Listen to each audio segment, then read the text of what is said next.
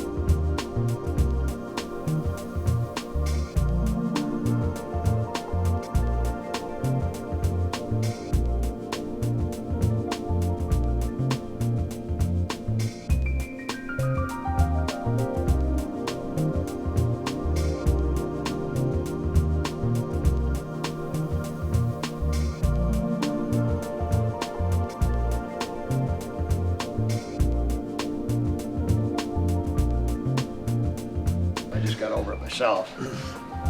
I need a nice, quiet room. Ah.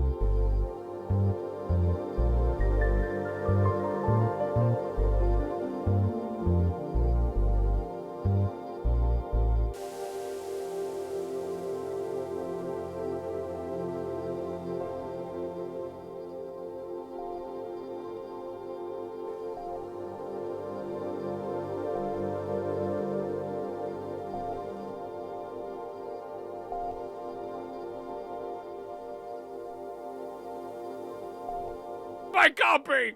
It's in a better place, strong man.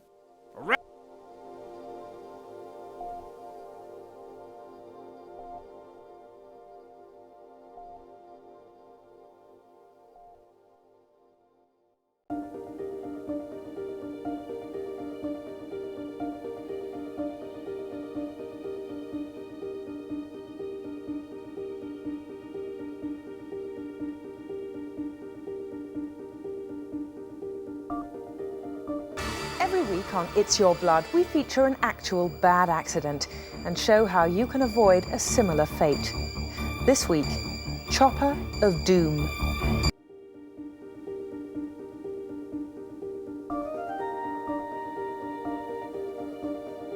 Ay, caramba!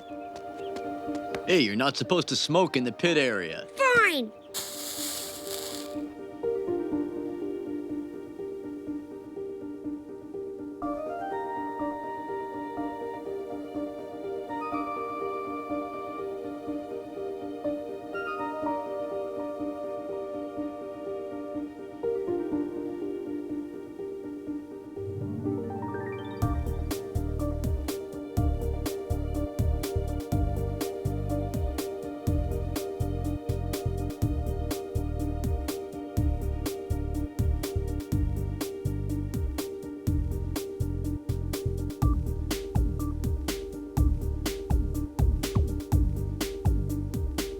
Talk about weak coffee. I'll take that.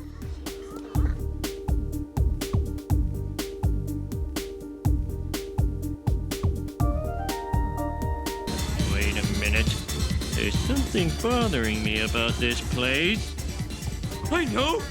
This lesbian bar doesn't have a fire exit!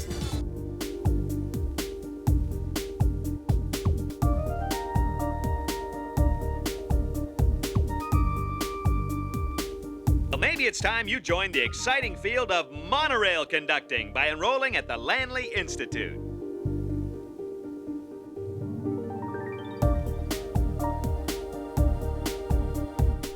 Oh no, there's no one watching the stream. Guess I better pack it up. Guess we should just skip today. Maybe that's the better option.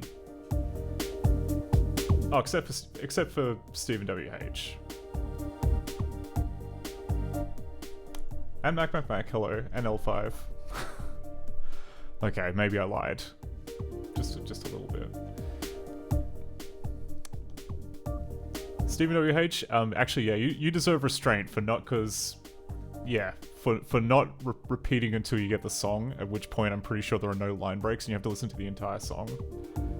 Which is kind of, it's a quirk of the gimmick system because we get it off DVD, and DVDs generally don't put full stops during the musical bits, so under no circumstances, please don't keep going for a song.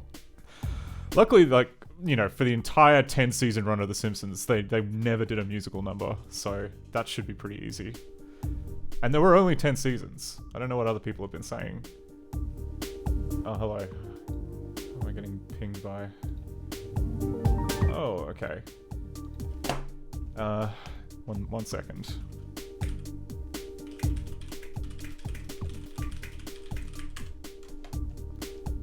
There, okay.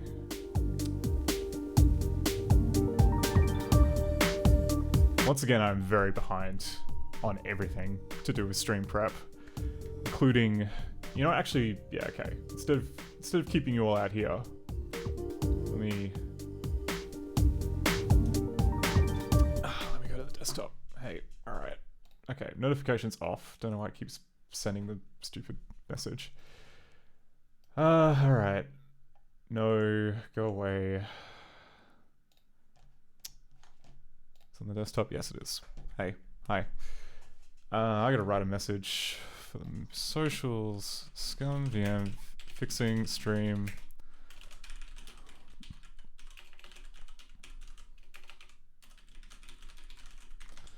Last time we got caught in the weeds of a big refactor, but this week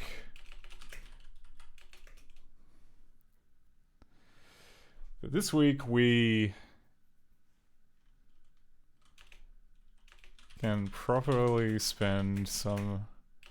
We can hopefully spend some quality time with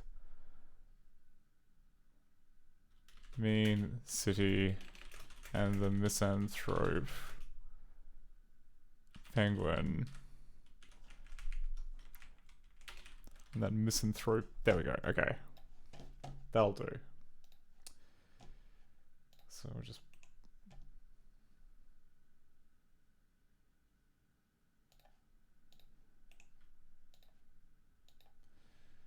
And I'll post on the channel. Okay, admin done. We can get on with the stream. Hello. How is it going? My name is Scott. This is a stream all about fixing things. More specifically, it's about fixing ScummVM, an engine for playing old games on new systems. But we really care about Director. The rest, the other 50 engines in ScummVM, they can go to hell. No one cares about them, except me, secretly. So last week was kind of a existential pit of despair kind of stream, as I realized that there was a very big schism between where we needed to be in terms of like how the object models work. So it was mostly just kind of like me sinking into depression, then spending 2 to 3 hours like refactoring something and then trying to fix all the bugs.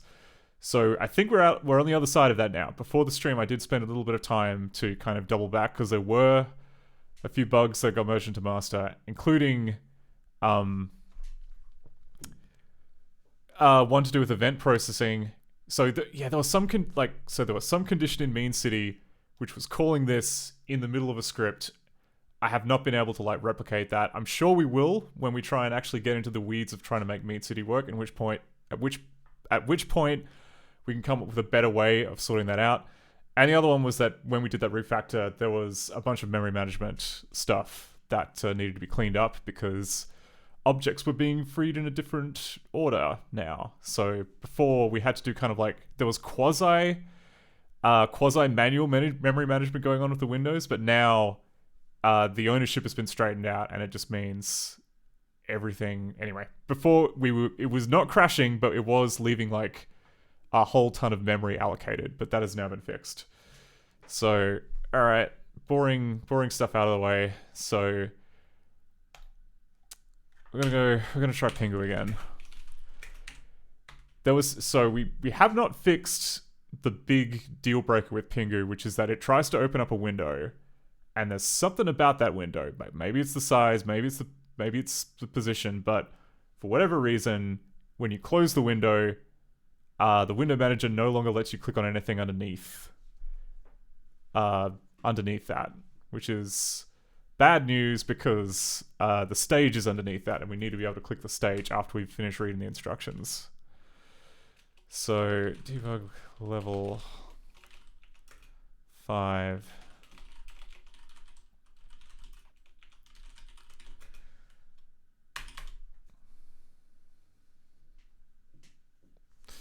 Hope everyone's doing all right on this. I was gonna say, oh no, I completely forgot what day it was. Thursday. On this Thursday, this wonderful Thursday.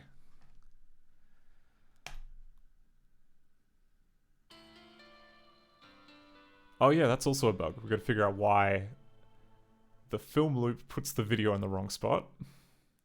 Welcome to Pingu's fun-packed world.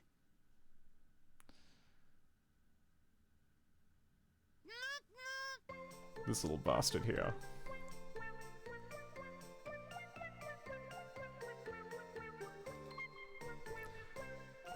Hey Sev. Oh, Sev says, I faced with it last week. Are we talking about the film loop issue? Where stuff appears in the wrong spot? From here you can either solve a puzzle, play a game.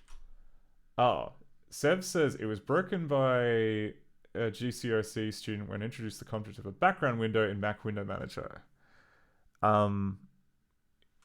Yeah, okay. I think we'll just do like a little bit of debugging with the Window Manager API. Oh, Seth says, so he made no window go behind the stage. Weird. Okay, I would have thought it would just... Because from our end, like, my vague recollection was that this would forget the window, which should then in turn, once all the references go away, it should...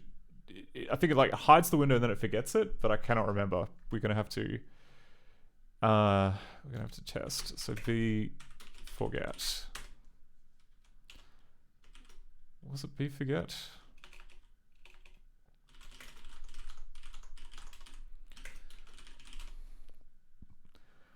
M forget, sorry. Yeah, M forget. Okay.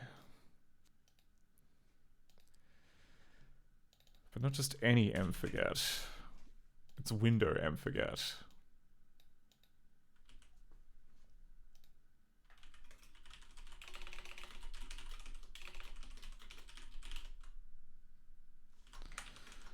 Director. Director window and forget not defined.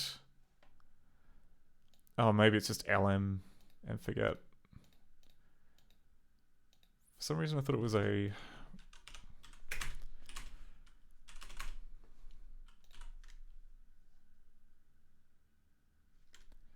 Aim. Choose a screensaver Okay. or make Pingu So we can push help. Choose an activity. Opens up this window here. Okay, it's also got like an issue where for some reason the viewport or like the area beyond the window is not being well, it's being displayed as like a big black square, which is obviously not great. But we can now go more. Click on the green dance button. Okay. There we go. Okay. Then it tries to forget the window. And I don't think it is...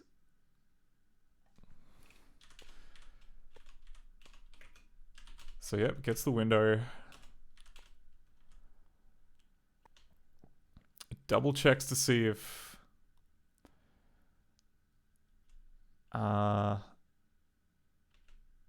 Okay, no, it's like fetching the window from the window list.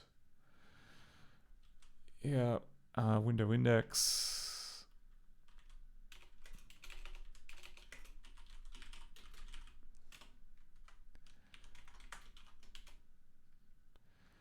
Interesting. Okay, so for some, there's 3. Why are there 3? There should only be 2.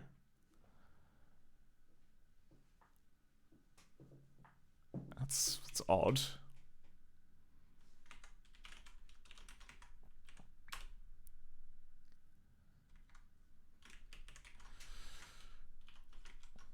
What have we got?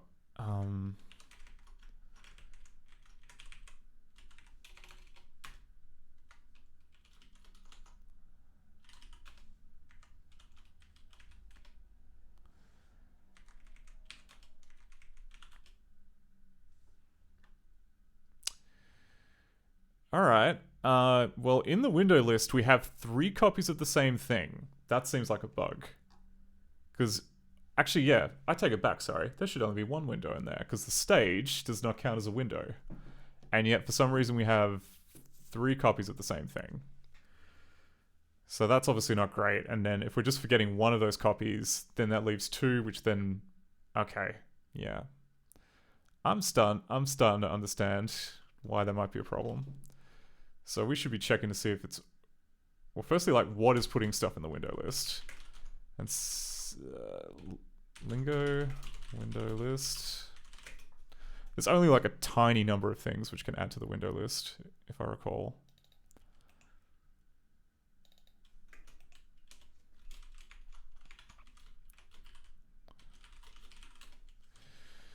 Yeah, namely we've got like B window, which can push a thing back to the end of okay. So maybe this is B, so there's B window which pushes back to the window list.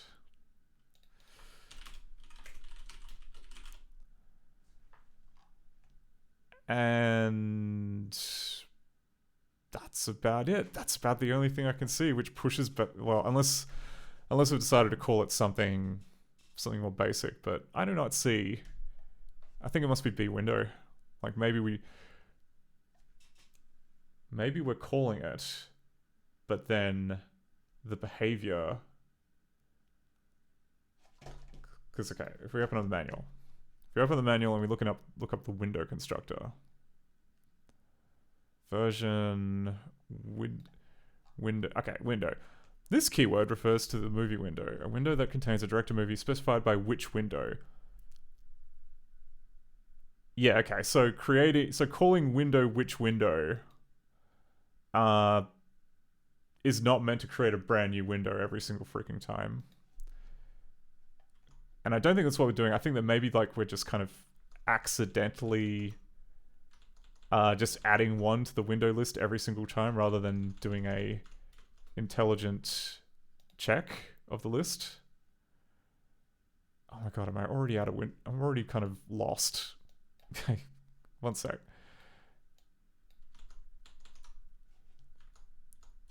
Okay, it's not that. It's not that. And it's definitely not that because that's got all the stream stuff in it. Get rid of that. There we go.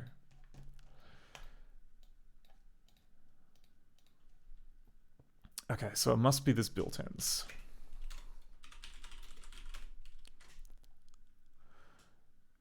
Yeah, okay, so here's the problem right here. Because we're doing a get or create window and then we're just saying, yeah, just push it to the back of the window list. And we can test. I'm pretty sure that's not really the right behavior. Tools, director 6, director 6.5, wine director. It's asking me if I want to fill out the registration card. What do you think? Should I do that? Should I fill it out so that the good people at Macromedia can keep tabs on me? Anyhow, I think if I go message, put window list, put the window list. Okay. Set AX equals window.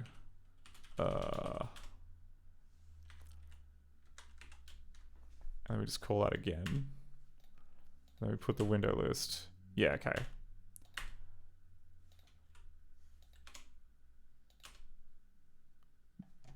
Okay, so we should just be checking to see if there's already an entry for that. Easily fixed. And that might actually help it because this operation here is creating a reference every single time, or it's increasing the reference count on the window object, which would then prevent it from being deleted. So we would basically go if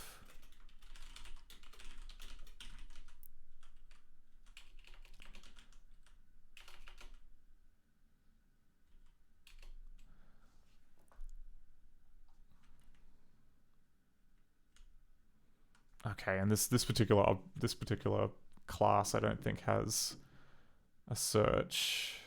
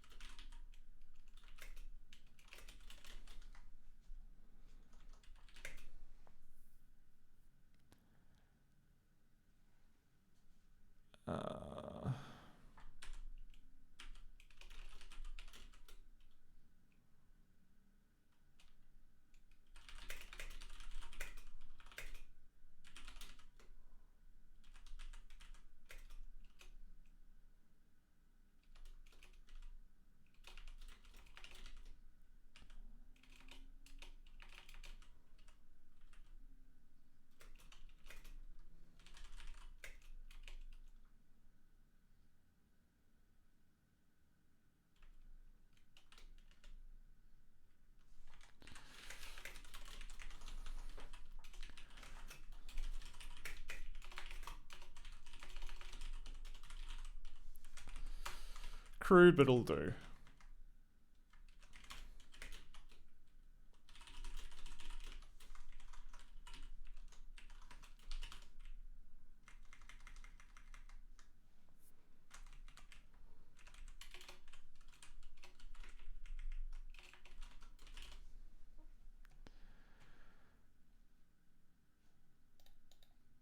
I think that'll do it.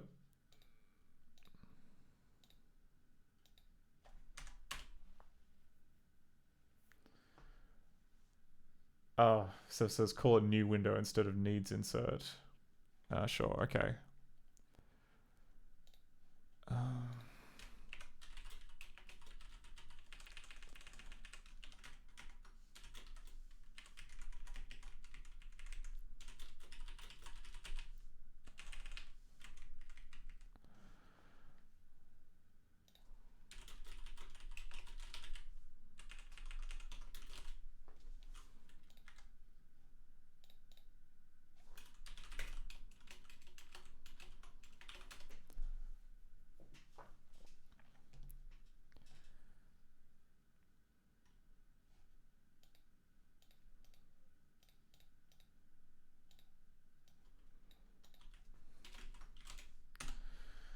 Right, so we'll do this, put a breakpoint in LM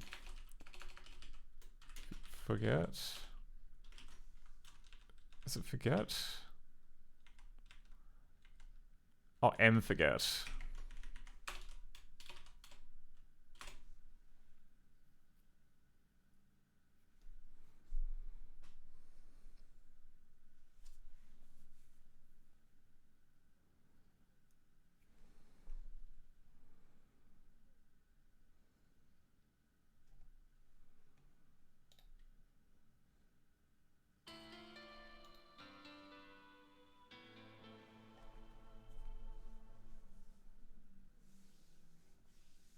Welcome to Pingu's fun-packed world.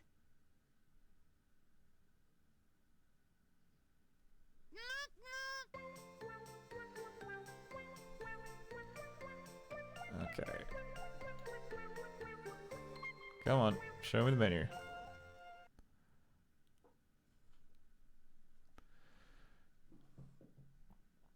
This is Okay, Pingu's so main menu. So we open the help From screen. here you can either That does solve a puzzle, this. play a game, click on the green choose dance a screensaver button to make Pingu dance. Okay, and then we call forget.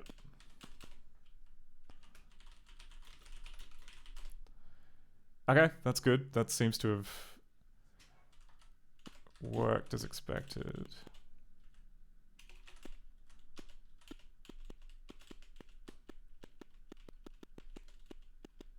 Please choose an activity.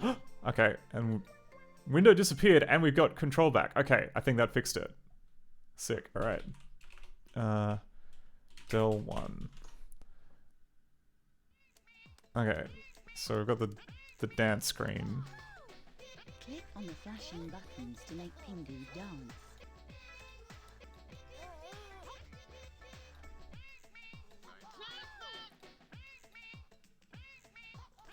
Okay. Alright. I think we're good. I'm just going to quickly commit that before I forget.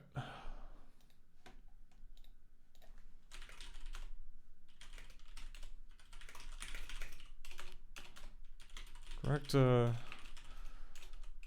lingo.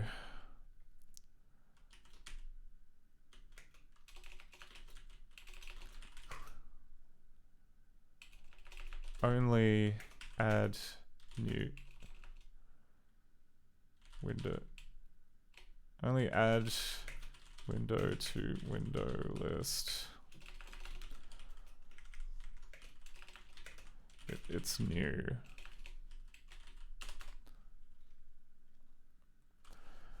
Hey Kinnikos. Kinnikos says, I had no idea there was Macromedia Director stuff about Pingu. There are at least 2 Pingu games. This would be the first one. Fixes loss of control when using the help pop-up. Pingu 1. I just say loss of mouse input.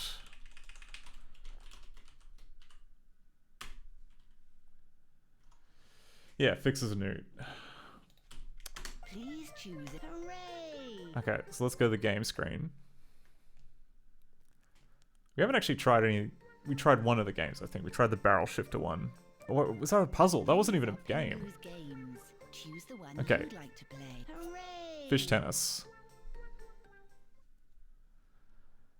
Tell me all about fish tennis. Anyone for fish tennis?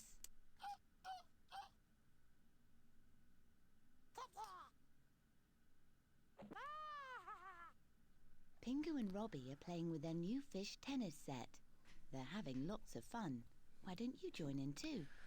Doesn't seem like a very One player, Pingu plays against the Fish-O-Matic machine. Okay, let's play against the Fish-O-Matic machine. Oh, what? Click Okay. on the yellow help button if you'd like to know how to move Pingu and Robbie.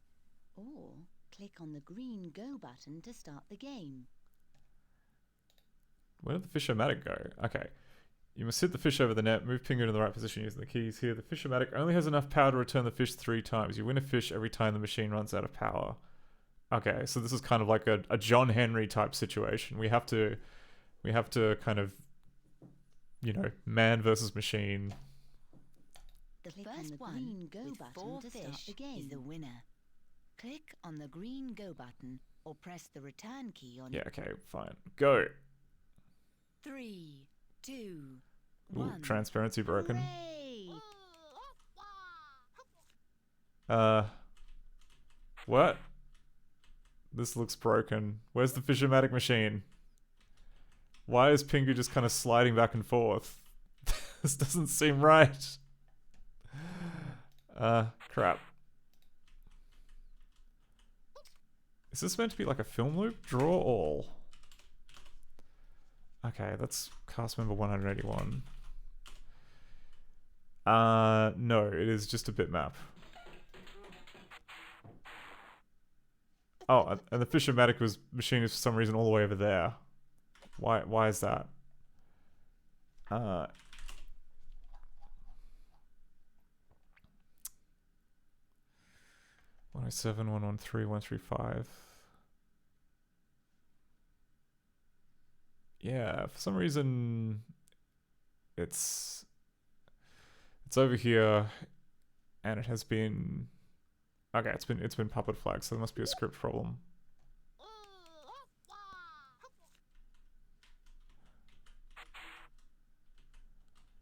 I mean, like they went to a bunch of effort to like record animations of Pingu like walking. Why have they not included? I don't know why they would be like lazy enough to just have the sprite sliding back and forth here.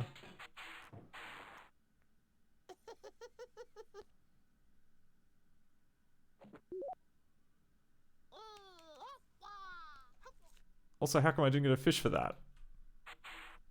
I beat that machine fair and square, and you didn't give me a fish.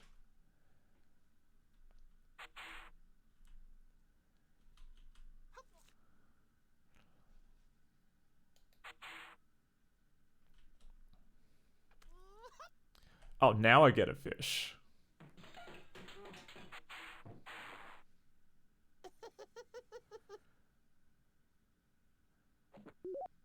Sev says, I believe this is related to the original cartoon. They went cheap on animations, but like in another bit, like in the dance bit, they have like animation of Pingu walking. Like it's not like a new asset that they would need to do. They already did it. It's just for this part of the game they chose like, oh, animating the character is too hard. Let's just cheap out.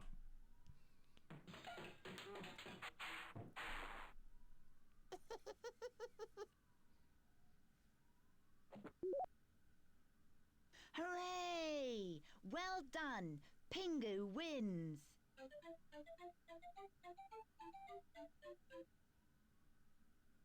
Click on the green go button to start the game. Okay, what was skill? Okay, let's amp the skill up to like crying level. You've got like smug, shocked, and then crying. So we're gonna pick Hard. crying Watch difficulty. out. The fish is really flying now. Let's see if this hits any kind of speed limitations. Click on the green go button. Okay. 3, 2, 1. Hooray! Holy what? That was really quick. Oh no, I think it was just meant to start from us. We were serving as opposed to the machine.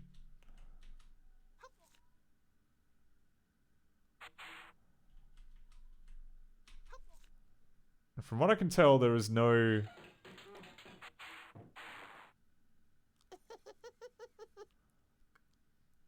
There's no angle. Like, you can't... It's not like... yeah, it's not like Arkanoid where you can bounce off the side of the paddle or off the side of Pingu's face and get a different result. It's always aimed towards the machine.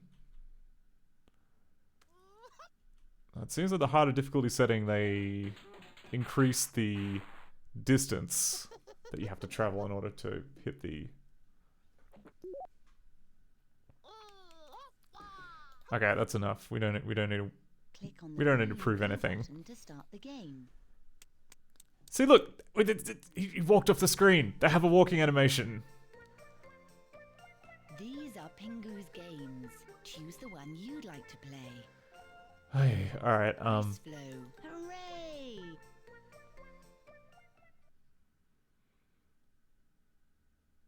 Let's play the ice flow game.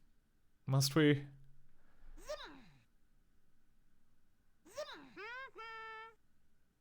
It's Robbie's birthday today. Okay, once again. On the green go button if you'd like Once again, to we're playing on start. crying difficulty. Hard.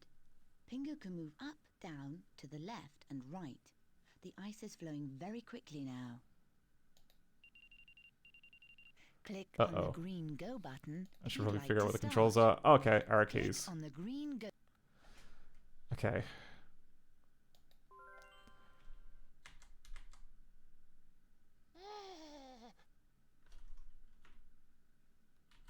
Draw off. Okay. So it's like Pingu Frogger. Except, keyboard controls don't really seem to be working. Like, I'm pushing a bunch of keys, and,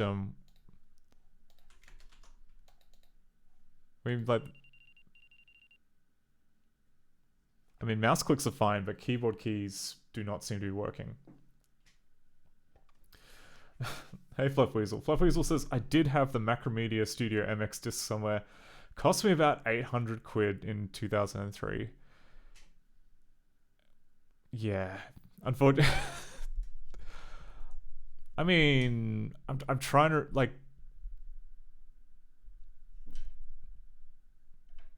Was that just kind of the... That's like the standard pricing, right? That's no kind of like fancy student discount.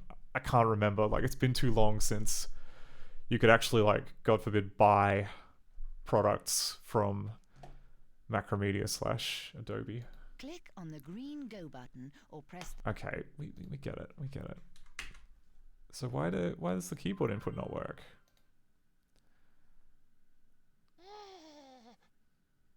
Yeah, okay, standard pricing. That makes sense, because I vaguely recall the standard pricing over here for the complete suite was like 1.6 grand, which would kind of line up with 800 quid, I think. Okay. Do we have any key events? Okay, we have user key pressed. User key pressed timer. Okay. Little concerning. Little concerning. Alright. So it's not using stock stock director events for this. It's doing some kind of polling in the background, which we currently aren't doing properly, which is why Pingu doesn't move. What is the name? What was I looking for? That's right. So the movie is GIF or perhaps GIF.dxr.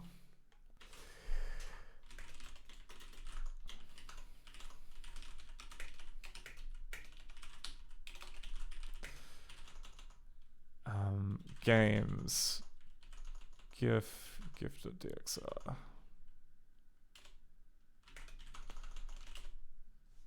Okay, we just use project arrays to get a decompiled copy of every script in the game, so we can just see what's going on. And now, how many of them mention the concept of keys? Not that many, just a couple. We have... Oh no, okay, so there is a key down script being set, which should... Okay, so this... In theory, this should be running to make sure that everything is working. So check return key.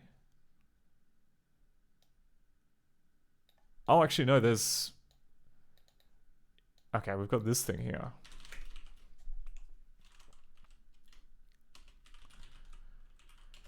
Set the key down script to check key down, set the key up script to check key up.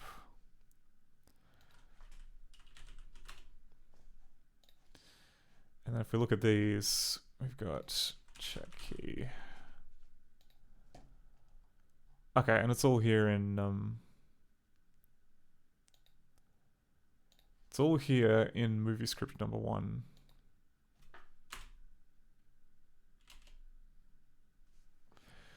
Right, and then it does, okay, and then we've got like a little script in here which does this, oh yeah, okay, it does a little poll. Does a little poll to see what the last key pressed was, and then runs these scripts here to presumably move Pingu onto the floating iceberg of death. So, why that does not seem like they're running though. Check key down. Was that actually being called?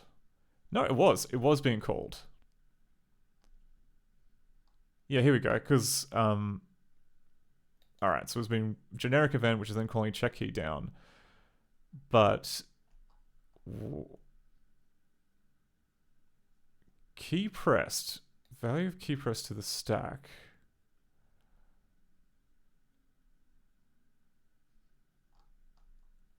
Okay, so this is apparently the key code for the arrow key down,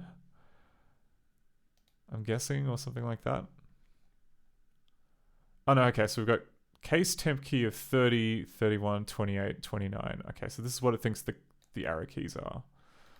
So why don't we put in a breakpoint for check key down?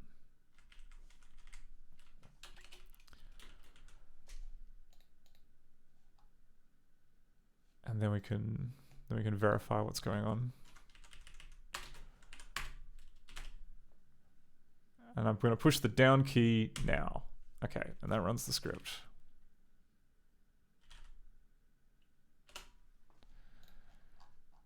Right, and according to this, the key that was pressed is, I guess, E with a little tilde over it. E with a little tilde over it. If I were, okay, I'm going to try that again, but this time I'm going to push the left key, run to the end, and it thinks that it still thinks it's E with a little tilde over it.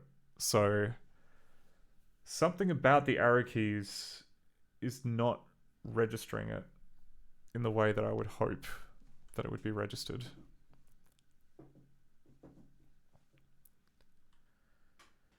Kineko says, it's funny how Google YouTube is fighting a desperate struggle to prevent downloaders, but Y2DLP can still perfectly fetch people's clips and whatever, what the hell, even with these new restrictions.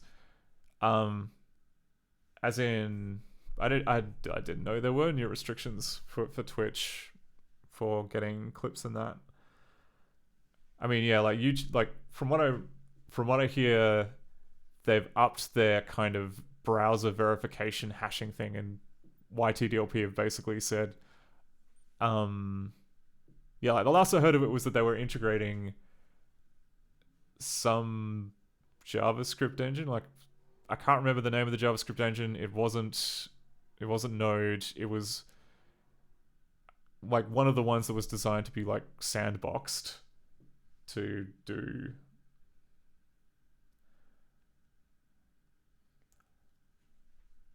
Oh, Twitch have actually given a API for downloading clips. Yeah, okay.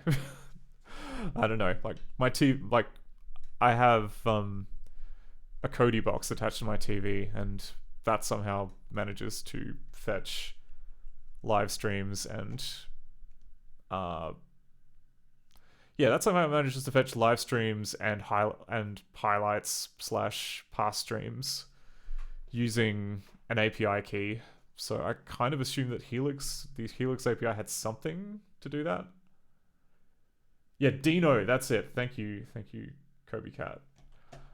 No, I've not heard of it, but I'm probably going to look into it for some other. There is like one thing which is got a sort of live JavaScript obfuscation stuff, and it's like, okay, Dino is maybe the go for doing stuff like that. Kinnigo says, now do you really want to trust giving a bot account editor role? Oh, I see, right, because this is for kind of bequeathing bots access to create clips and stuff like that, is it?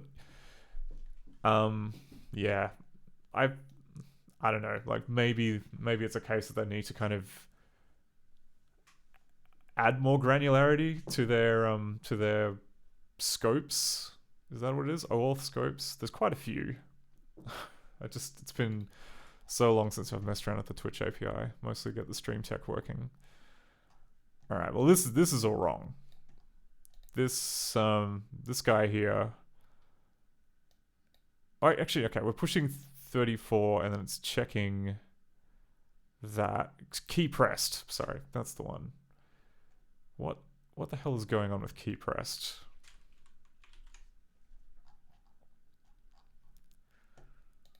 Lingo the.cpp. Because the arrow keys, last time I checked, some of the more popular keys on the keyboard, especially for games, they tend to kind of they tend to like using those. Oh, Samantha says, it would be nice if Twitch offered every streamer the option to have streams that you could rewind while starting in the middle of the stream. Oh yeah, I did see that feature if you have subs switched on. I don't know, low-key I'd already, like, for stuff that I'd missed like a minute ago, I would just instinctively like open up the clip window, because the clip window gives you like a buffer of the last 3 minutes or last 3 to 4 minutes. But it's whatever. This is always, what do you call it? I have no intention of turning on affiliate mode, because then you guys get more ads and I get to watch the larger. I don't know. I'm just not into affiliate. That's all. This is scrub tier to the marrow. This stream. Right, so tell me more about this. Yes, okay, so there is a common event key down. So let's put a breakpoint in here at line 309.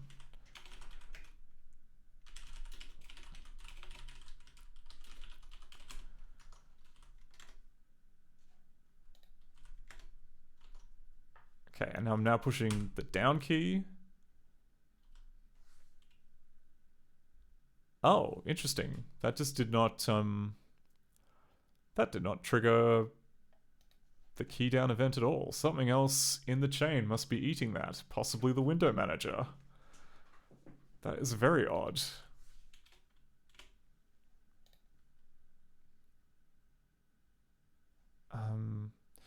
Unless, of course, I put the breakpoint in the wrong spot, which is entirely possible. Oh no, yeah, okay, it's just events.cpp, and I got the line wrong. So it's like a double. Twice the reasons why it shouldn't work. Events.cpp 310. Okay, now I'm gonna push the up key.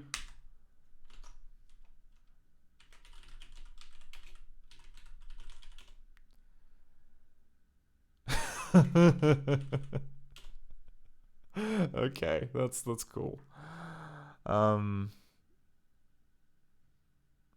Right, so we have this.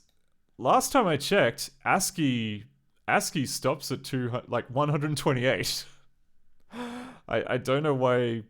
Oh my god! Like I'm guessing that like maybe ScummVM changed their API to provide like bigger key code place, but like calling it ASCII and it goes up to 273. That's kind of cheating. that's not really what ASCII is. Oh man. Also, I should probably check what the key code is, because the key code's gonna be right. P event KBD key code. Yeah, okay, so the key code is correct.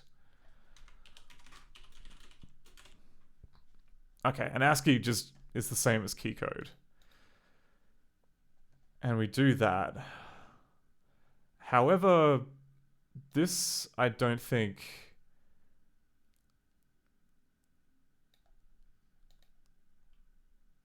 I mean, alright. Like, it's fine if we just say that key is written in ScummVM key code format, which is a UN16. But then, what about the stuff which kind of relies on interpreting what key is? Yeah, it's just assuming that it's going to be an ASCII key, which is not true. It's not true at all. Okay. So, follow-up question, how do we currently do key mapping in here?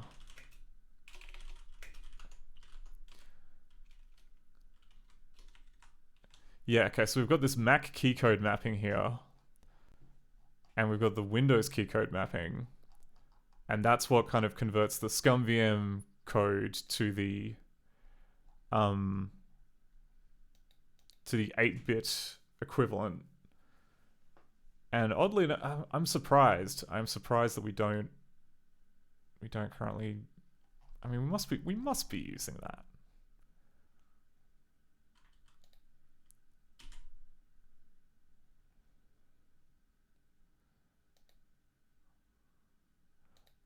Okay, no, so right. So the key code goes to here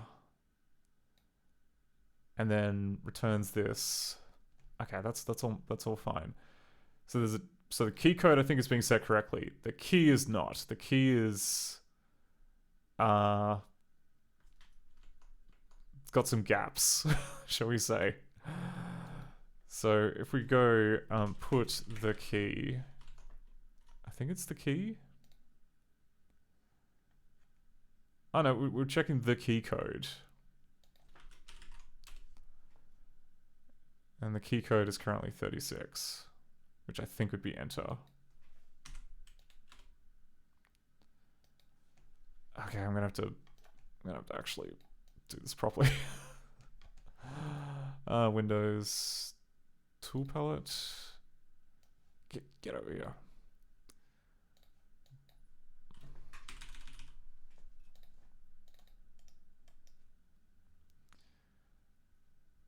Cast member script.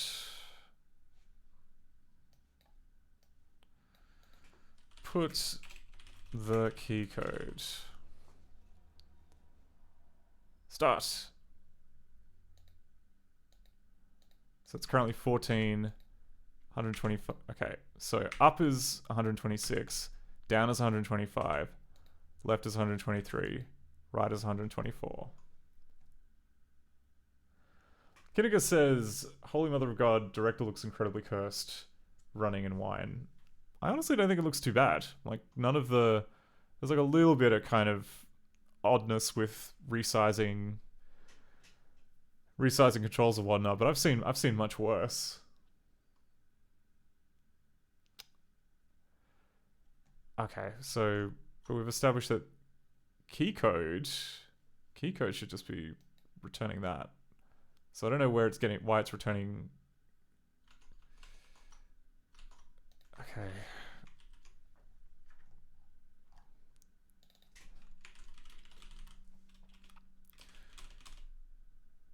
So we've got the key, and we've got the key code. Okay, maybe the key code changed, or the key code list is incomplete. Because if I... Oh yeah, because if we go, put the key code, put the key. And then start again.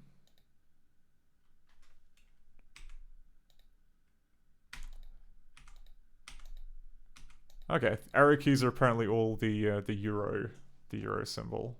So that's cool.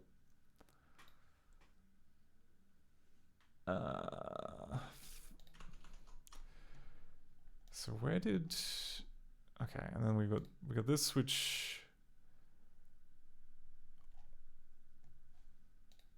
All right, but nothing in check key down seems to be testing the key, just the key code, and the key code for some reason is wrong.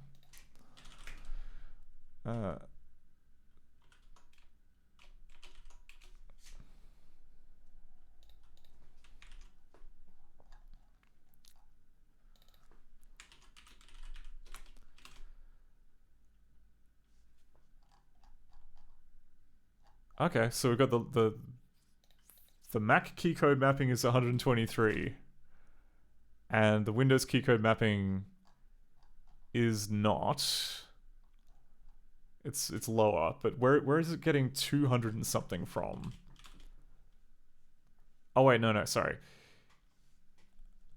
I get it, I think.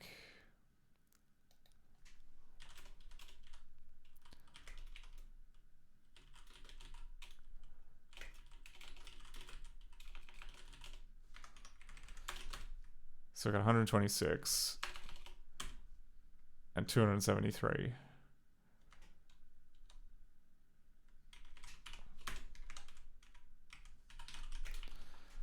Okay, let's just see what touches those two fields.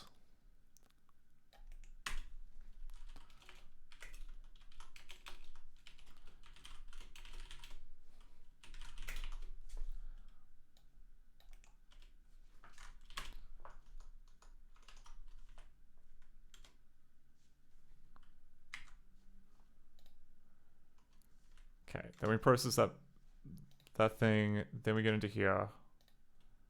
What?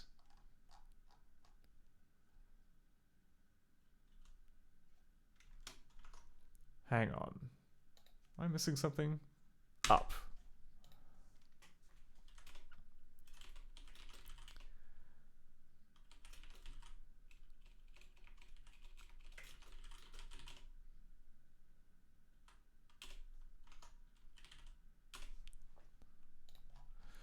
All right, and then in the body of this test thing,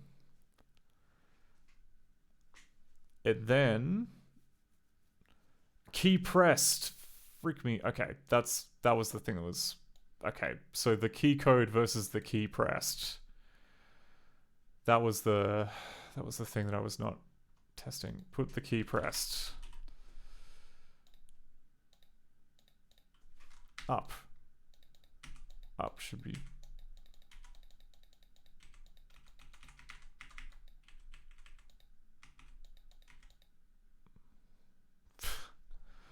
Okay, so the key pressed is actually whatever key is. That's unfortunate.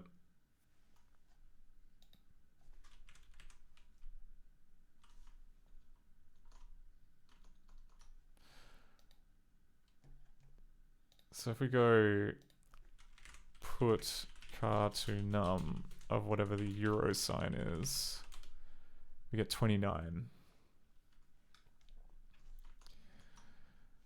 And I don't think that matches up with either of the numbers that we have, which is great.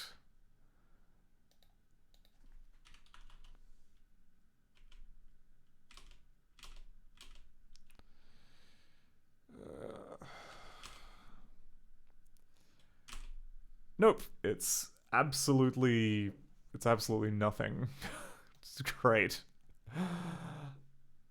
Because, yeah, it's checking the key code and then it's checking the key press. Those are two different things. Those are two different things. Okay. Key up. Okay, and then it just doesn't check.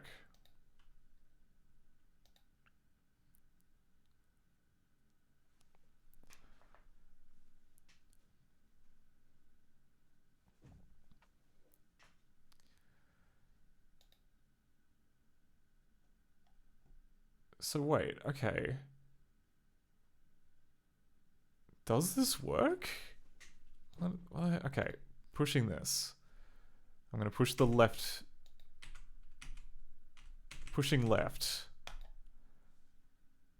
And then if I go in here and go, put car to num, we get 28.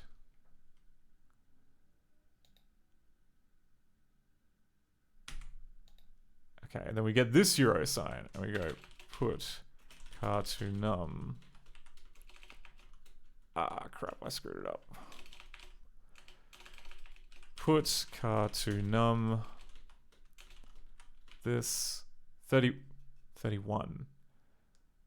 So it shows up as a euro symbol, but it's actually not the same thing. It's very slightly different.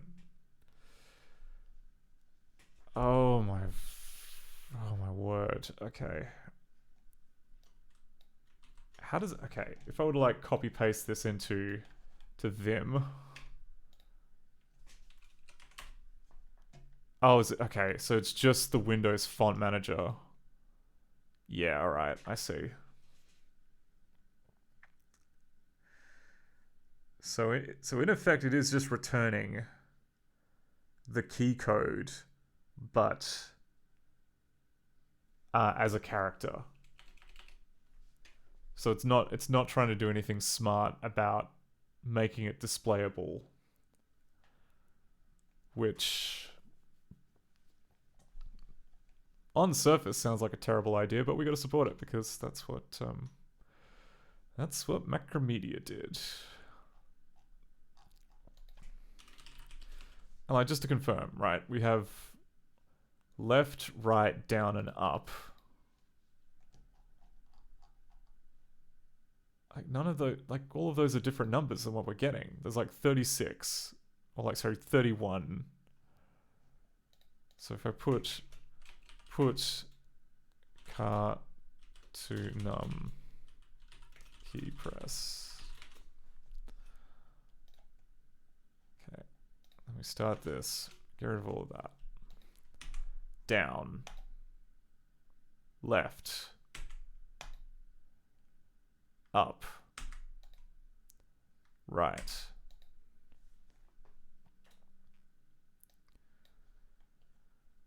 Okay, so then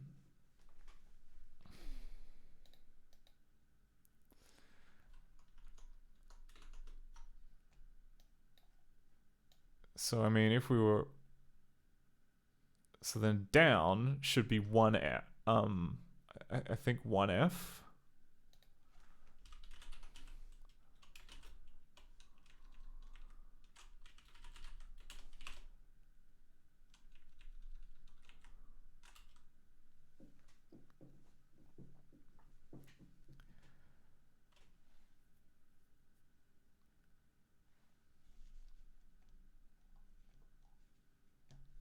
Oh my word. What am I doing wrong? Okay, so we've got key code, and then we've got key pressed.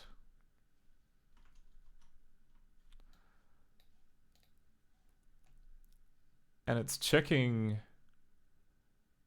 temp key.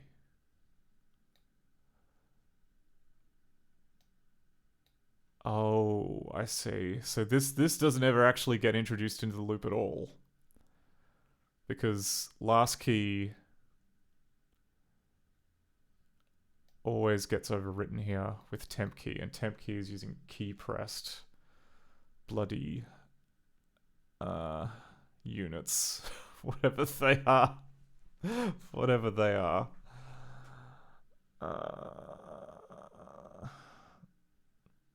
Okay, well, there is a...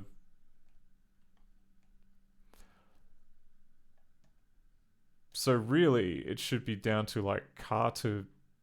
We can do like... So there's car to num. Okay, hang on. What am I missing? Key code left. Key code left is 25. No, sorry, it's 123. That's right. Okay, sorry, because after like Director 5, I think they decided that having two separate like key code systems was insane, and they got rid of the Windows one. Yeah, here we go. So if it's Windows and it's like before Director 4, they had this other kind of mad system. So we don't need to worry about that. We just need to use the Mac key codes. That's all good. That looks correct for the arrow keys. But then the next question is like, how are we getting this key pressed? What is key pressed?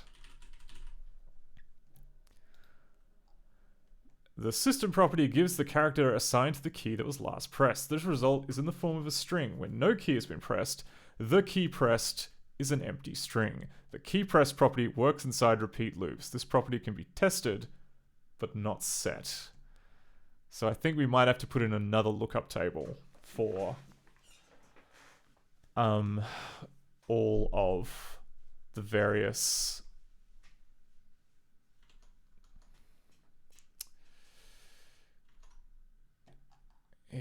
all of the various ones, because we've got, there's also like return, which is like a special string which returns, yeah, like, okay, we've got like backspace, empty, enter, false, quote, return, tab, and true.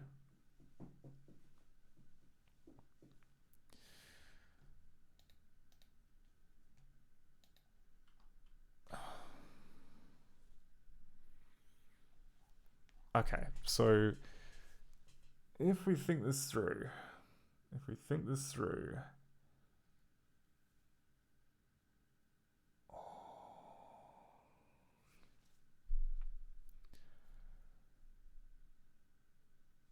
guess like how, I mean, for all, I mean, yeah, I guess.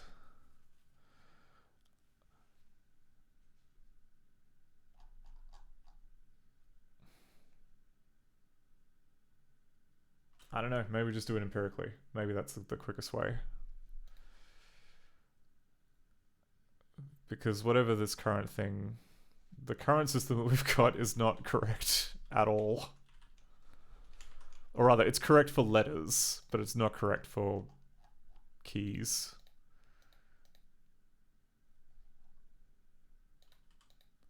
Yeah, like this thing here. Not a fan.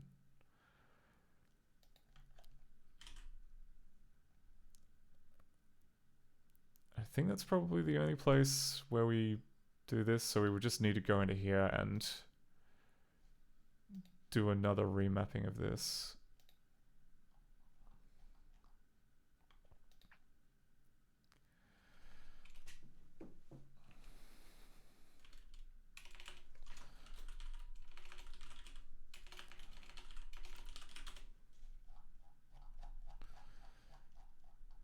So then we would go static const struct Mac key press mapping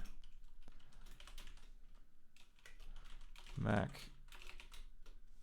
key code.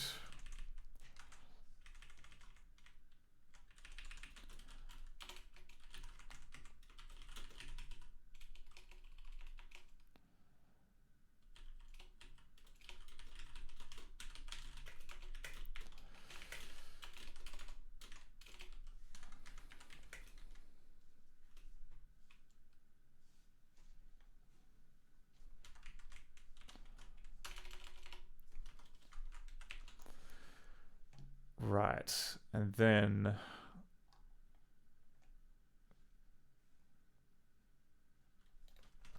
I guess we just literally copy all these lines.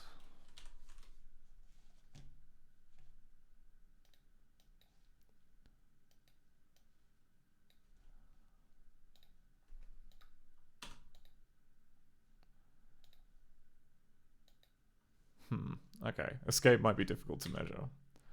And help. Okay, right. Actually, no. What it'll still be in the buffer, I think.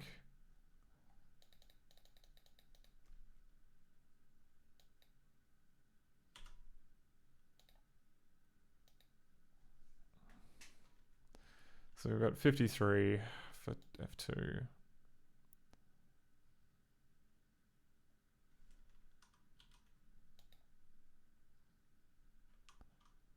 $16 for F4.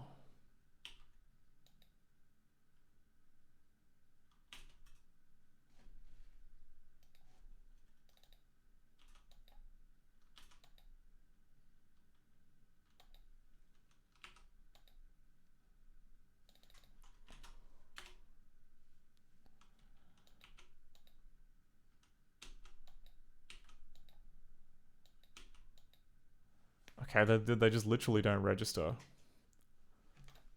That's cool. Cool system. What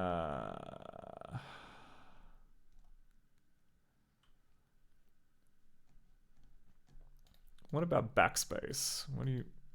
Well, actually, we'll try just regular space. Yep, okay, that's good.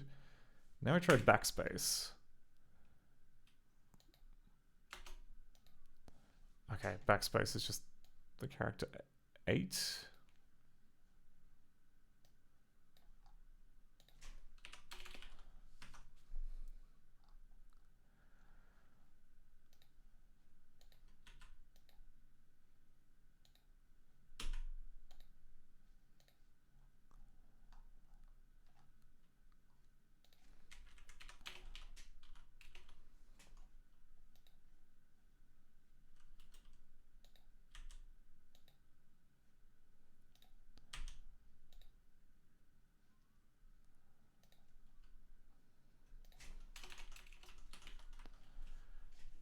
Well, I think most of these we can probably derive from Macroman.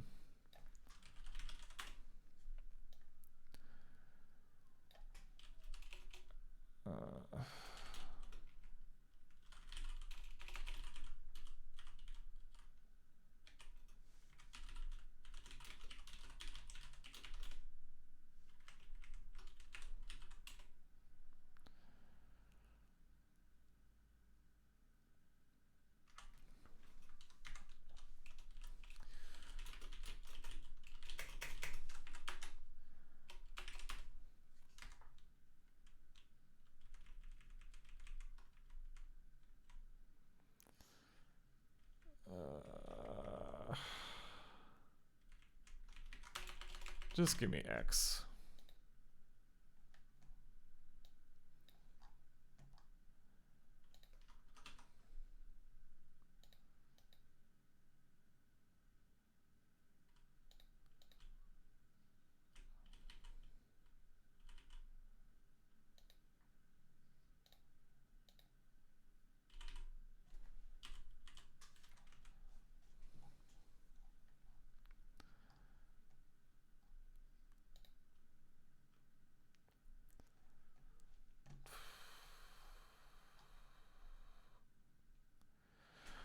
Actually, no, this is stupid.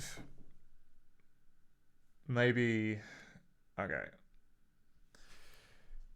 If 99% of the time it's just going to be the ASCII code, or at least, you know, whatever we return for the ASCII code, maybe it's easier to just put in specials for the arrow keys.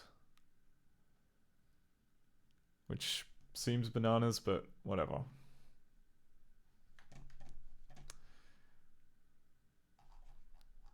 Because, like, looking at the rest of this is just going to be stuff which is the same in ASCII too, like letters, and we've already established that, like, shift and all that, like, if I put left shift, that's a 0. Right shift, that's a 0. Space, right shift, Yeah, okay, it just does not register like modifier keys using key pressed. But it does register arrow keys because we live in hell.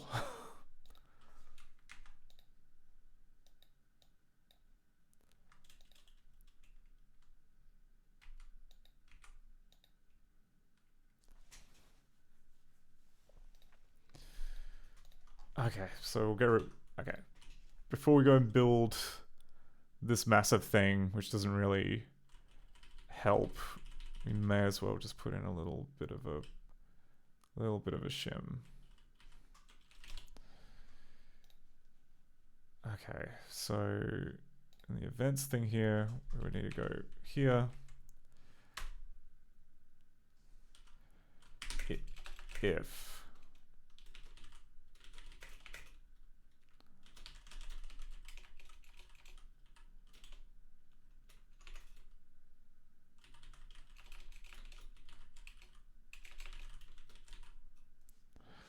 actually, no, sorry, crap. No, I want event.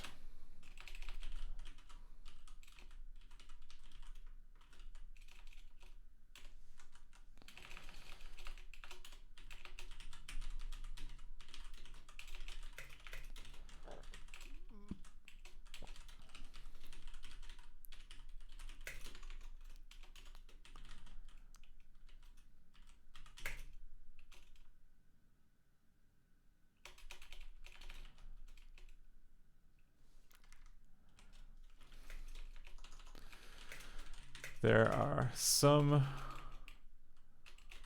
while most non-letter keys don't affect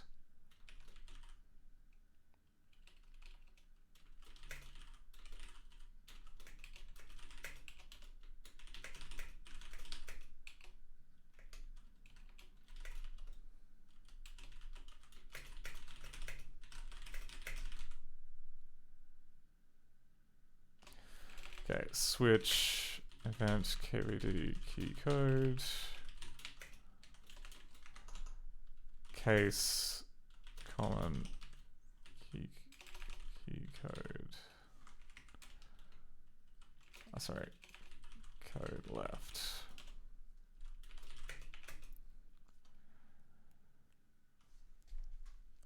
Okay, and then we just use whatever this says.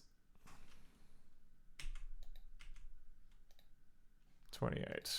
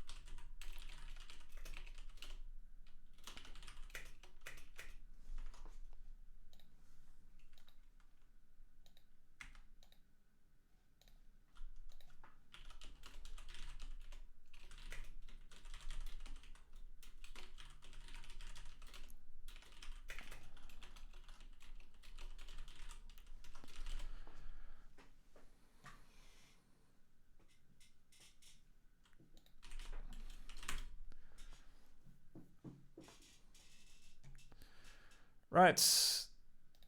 Shim in place. Try not to think too much about it. Oh god, like chat's been going crazy.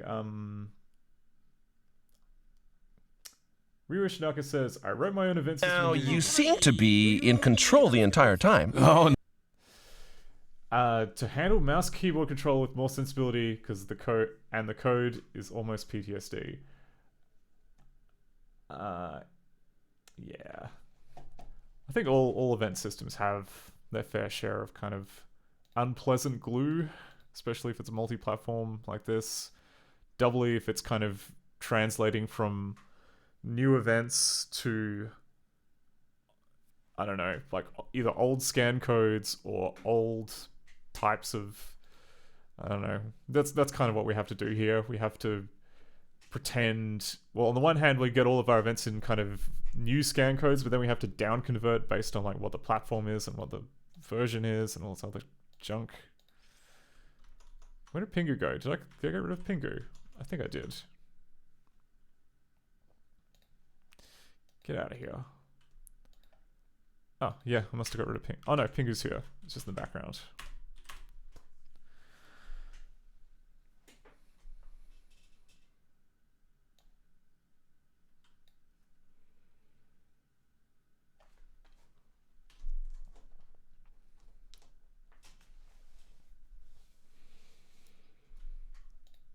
Okay.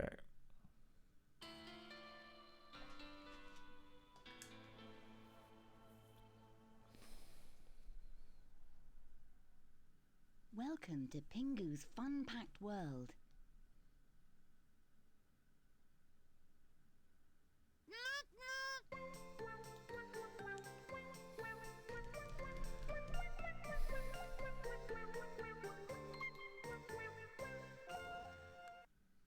Okay. Yep. This is Pingu's Maple. Hooray! These hooray! Okay. Ice flow. Can we walk on the ice now? Let's play the. Okay, come on. Click on Up the the green skill. go button if you'd like to start. Click on the green go button if Okay. you'd like to.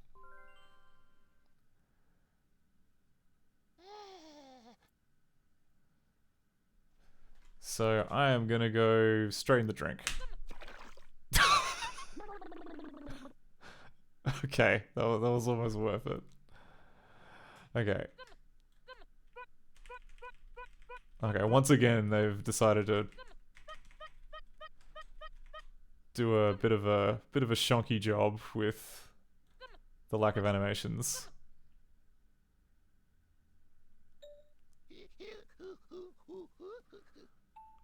Brilliant!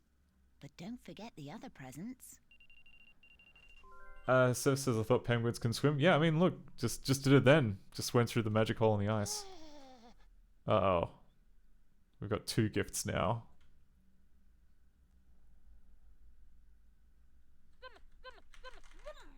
Whoop. That's... Okay, it buffered my inputs. Okay. Okay, there's like a slightly unique animation for falling off the side. There we go. Oh, come on. Come on, that was on the ice block.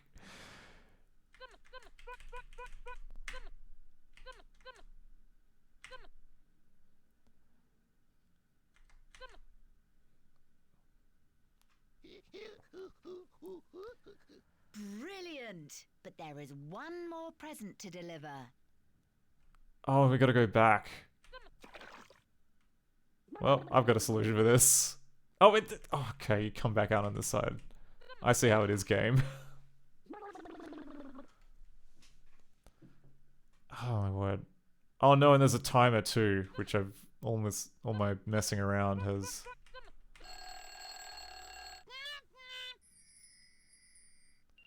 Oh no. Click on the green go button if you'd like to start. I think that means we lost. Alright, well, that's fixed. Moving around. Okay, let's see if we can do this properly. Also, possibly I was losing a bunch of health by falling into the drink all the time.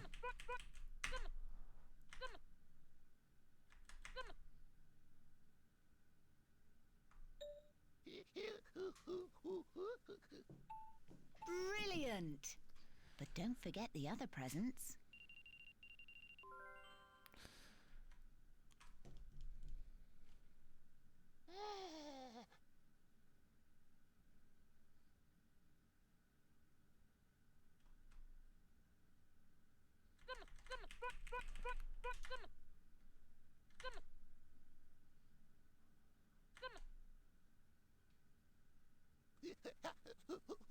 I don't like the sound that he But makes. there is one more present to deliver. Oh, that was clutch. Okay, get on the out. Okay. Uh-oh. Uh-oh.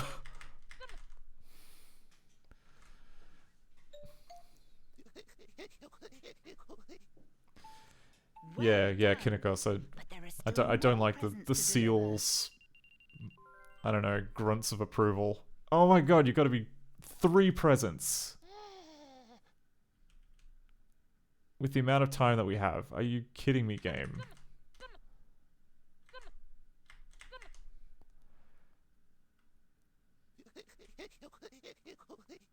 Hooray! But there are 2 more presents to Oops. deliver.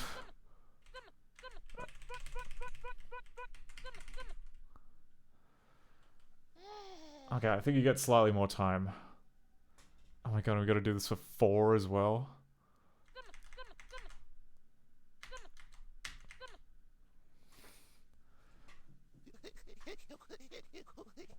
Hooray! But there is 1 more present to deliver.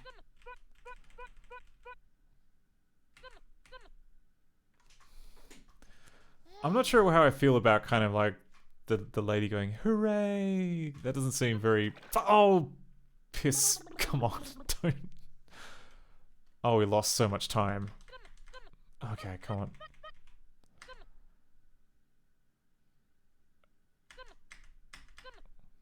Okay.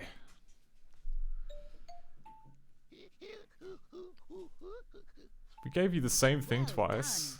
Come on. There are still more presents to deliver. Are there? Are there really?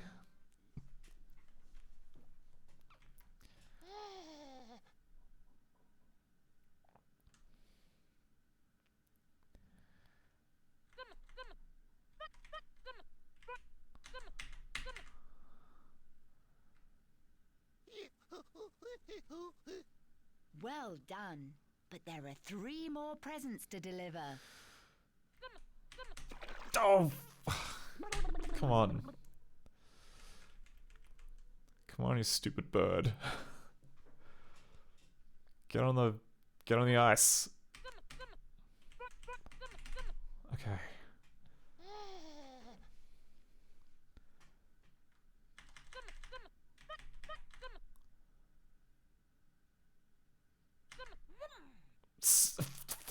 Okay, maybe we've screwed it up. Maybe we're not going to be able to make it. Get it. Good.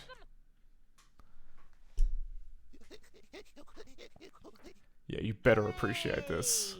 But there are 2 more presents to deliver. Okay. You Okay.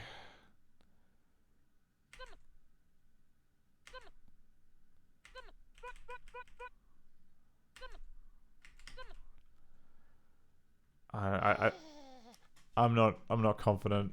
I'm not confident that we've got enough time left. Oh! Yeah, right. This is brutal.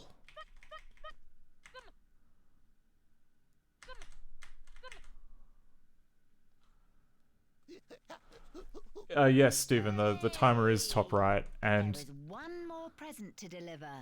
Got your present right. Okay, yeah. I think we're done. I think we're cooked. Look, there's not even any ice.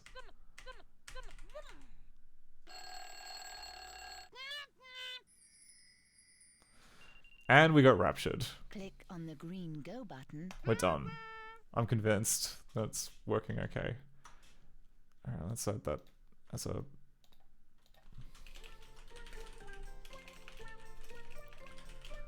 These are Pingu's games. Choose the one you'd like to play.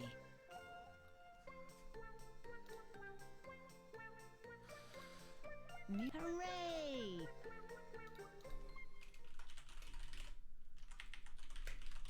It's music time!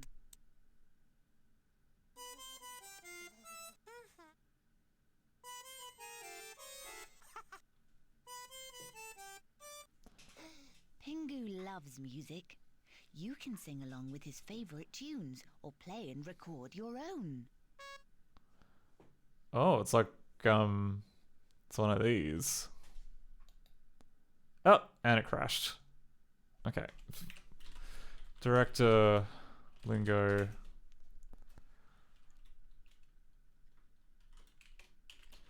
Fixes.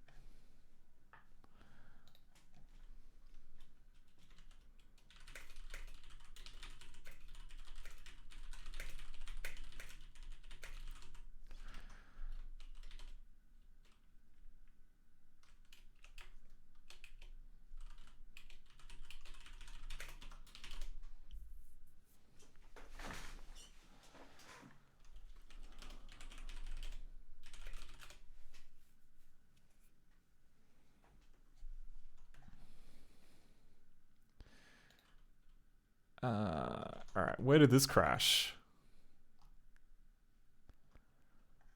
Index out of bounds, 14 out of... Okay, it asks for the 14th element of a 13 item list. That seems inadvisable.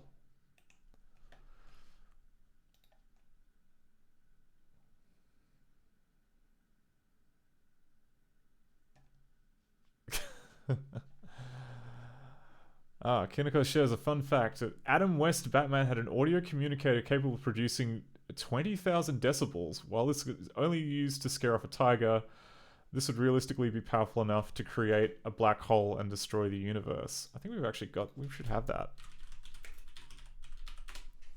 12,000 decibels. Here we go. That's flushed about. 6 of them, 2 of us. Odds in our favor. Oh wait, no, that wasn't the one with the fucking tiger.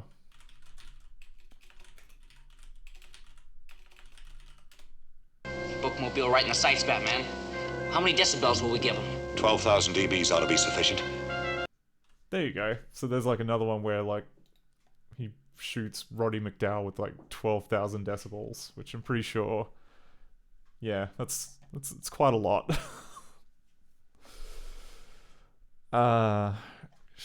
I'm just putting off doing this, figuring out why this is bad. Interesting. Okay, so so we did a built-in call for find pos near, and then it returned 14, and then actually how many? 1, 2, 3, 4, 5, 6, 7, 8, 9, 10, 11, 12, 13. Yeah, okay, and then it calls for like item 14. What's it do with find pos near?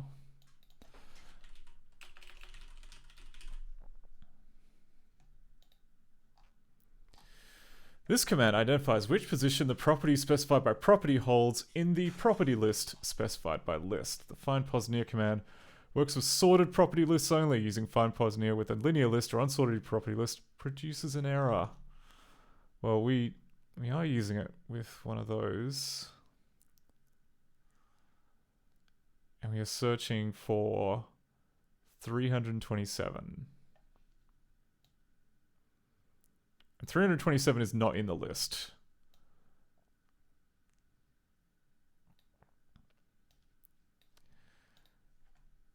So I think what we'll have to do, like, okay, again, we'll just do what would normal director do in this situation and see what we're doing wrong. Set AX equals this, put AX. Okay, so we've got our property list. And go put find pos near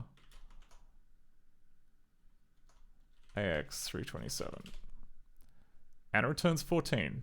Okay.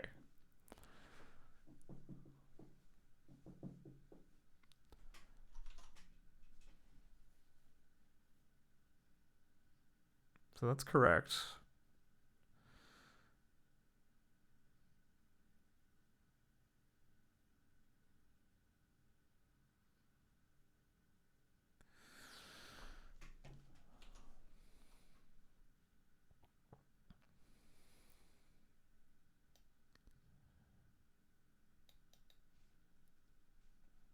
I guess, yeah, it makes sense because we've got...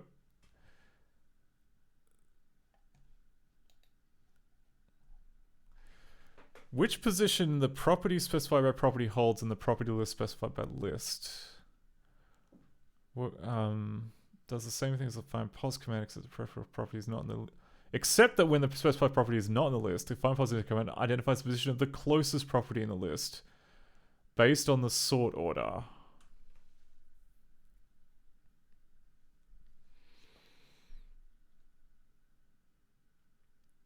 Okay, so then it assumes... Okay, 1, 2, 3, 4, 5, 6, 7, 8, 9, 10, 11, 12, 13. How does that even work? How does that even work? Okay, it's looking for the key that is closest, which I guess would have been 338.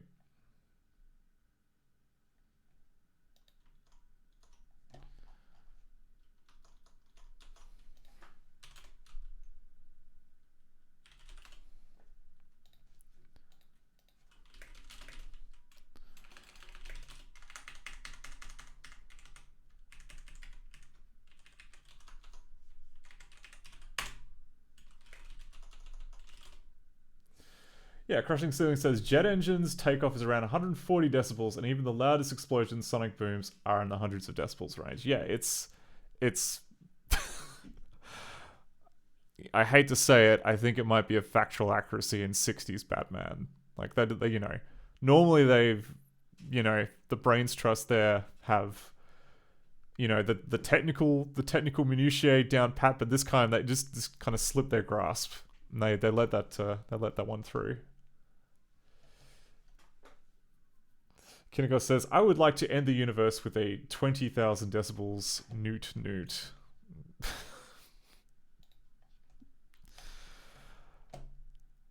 We've all had that feeling at least once in our lives. Maybe several times. Okay, calculate note.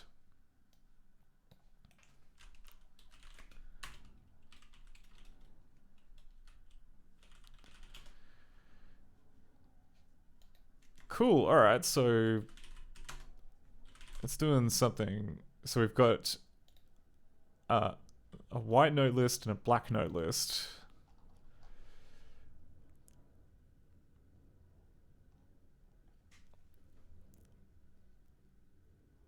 Okay, so if we go 1, 2, 3, 4, 5, 6, 7, 8, 9. Okay, that makes sense. 1, 2, 3, 4, 5, 6, 7, 8, 9. 1, 2, 3, 4, 5, 6, 7, 8, 9. That all looks legit.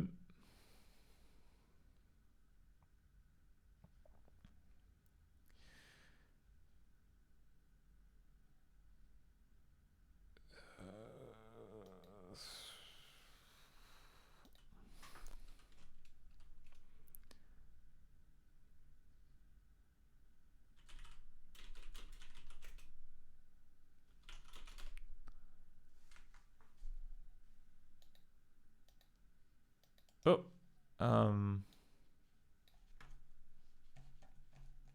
Oh. Yeah, okay, and then it goes index out of range, as it should.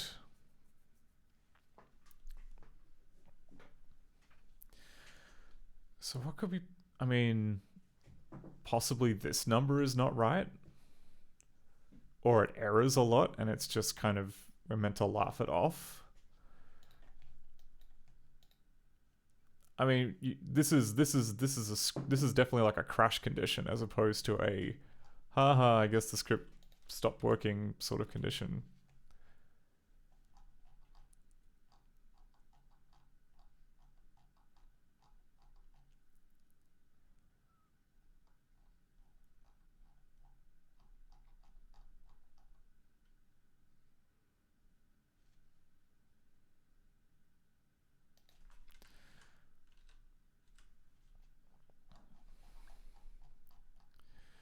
Yeah, okay, so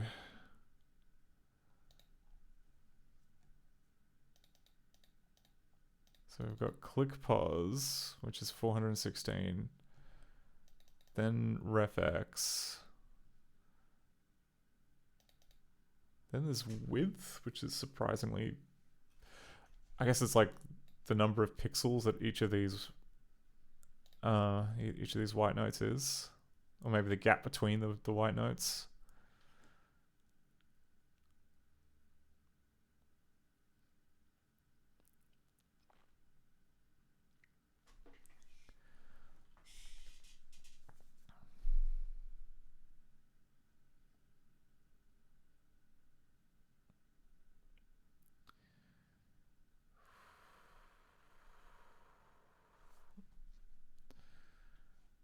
I mean, I want to say that, like, hang on.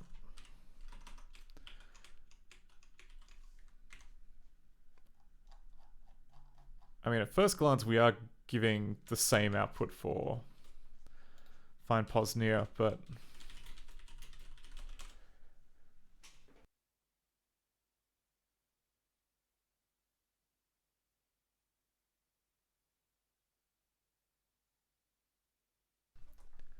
don't seem correct.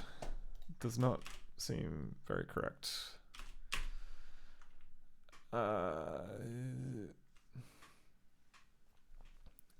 Okay. This requires more testing, but D4, D6 tests show that it does not work as described. This example is supposed to return 1 for null, but it returns 4. Great.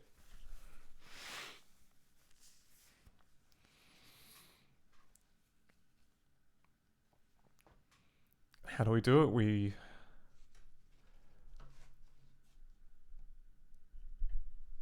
Oh, okay, because this is just assuming that it's a...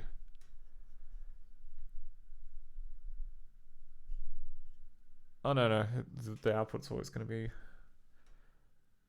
The output is always going to be an integer, and the input is always going to be a property array. The example, find pos near, this is supposed to return 1 for nil, but it returns 4. Yeah, like that's not correct.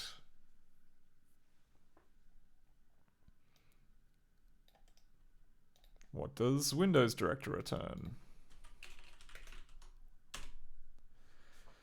Okay, director 6 returns this.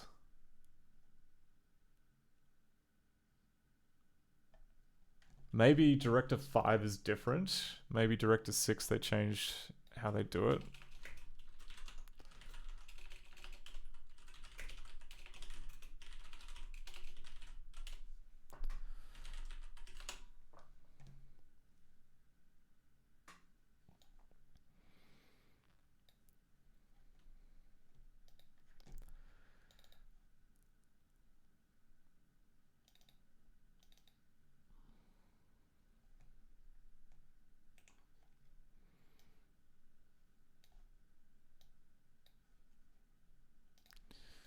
Okay, put find pos near.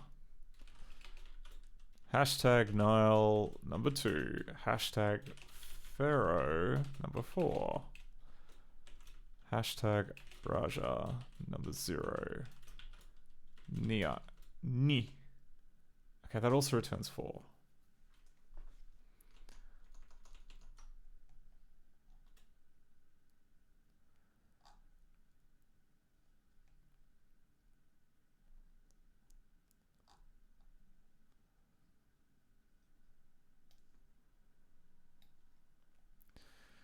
So I mean, like, yeah, they have this example, but we tried it. It doesn't really work.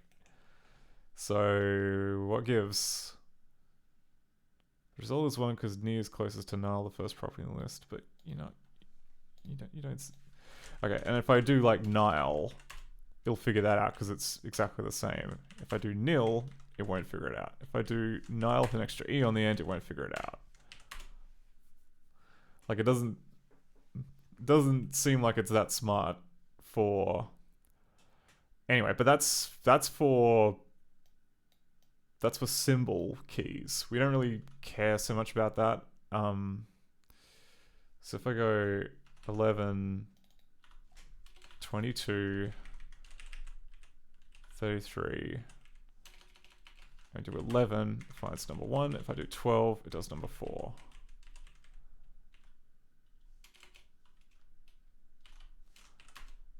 I don't know what the hell find pos near is meant to be doing. It just doesn't seem to be doing anything.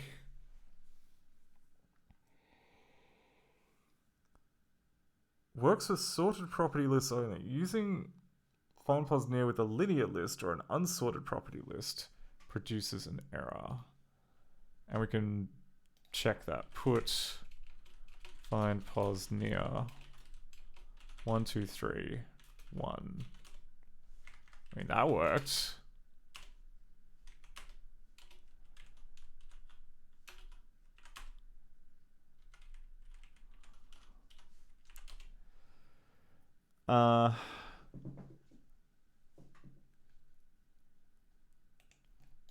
Maybe the mistake here in the documentation is the bit where it says using find pos near with a linear list or an unsort produces an error, because we just tried with a linear list and it was fine with it. We're gonna test here again. Put find pos near 1, 45, 20. Yeah, it just returns whatever's left in the.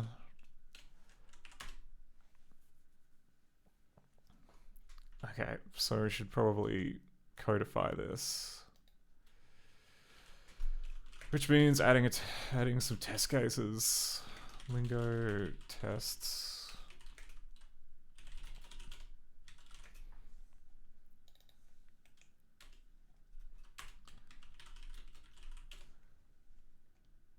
Or actually, maybe, perhaps it's different because I'm declaring it in line. Maybe that's what it doesn't like.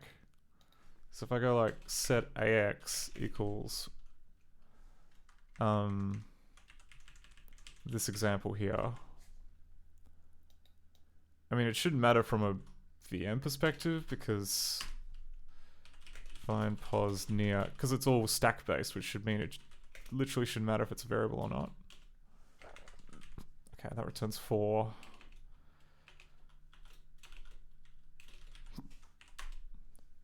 Yeah, okay. So the example that they gave is nonsense. I think that maybe they were working on off a spec, but then didn't really work.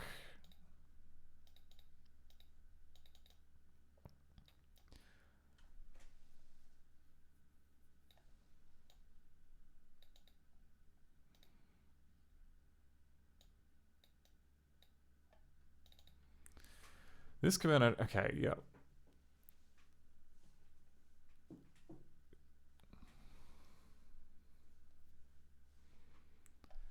Identifies the position of the value that has the most similar alphanumeric name. That's so weird. It's so weird that it would nominally be okay.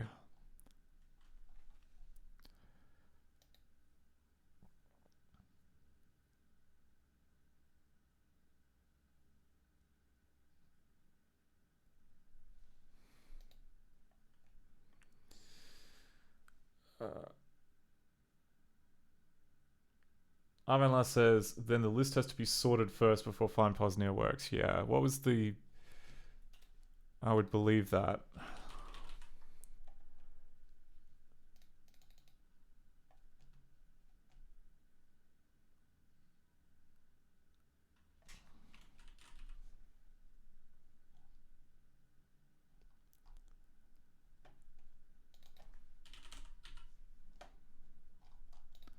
What's the syntax for like property lists? Or other like... Is there a difference? There is like... Okay, property, keyword, properties, property variables, property lists. Adding to, deleting values from, finding position of properties in. See also lists.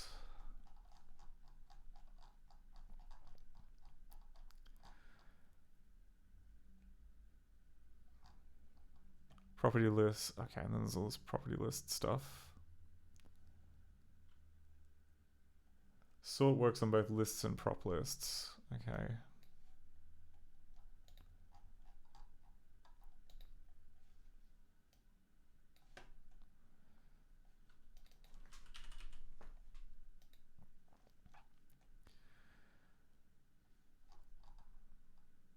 Here we go. Okay.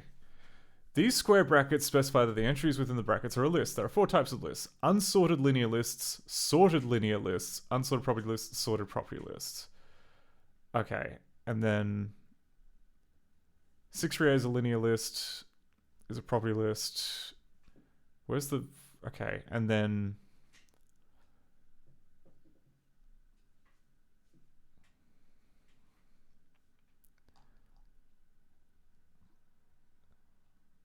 Okay, so you need to run it through sort, which then makes it into a different type, or gives it a different flag. That's kind of odd. All right, well, we can try that. So we go set AX this, sort AX, put AX, and then put find near. Okay, yeah, that works now because it's sorted. That's very cool. Very cool.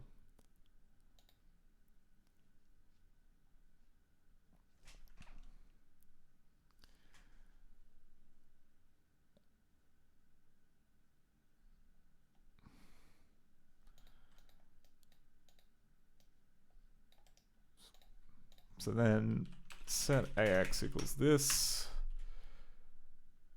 Put find pos near AX BBB.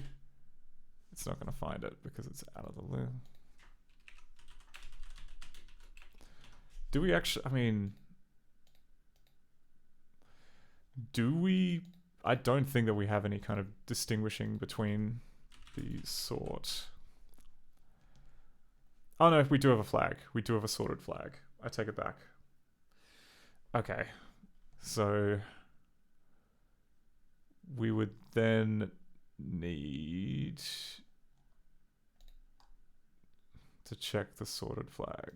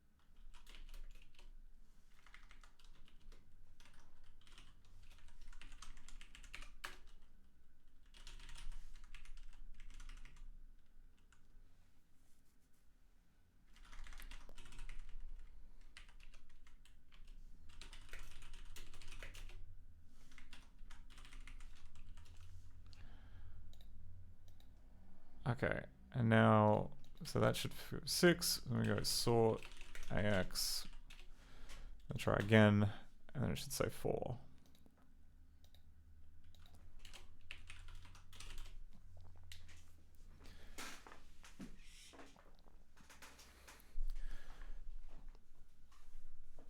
Because then it would, I guess, use like the less than or greater than commands between keys to figure out what's going on.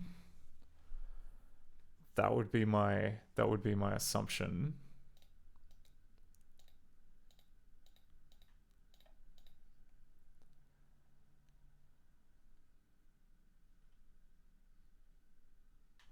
Okay, and then the failure mode, the other failure modes that we have. So if I go like set bx equals 51 to 36.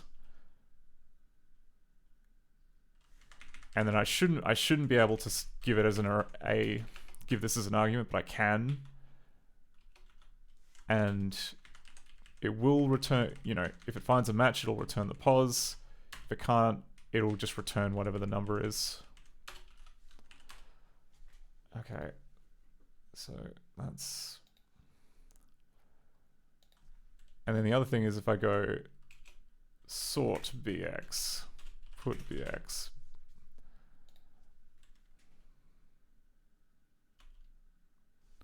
okay, so then find posNear does work on a sorted regular list as well. Yes, well, sort works on both list and prop lists, but find posNear also works on lists. So the manual saying that it throws an error is not correct, but they fail in a different way. With a list, it will just return back the number that you put in. With a prop list, it will return, I guess, like the next index outside of the list. So I think we gotta get some test cases.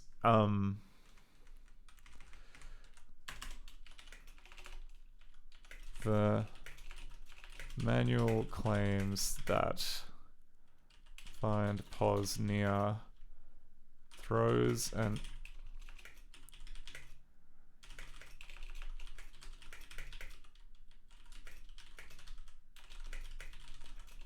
the manual is wrong.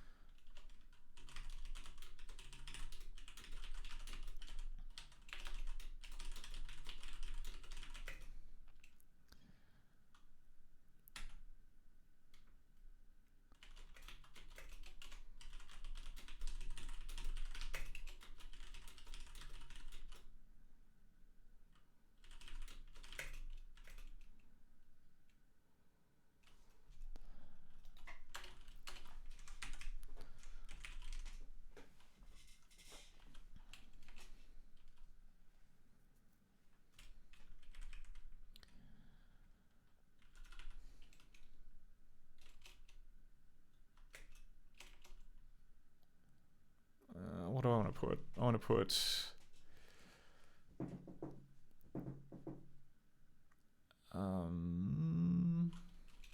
six. We'll say 7.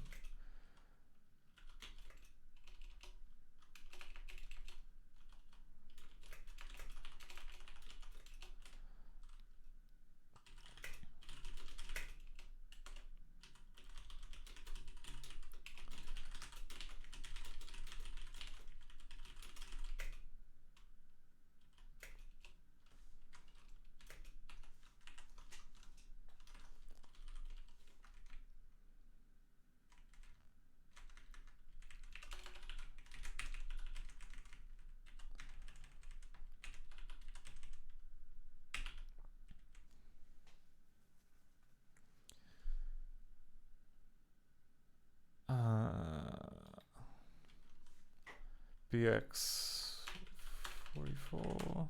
It's 3. Okay.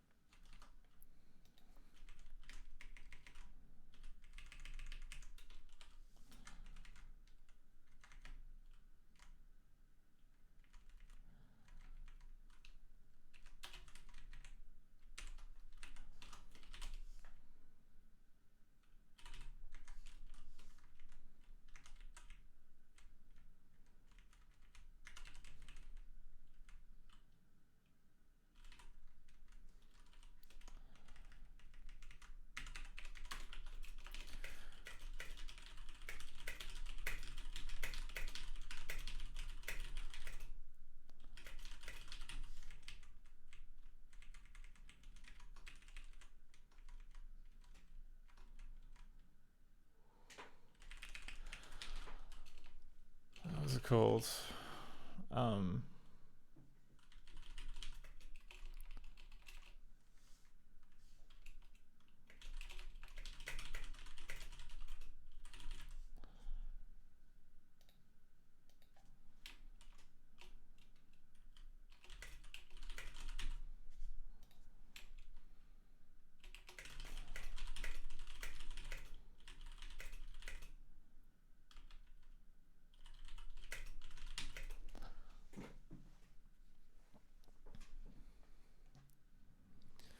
Okay, return the largest value, which is going to be this, sort test list.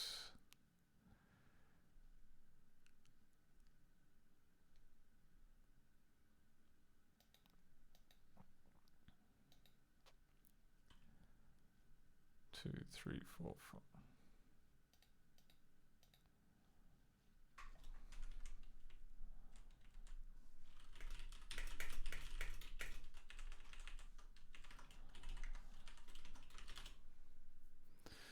Okay.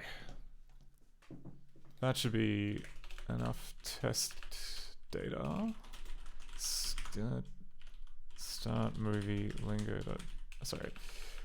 List lingo character test.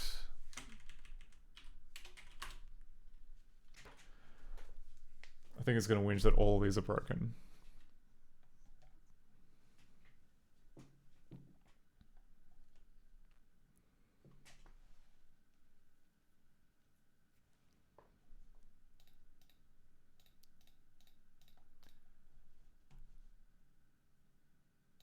Find pos near did not return value. Okay, yeah, because it's freaking out because we're giving it the wrong type, which is fair. It's you know, it's not to know.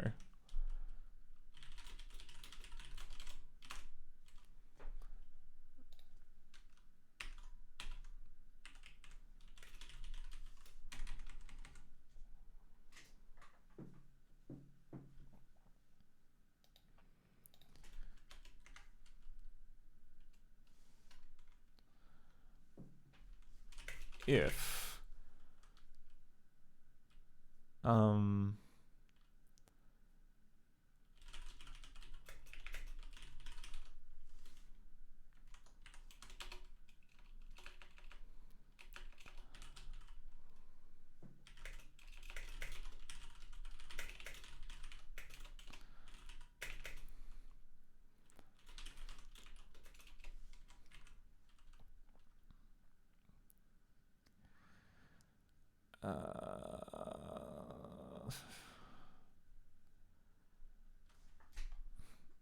prop.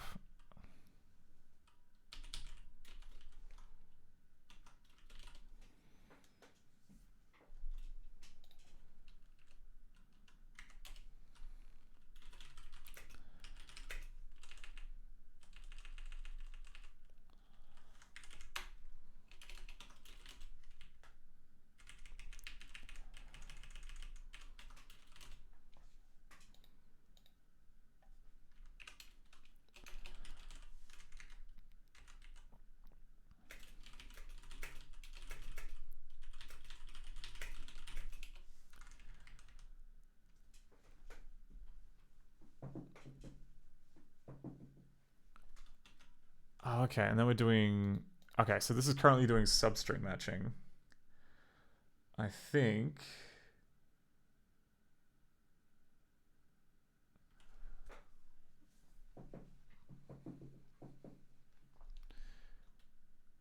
Okay, and then this is... Okay, this is going to require like another little bit of testing. So that we do this. Sort AX, put find pos near AX C. 1, 2, 3, 4. Yeah, okay, figured that out. E5 J6. Yeah, okay. So it's not doing substring matching, it is definitely doing comparison operations.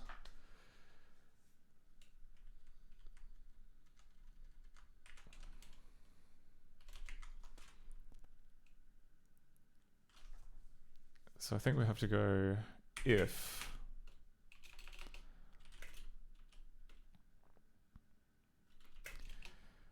list u far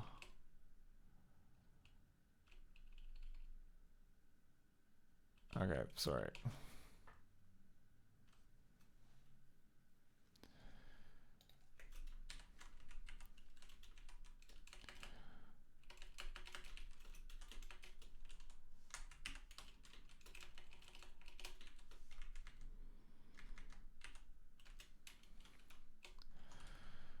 If list u.par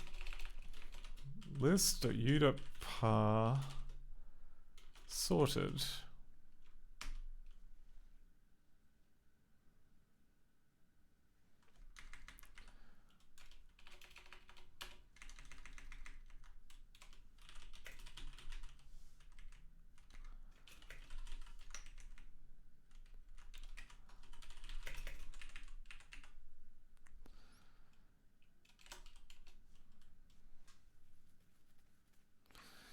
because yeah, we would have to do like an initial sweep that's equivalent to find pos, which I think would be up here.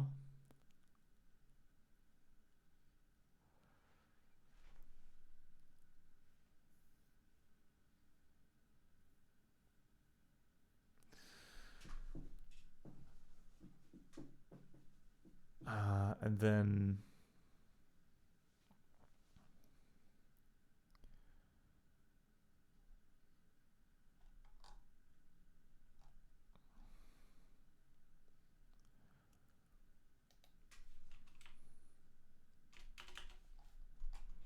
I don't know, what are we doing? We've got compare arrays. We've got compare arrays.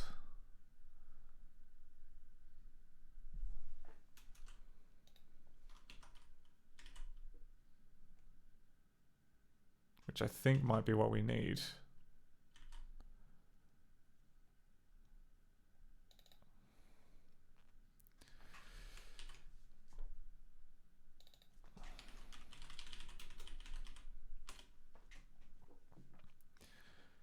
Okay, if the location flag is set, you're searching for an element like D2 in list 1. If the location flag is not set and there are two array-like elements passed, you're comparing elements and therefore you need to truncate output to the smaller size. So the location flag is definitely going to be set. And then... okay, and then we're doing the compare function. So really we're just searching for like the first element which is greater than or equal to.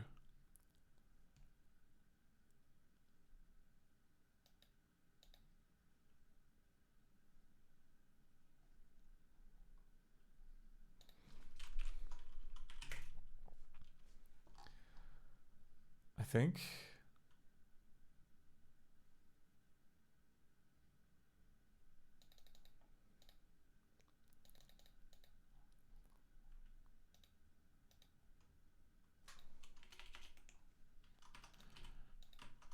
Oh my god, really? This thing.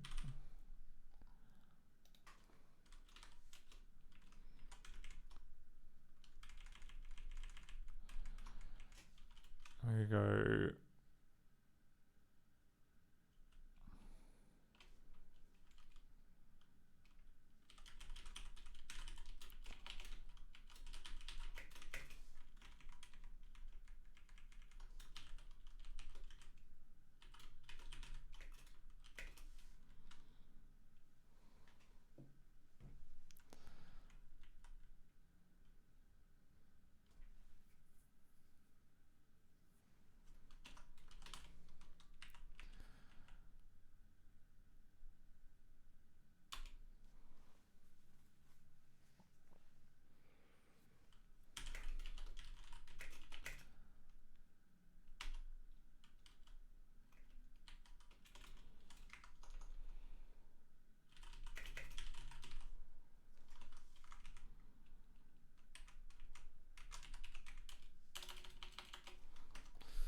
Okay, and then we do a similar kind of stupid thing for here.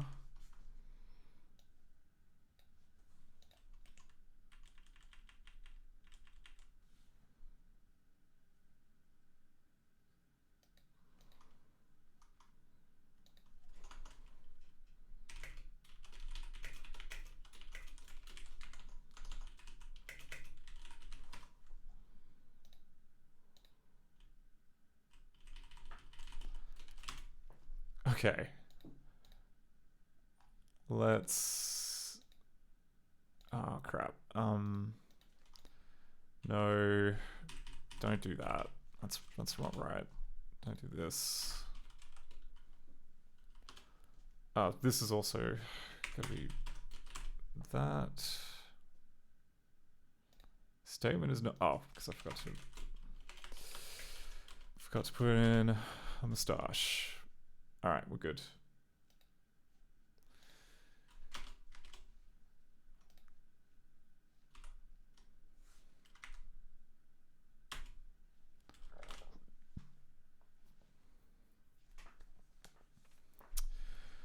Well, let's see how many of those tests fail.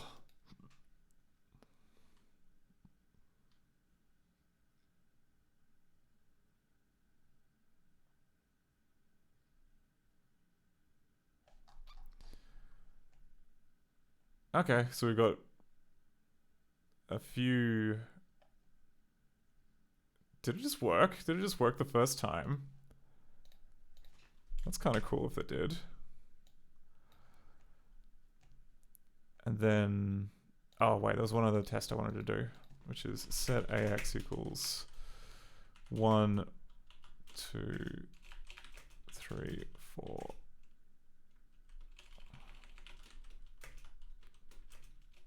(1632) sort AX. So now if we do it with numbers, if it's greater than or equal to, we should receive 3. Yes! Okay. I think we're good.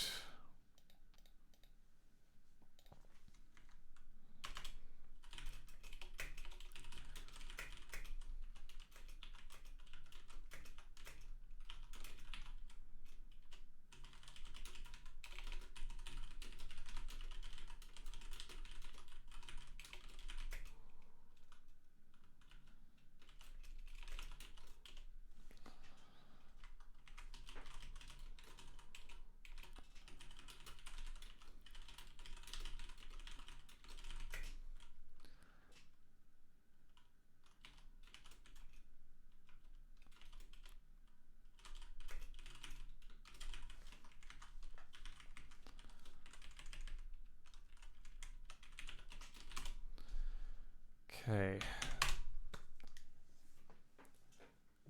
Alright. Well, if that passes, then we'll try the piano again in Pingu and see if it crashes.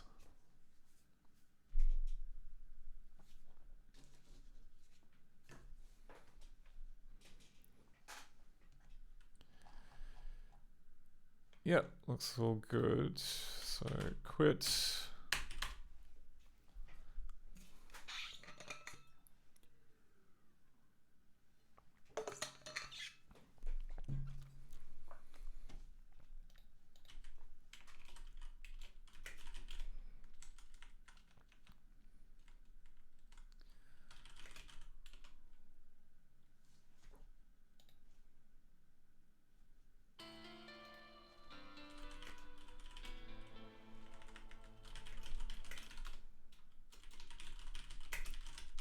Welcome to Pingu's fun-packed world.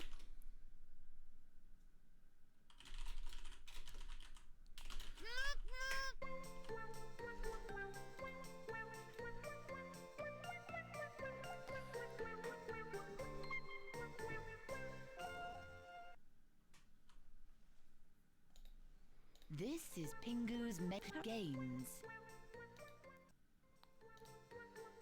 These are hooray! Music time.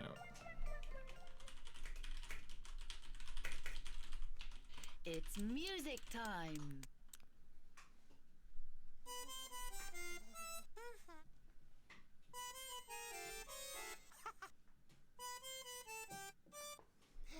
Pingu loves music.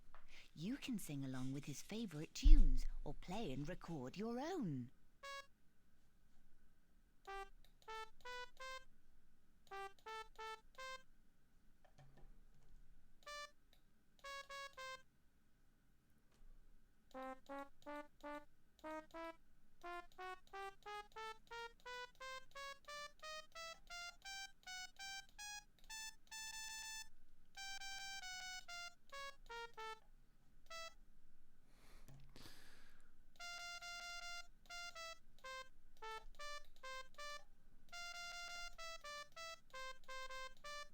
Okay.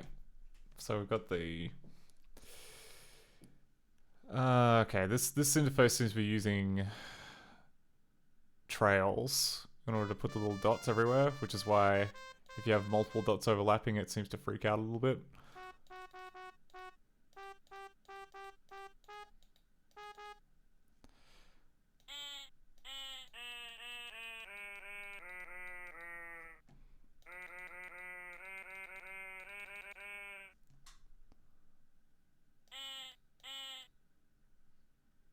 That doesn't seem like a C.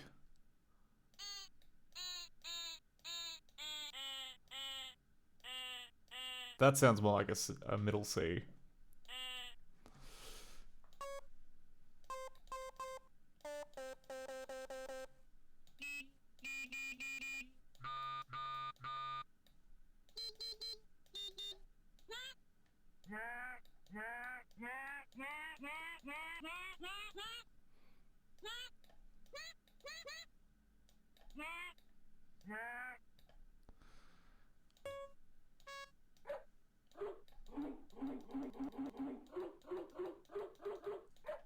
That's pretty good.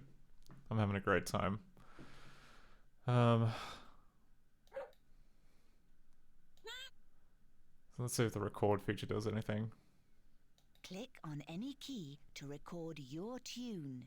Remember, you'll replace any tune that's already on this tape. Okay.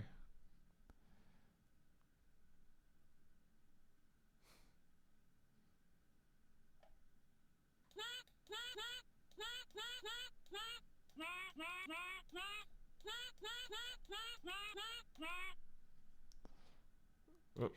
Well done. Click on the green play button to hear your tune.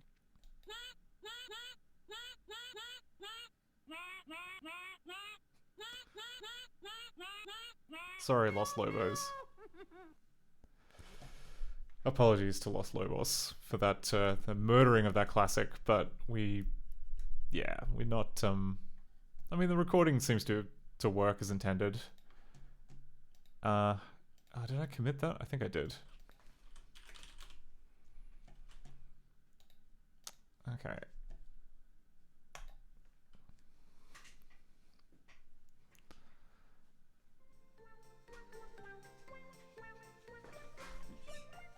These are Pingu's games. Choose the one you'd like to play. Building blocks. Hooray!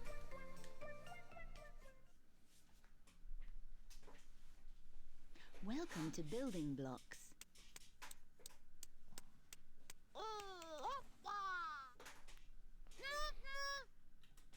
Pingu loves playing with his building blocks, but he needs your help to fit them together.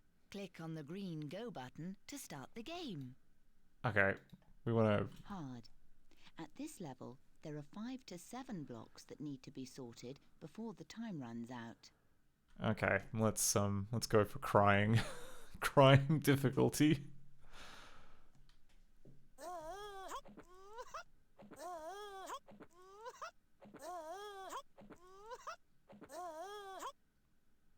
Uh-oh.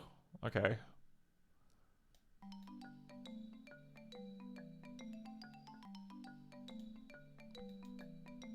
What?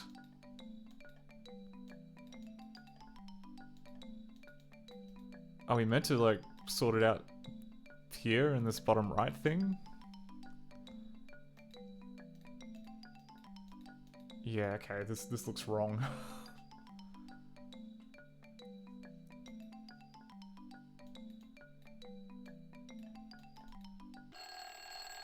Wait, there wasn't even a timer. Okay. Alright, let's go down to baby skill.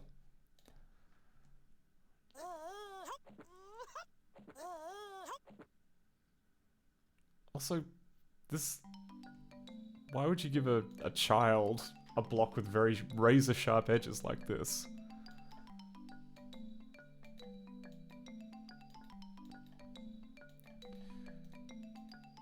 Okay, so it's meant to be... It's meant to be a penguin's head, but for some reason it is in completely the wrong spot.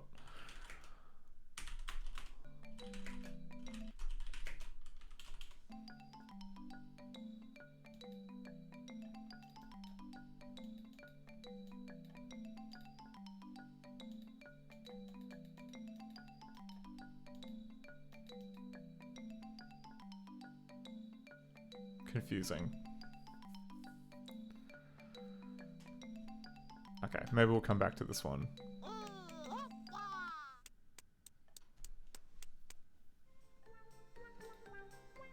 These are Pingu's gates. Snow maze! We love a maze. Welcome to Snow Maze.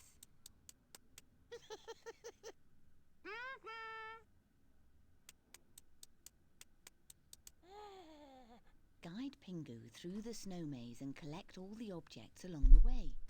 The objects will help Pingu complete his picture at the end of the game. Click on the yellow help button if you'd like to know how to move Pingu, or click on the green go button to start exploring the snow maze. Crying difficulty. You must collect 8 items from 2 mazes and watch that clock. Sounds like hell. Sounds really bad.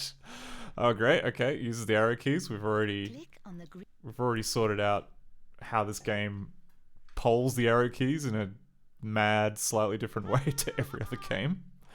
So we should be in good stead to go around the snow maze. Okay. Oh, okay. So it just kind of navigates around the snow maze like a claymation Sonic the Hedgehog.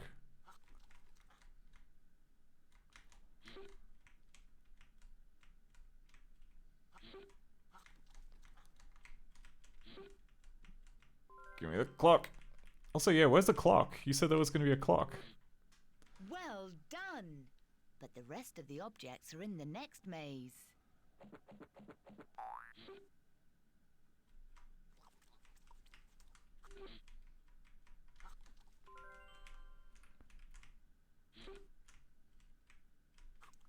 Oh, and then the exit is exactly where we were. Oh, that was an object. That was an object all the way at the start. Oh my god. Oh my god, game. I thought there was like like rocks. Something that you didn't want to kind of chuck yourself over, but apparently...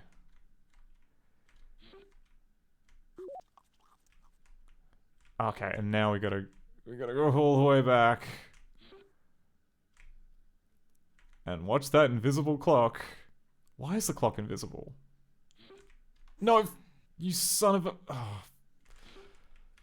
Stupid penguin.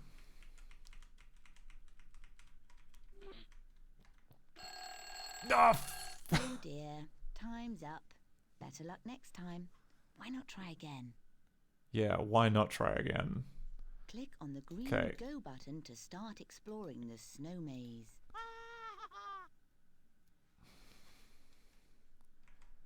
I'm only doing this because I want to see what happens when you get a full score. Oh, the maze changes. It's not static. They put some amount of effort into randomizing this. Extending it from minutes of excitement to possibly even tens of minutes. Oh, except now there's no way of leaving the maze. We're just trapped. I mean, we try going to the bottom right corner. Well done! But the rest of the objects are in the next maze. Oh, okay. For some reason it just did not show a little sign like it did the last time.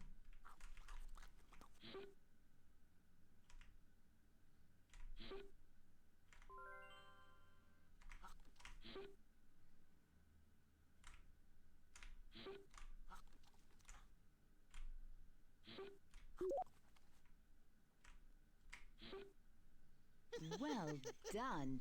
Pingu's made it through the maze. Use the things you have collected in the maze to make up Pingu's picture. Click on the yellow help button if you'd like to know more. Okay. Oh, so it's just kind of like a sticker page.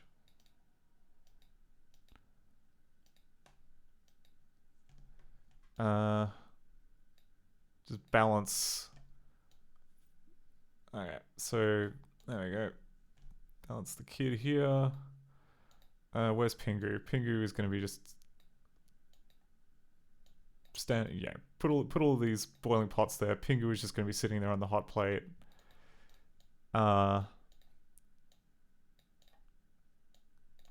I guess we'll just have the bucket hovering in midair. This painting could go in here. Oh, we can move. We can move it. I don't know if that's at the farther or not, but whatever. There we go. That was it. No other controls. These are Pingu's games. Choose the one you'd like to play.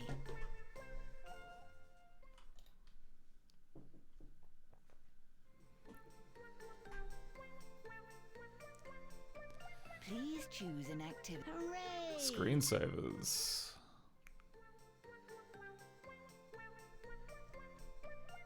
Please choose a screensaver to put on your computer. Snowstorm. Time for Pingu. Okay, what it... Snowstorm. Hooray! So I picked Snowstorm. Does this try and use an extension, or does it just... Oh, does it just play... This is Snowstorm. Oh, okay. To select this screensaver, click on the green Choose button. I see. Alright. Well, this is obviously... Again, it's using trails, and trails are zeroing out bits of the screen. Samathar has asked, have you found out the reason why the fish tennis animation was broken? Meanwhile, nah, we haven't yet. That was... Yeah, the sprite's just in the wrong part of the screen. Hooray! Okay. So I picked choose. What did the game try and do in the background? Because it must have tried to like set the Windows screensaver or something like that. So...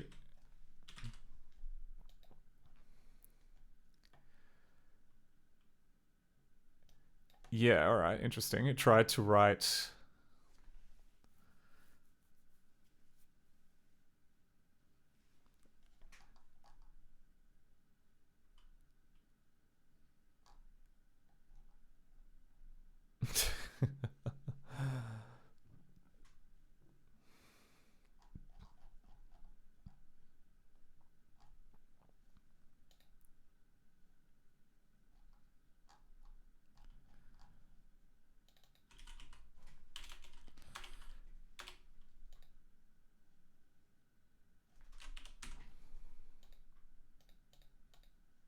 Oh, okay.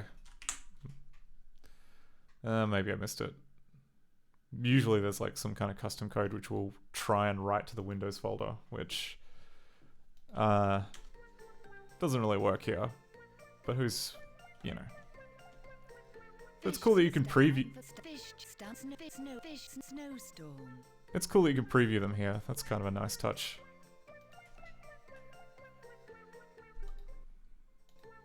Please, hooray! Okay, let's look at the rest of the puzzles while we're here. Please choose a puzzle. Oh yeah, I forgot about the palette. The palette screws up. Okay. Switch back to the main menu. Please. We should probably put in a breakpoint here. Preset palette.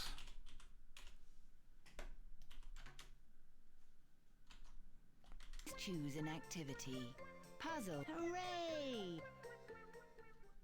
So what's trying to set this kind of bonko palette? Oh wait, no, okay. That's not the one that we care about.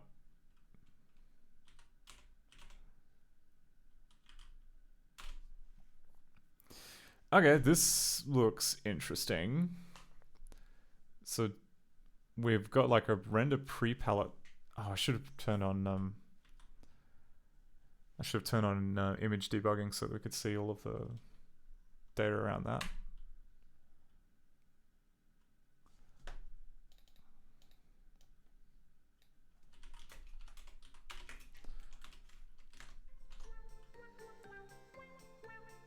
Okay, it gets to the middle of the screen, the stuff shows up, then it calls this.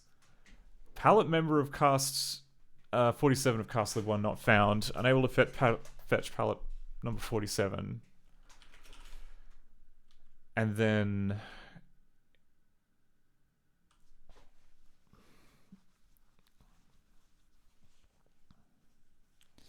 mean, this seems kind of like a bit of a red flag. G debugger, enter.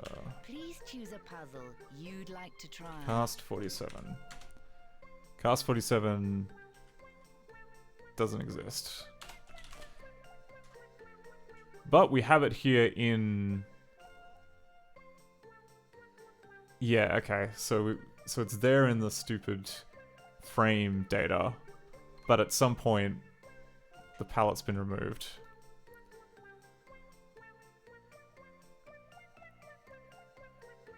So info,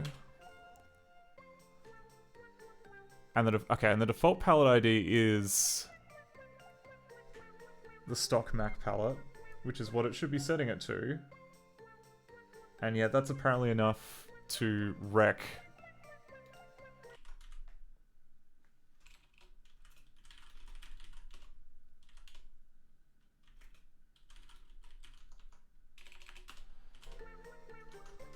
okay, continue.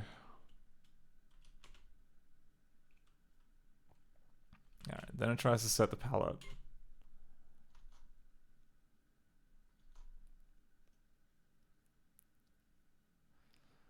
Okay, so even before it calls like the imagery ditherer, it's cooked. But where is it getting the Bonko palette from them? Okay, well, so it's not a dithering problem because it should be just always using the same palette. Del 3. Snum color puzzle.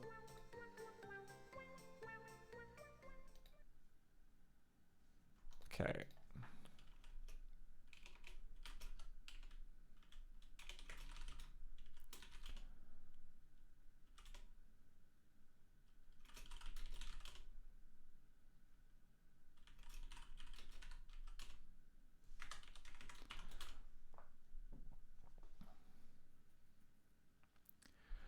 Interesting. Okay, no. So the default palette that it tries to use is member 25 of Castlip 1.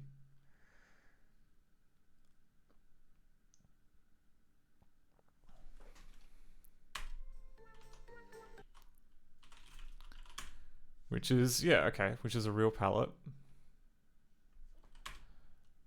That's frame 2. Please. Frame 9. Activity. Hooray! Frame 15 of mm.dir.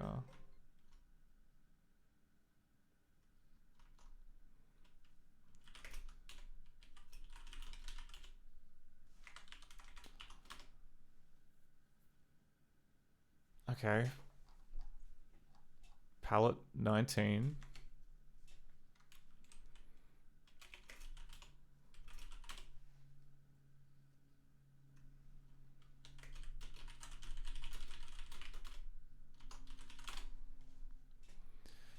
Yeah, member 19, cast 19, which is a real palette. And that all seems fine. Okay, and this is of MP, which I think is the movie for...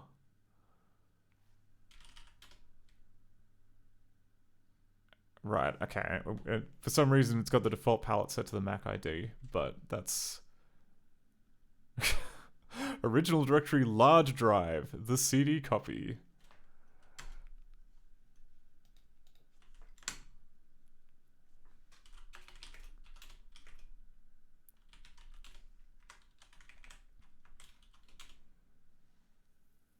Okay, still setting it to palette 19. Okay, and then at that point...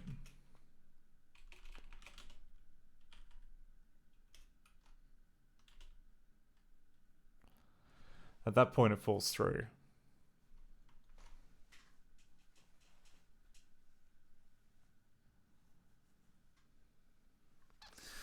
Okay, so maybe the way around this is that as part of the frame update script, we should check to see if the palette is legit.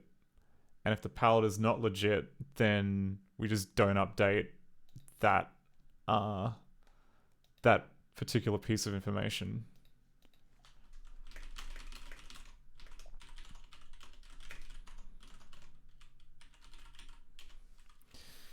Yeah, this guy here. I'm guessing meat and eggs will both go into the soup, maybe? All right.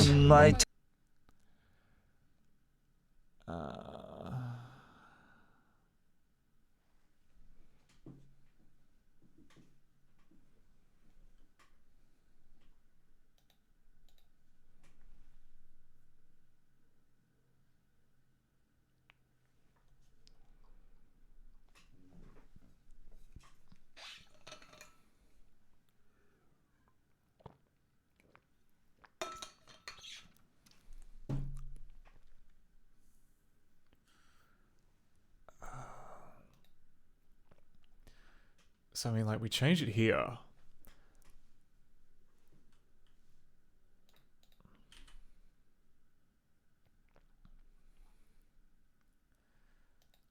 Do we override it here in the score code? Okay, we have...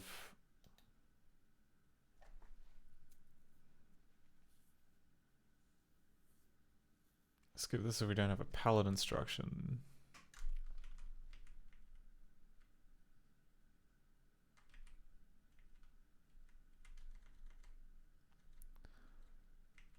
Okay, so no, it's just polling the palette. It's not actually checking to see if it's legit.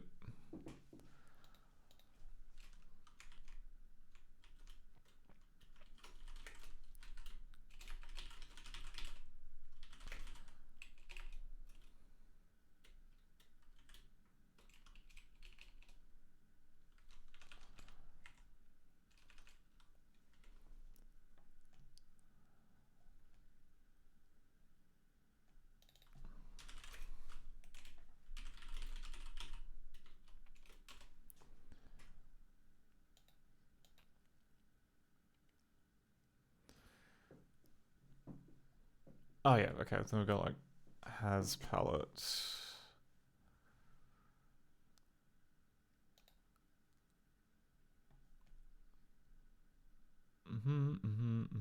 Okay, good.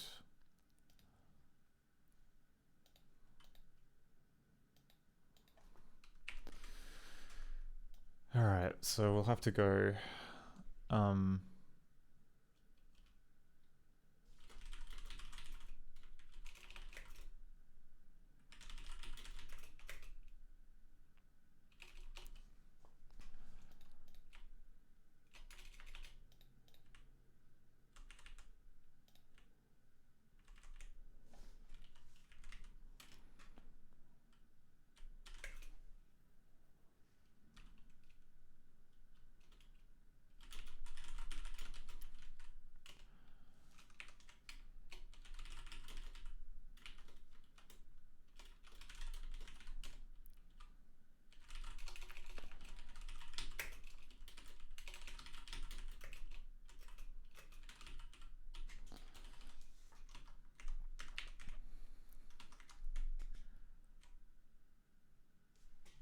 okay, what's it unhappy about?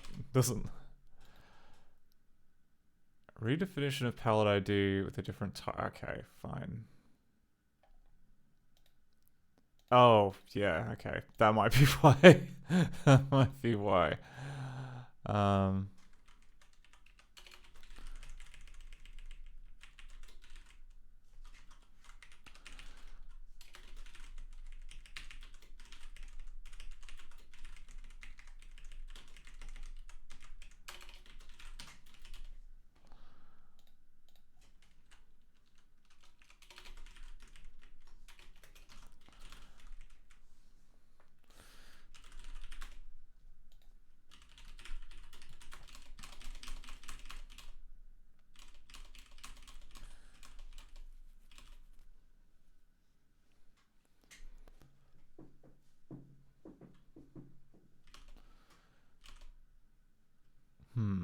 Alright, we can try this.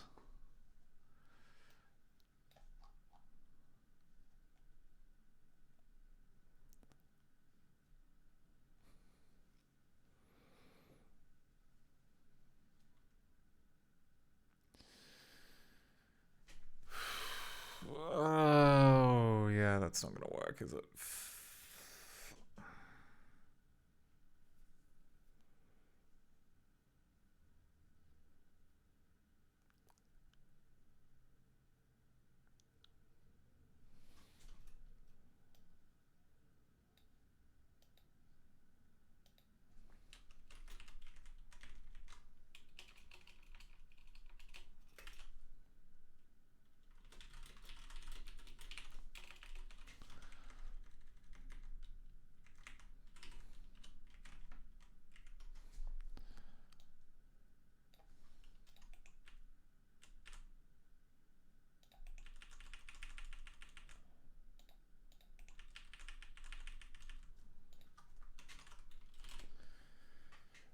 Samantha says the sudden shift in palettes looks familiar. Petson and Findus shows the same symptoms of broken colors that seemed fine before.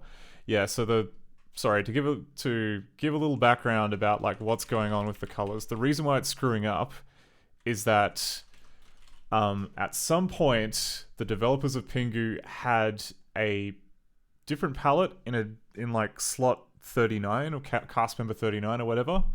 They then either moved it to a different slot or deleted it, but that reference to slot 39 still remained in the score, as in like, you know, the frame, you know, this frame layout here, it still has the old number in it. And we try and kind of detect whether or not there's like an invalid number in there. But the problem is that like when there is an invalid number in there, I think that what's meant to happen is that it's meant to be the same as if there's like no number in there, in which case it should use the previous valid palette that was in the score. We are currently not doing that, so that's what I'm kind of trying to mod in now. Arvin says, could it be that ScummVM doesn't keep the cast loaded correctly? I mean, in this case, I don't think so, because there was no evidence that the cast... I mean, yeah, there's no evidence that like we're having issues loading palette cast members. And like we looked at the slot and the slot was empty. So my guess, I mean like, what's it called? Gay and Wilson's Ultimate Haunted House had like a bunch of those. And so, like, the existing set of hacks was entirely for Gay and Wilson, and this seems like a cleaner way of maybe doing it. So we're gonna give this a little stab and see what happens. So literally all we need to do is put in a check to see if the palette exists, and if so, null it.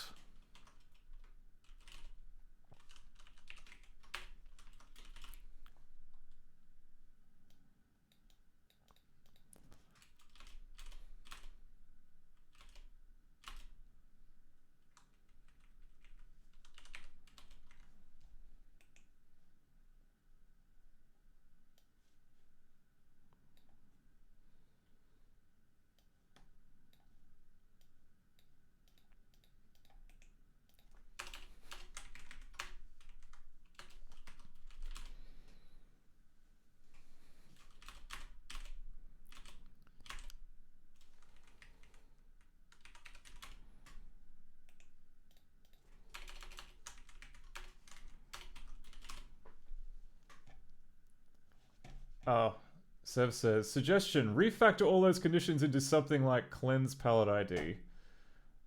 I'm prefer to check to see if it works before doing any refactoring. Also, I'm kind of sick of refactoring.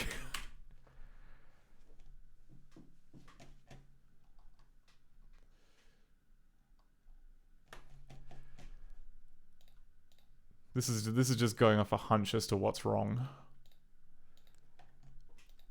The proof will be, does it actually exhibit the issue after we do that? It should also, actually, hang on, I want to turn off Lingo exec. Because if I do that, then we should be able to see the, previously there was a warning because it would try and load that palette, even though it wasn't valid, but now that we're hopefully intercepting that at the frame loading stage, it should just be a null, which would then fall back on whatever the cache is.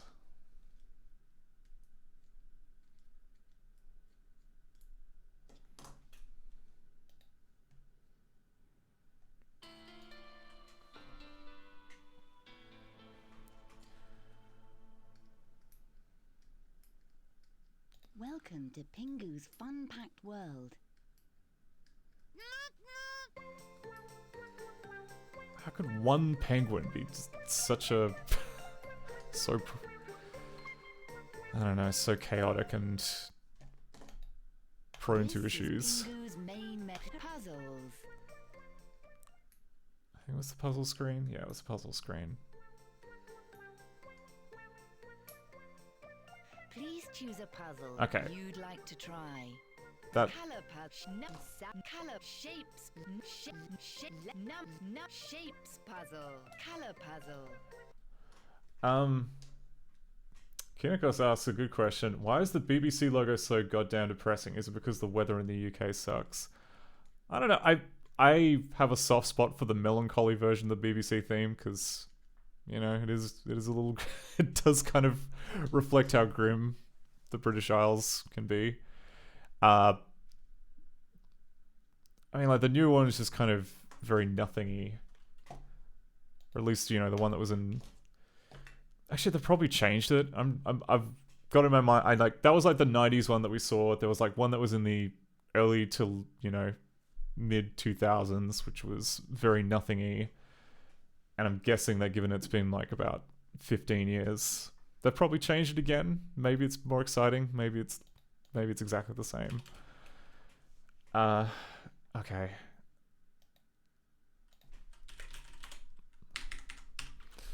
So let's just do a quick test of Gay and Wilson to see if there's any regressions. There should not be. Director 4.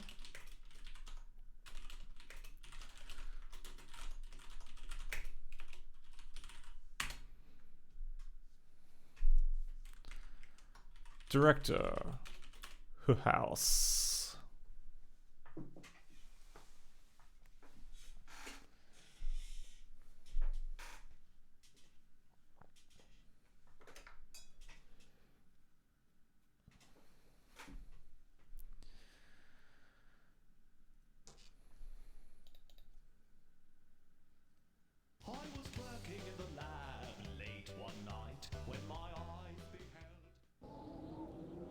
Okay, this looks fine. If we skip the intro. Yep, okay, colors look fine.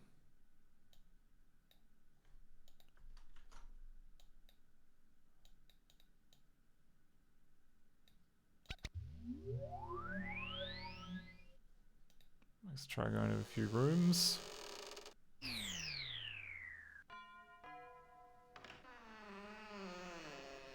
Yes, what do you want? Okay.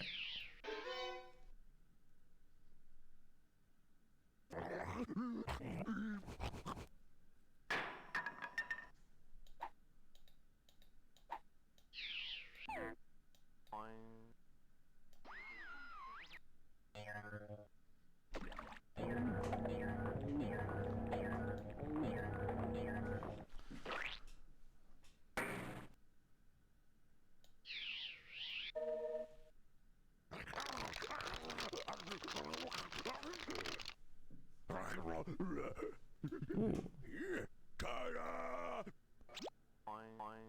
Oh, that's nice of you. Okay, well, don't see any palette dramas, so I guess that must be fine. Do see some interesting scripting errors, but that does not appear to be related.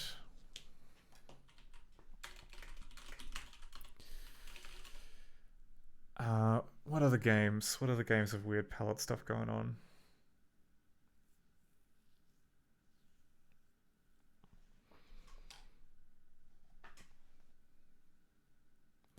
No, I can't offhand think of any games which have like had broken palettes, but then we fixed them.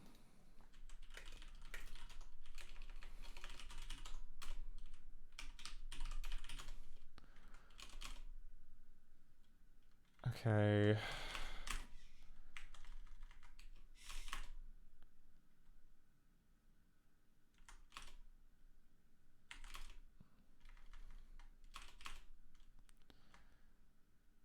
Oh, 7 colors. Okay, we should probably try 7 colors because that has quite a few weird palettes.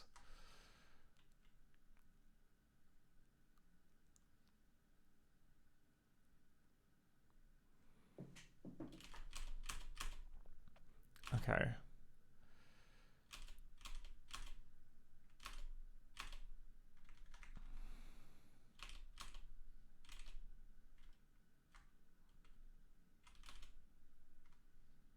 Oh, Dark Eye. Dark Eye is a great example of something which has like terrible palette code. I had it was so traumatic that I had completely blocked out the many hours I spent working on Dark Eye's freaking palette code. Okay. Dark Eye. Show me what you got. Give me all the terrible palette stuff. And if this works, I'm going to call that good enough.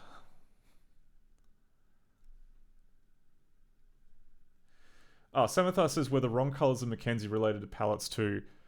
Sort of. That was more of an issue with Video for Windows, which was doing something to exclude...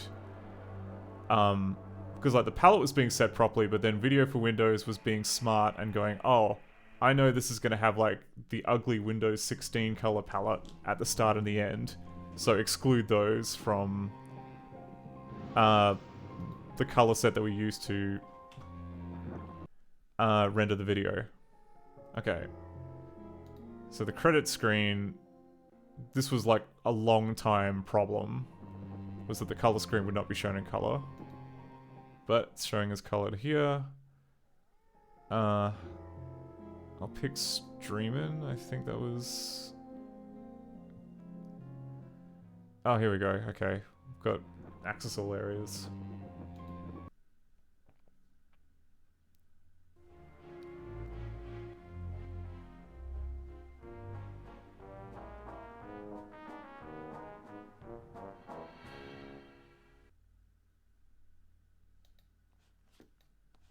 Okay, this all appears to be fine. Oh no, not premature Vera. She possibly died through sheer terror. That doesn't sound like very reliable reporting if it's only possibly. Okay. Oh wait, that's right. You gotta go to the soup on the stove, I think.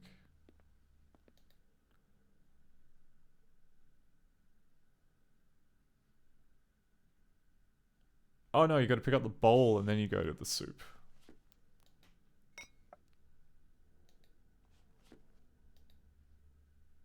Electrical system is malfunctioning. Oh, thank you very much for the follow, Ribbons of Intention. Good to have you around. Okay. Let's just have a quick bowl of soup.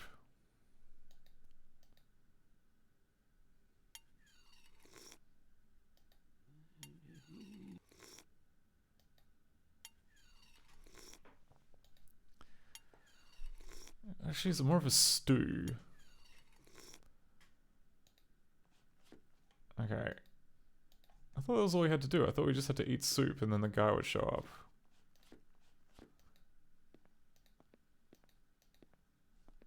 Or do we try and break into his room? Whatever.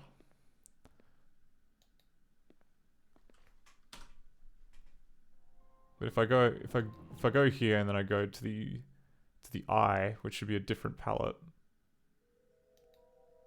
Yeah, okay. For the wild narrative which I'm about to tell, I neither expect nor ask for belief. It would be mad to expect such a thing, in a case where my own senses reject their evidence. Yet I'm not mad, and I surely do not dream.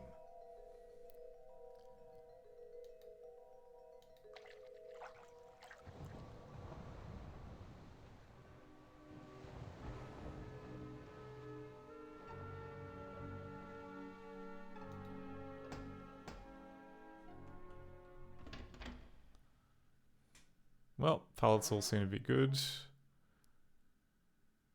I suppose you're the young master Mr. Aldwych waits for. Okay, well, that's satiated my curiosity. If Dark Eye is fine, and Gay and Wilson's Ultimate Haunted House is fine, that should be fine. Why is there a segfault, though? Segfault? Polymascot Foamolate?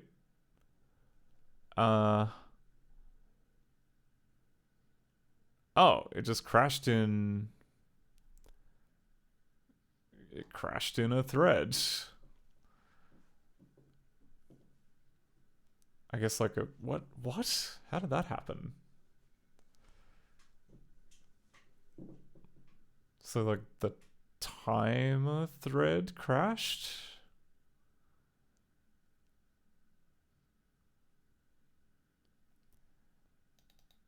SegV or unknown address here.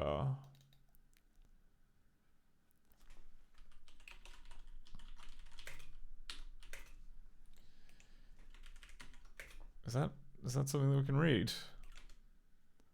No, it's not.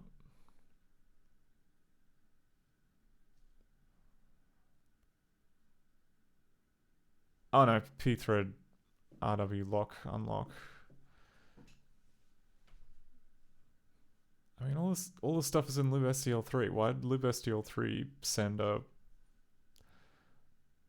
weird pointer address for that? Whatever. That's you can't pin that on me.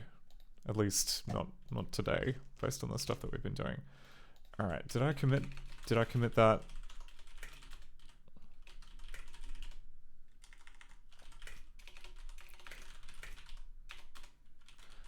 Okay, director test palette for treat invalid palette ID in score as same as null. Fixes occasionally games would, or rather the devs would, alright, it occasionally was possible for to create a custom palette cast member, refer to it in the score, then either move or remove the cast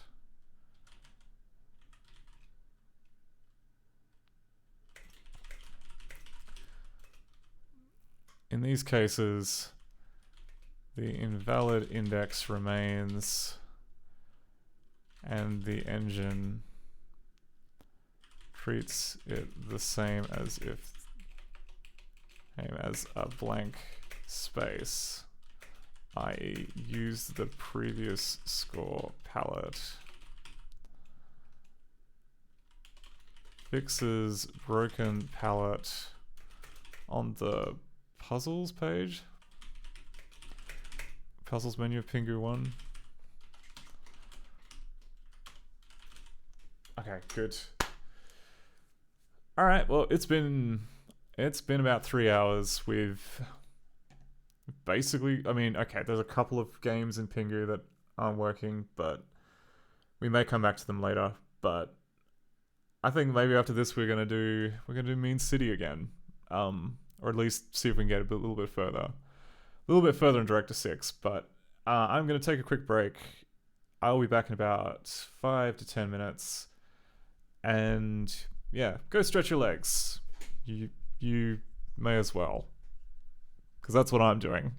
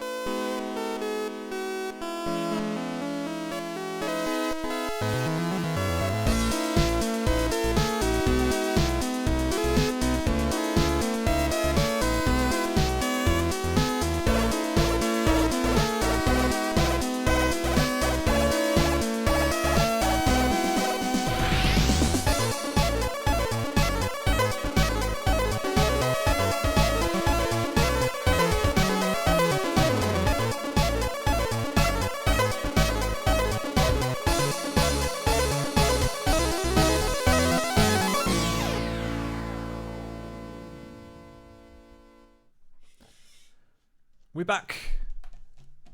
Alright. Time to close all the Pingu stuff. Never never speak to me. Never speak to me with that bird again. We're done. We're done with Pingu. What we're not done though is with our old friend Mean City. In fact, we're barely started with Mean City. Because, yeah, this Mean City is kind of going to be...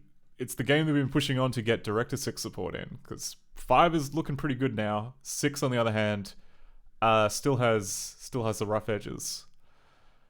And yeah, like, thanks to like a lot of work that Sever's put in, most of the keywords are in place, and also the big change to how it deals with like score scripts, which are now called behavior scripts, that's all kind of mostly in place.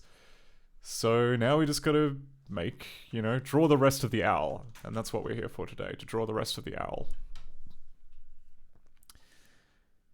Now, to get started, I did notice that the intro video to Mean City was not playing, and that is for an interesting reason. Sev has a D6 related small request. Shoot. Go ahead.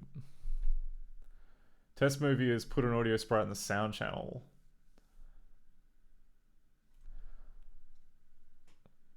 Is this to test the Moa sound format?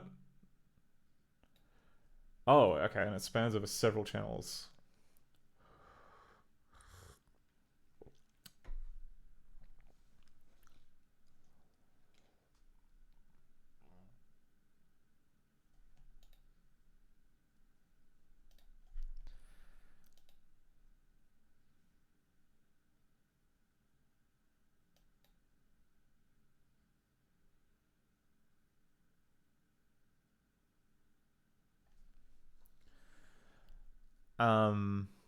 That's okay. It sounds kind of, I mean, I could put it together a test movie, but I'm not sure exactly what I'd be looking for. It's a little involved. So, honestly, like, I think we're going to run into our fair share of audio problems with Mean City, so I think let's start with that. Okay, so this bit here, the code calls import file into and then gives it a QuickTime movie. So this function here, I think it supports every single kind of file format the director does. And I'm pretty sure there's like another game which I think we ran into which has this as well, but this is the first time where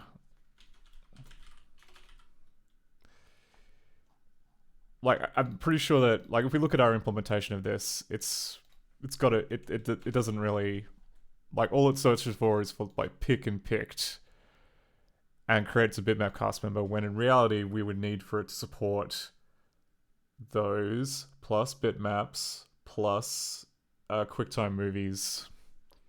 Actually, yeah, I think those are the 3. Just sounds, pictures, and video. So that shouldn't be too difficult to fix. And that will fix a bunch of stuff. So that's where we're going to start. Oh, Sev says it's checking by file extension. Okay, it's not doing a magic check, it's just doing a file extension check. It would absolutely not surprise me if it's not just checking. Because, like,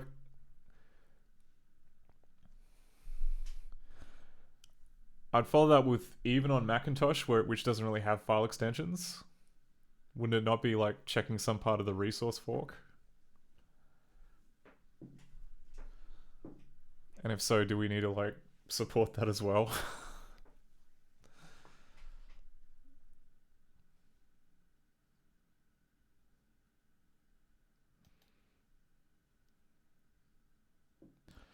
Oh, they asked to name files in this manner. Okay. That's good to know.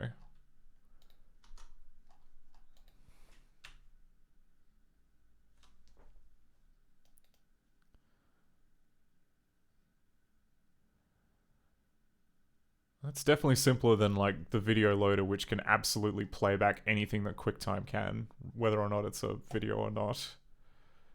Import file into. Useful if you're finishing developing a movie. Use it in time to embed media that you've kept linked and external. However, using this command in projectors can be a problem because imported files can quickly consume memory.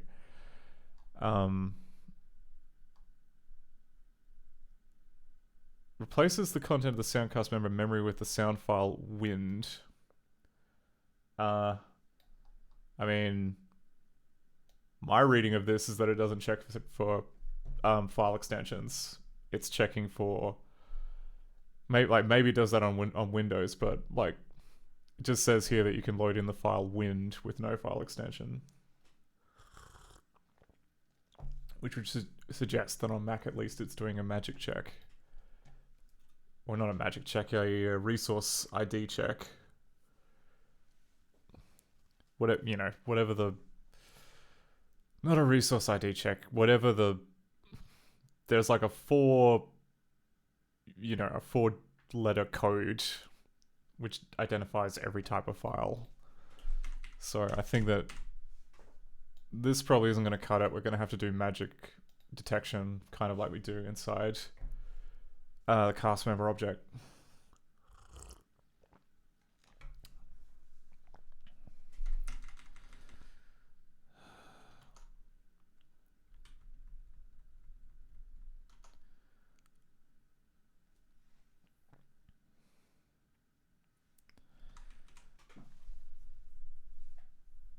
Okay, so we've got this. Okay, and then we've got the file, which does this.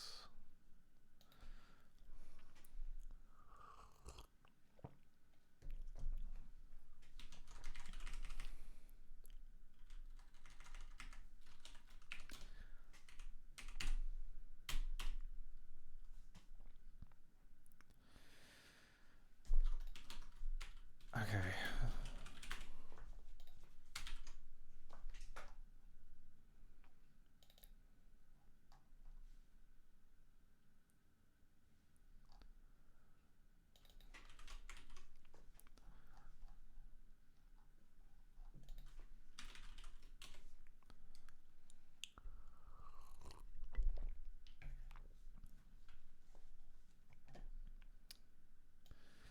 Okay. Detect file AVI QuickTime flick based on magic number and set the right video decoder. We do that though. That's what this down here is. So that's no longer relevant. This is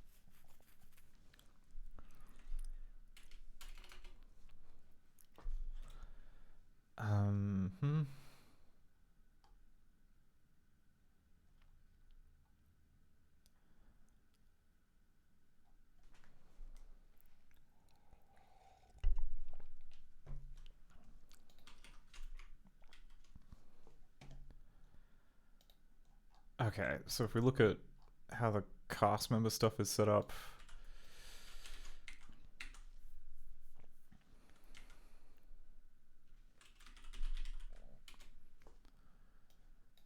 like there is code in here to set up like an external resource, which is what I'm trying to look into. Yeah, okay, so there's this, which is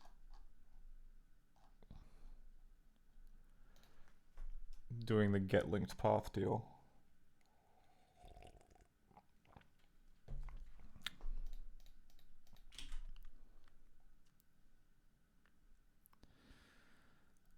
Okay, so when is alright,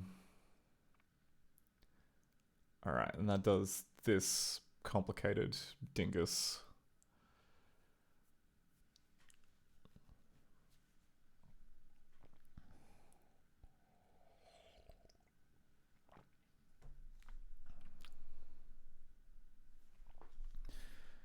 So I guess that would mean in order for this to just work, we would need to like fabricate a cast info file, and then fabricate a soundcast member with the thing linked. Okay, let's try that.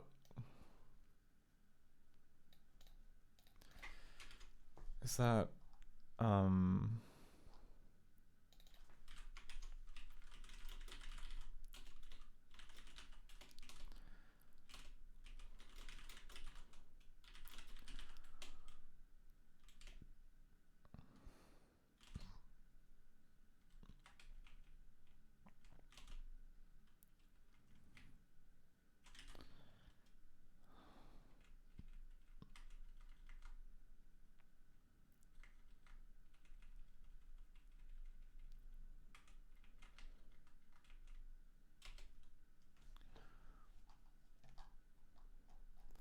okay, so there's this which loads it from a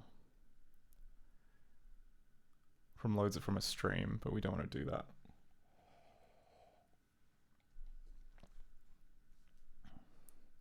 So maybe we should actually, maybe the code instead of being here should be in the cast code. That makes more sense to me. Because then you don't have to worry, but then you can have like all of your nonsense in one spot. So if we go like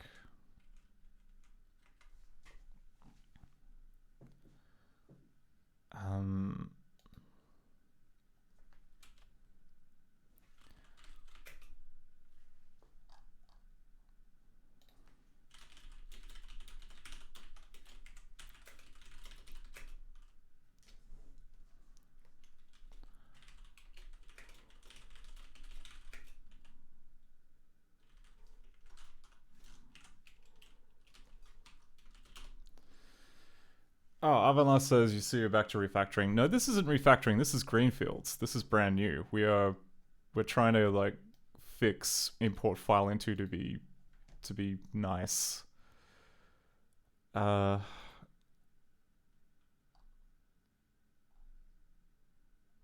yeah, it should be up here with all of the loading code.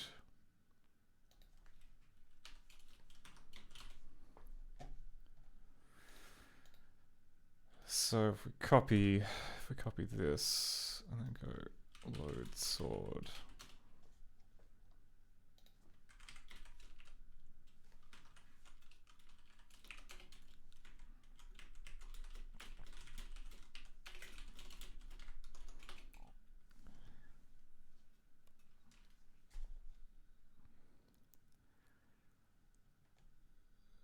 Okay. So we should hold off on overriding the target until we're sure.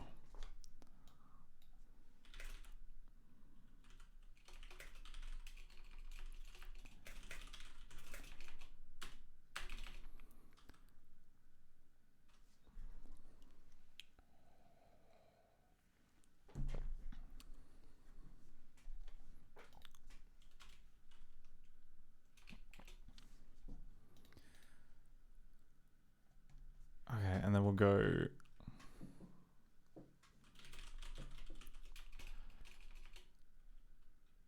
Is it really as simple as common file in? Is there some other stupid thing that we had to do to actually open a file properly?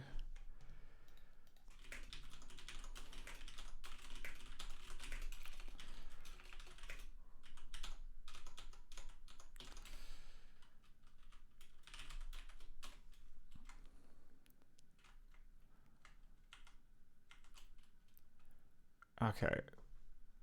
So we get the path. We then call common macros manager open file or data fork. Okay, that's apparently the proper way of doing it.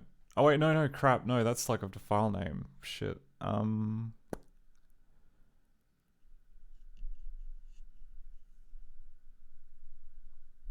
no, sorry. No, yeah, it is that one. Common macros manager open file or data fork.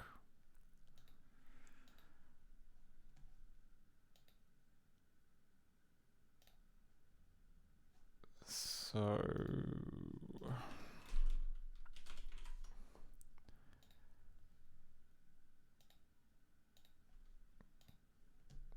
oh, come on. Where did I put all my... Oh, is it here with file SC? No. Is it in here? Yes, it's in here. Okay. My messy workspace is here.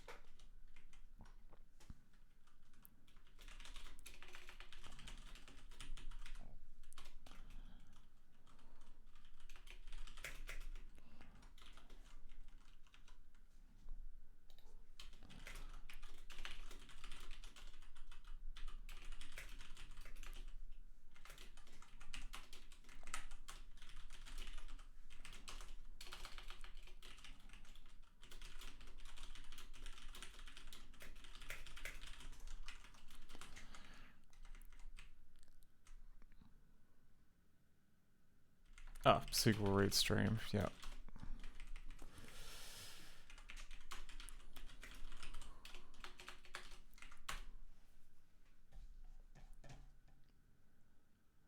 Oh, Xanifer 1980 says, as a Pingu fan, I'm puzzled by the title of your stream. Sorry, you missed like the first 3 hours were just, you know, non-stop Pingu, like fixing all these issues with Pingu. But now we've kind of moved on to Mean City, but I don't know. That was quite a lot of Pingu in those first 3 hours too.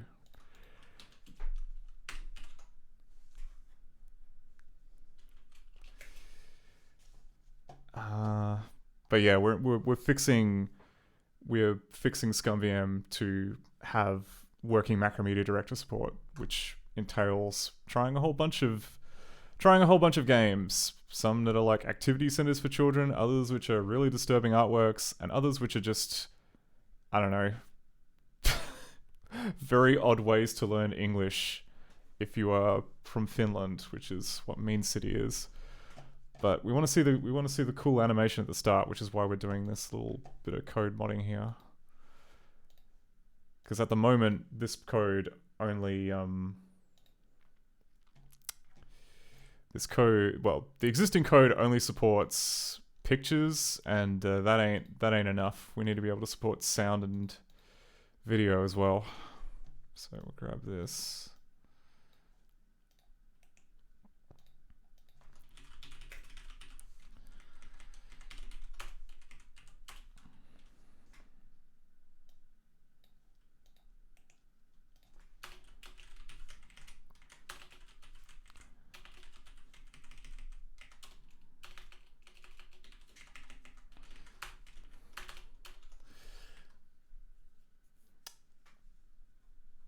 Xanifar says, I remember Director. Yeah, Director was very related to QuickTime.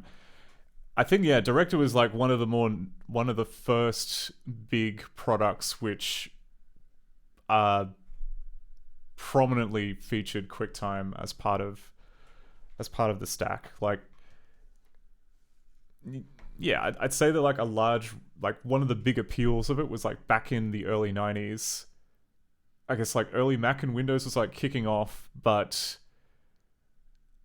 programming it was like a massive pain, especially if you wanted to do accelerated graphics, and Director was just like a nice, quick and easy way of saying, here you go, you can have 48 sprites and, you know, postage stamp size video and multiple sound channels, and you can do all this and you don't have to actually be a crazy demo scene programmer or anything like that. You can just, you know, string together like pretty competent looking multimedia stuff with not that much technical know-how, which is why it kind of, I guess, caught on, was used for tens of thousands of different things. Listen and try it with the musical. Oh, thank you very much for the follow, Xanathar. Good to have you on board. All right. So what we're doing is we're doing some magic. We are doing what's known as kind of magic file detection. The primitive way is you could, which we were talking about earlier, is you can just read the file extension and go, oh, it ends with .aif. It's clearly an AIF file. However, we need this to work for both Windows and Macintosh. Macintosh does not have file extensions. They do have like an ID of sorts in the resource fork, but easy. Like, I mean, we're gonna have to like do magic file detection anyway for Windows, so may as well just do it this way. Oh, Xanathar says, I used to be a demo scene type coder. That's kind of cool. Was it for any particular platform? Or just kind of like a little bit of everything? Okay. Let's just start with one. Okay, so we've got an AIFF file. So what we need to do is we need to create a cast member info structure. New cast member info. What's the constructor on cast member info?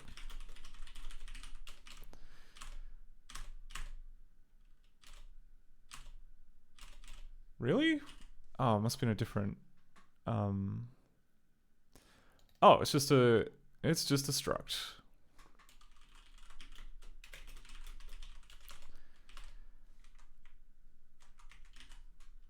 Okay, if it's just a struct, then why can't I find it? Why is it why is it missing?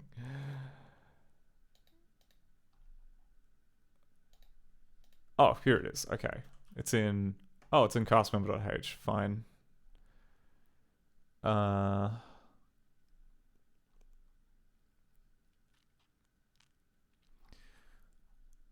Bunch of stuff we don't need. Whole bunch of stuff. Oh, Xanathar said Atari ST, then MS-DOS. I have a newfound respect of anyone who can do demo scene stuff for MS-DOS. The past year I spent like writing a game engine for MS-DOS, and yeah, learned a lot of things. I'm gonna quickly show it off because it's been a while since I've showed it off on stream, but yeah, like basic things like DOSBox lets you get away with murder. You can break so many things and then have it work fine in DOSBox, and then you go to real hardware and it's like, oh, that's right. Everything has got like weird pinstripes on it because you screwed up this one timing thing on the VGA registers and crap like that. So yeah, for the longest time I had a DOS game engine which would run in Windows 95, but not in not in MS-DOS, because Windows 95 would patch over some of the driver bugs. But yeah, this is the little adventure game engine that I made in MS-DOS. It also runs in SDL and mscripting, so it runs straight in the browser. But honestly, yeah, like I do like the hardware constraints. I do like, you know, the PC speaker, the OPL3 chip, stuff like that. I'm not a fan of the weird architectural flotsam of the DOS platform. It's just kind of, it's driven me mad a little bit. I'm absolutely not a fan of the fact that it seems like Microsoft kind of gave up as soon as like Windows was clear to be the future. They were like, okay, we don't need to like have a proper way of fixing the DOS timer or anything. People just have to know that you need to like set it, you know, if you change it from 18.2 hertz, it needs to be like some custom assembly language to pretend that there's 18.2 hertz timer updates going. Yeah, so this is Parenti, the point-and-click adventure game engine that I made, based around it's based on the design of the Grim Fandango engine, Grime, which is written in Lua. And like that, this game engine also uses Lua for all of the... I mean, yeah, it uses C for the driver layer and for like the scene graph. You know, not even the scene graph. It uses it for blitting things to the screen, but then Lua is used for the scene graph, the game logic, pretty much everything else. And it works pretty freaking well on... I mean, yeah, there's still definitely some improvements to be had. Like, this uses mode Y, so it is page flipped VGA accelerated, but there's probably more that could be done to, like, for instance, there's no dirty rectangles. It is literally just kind of drawing everything Painter's algorithm each frame. That could definitely be optimized, but I've just not got around to it because I was focused on it not crashing.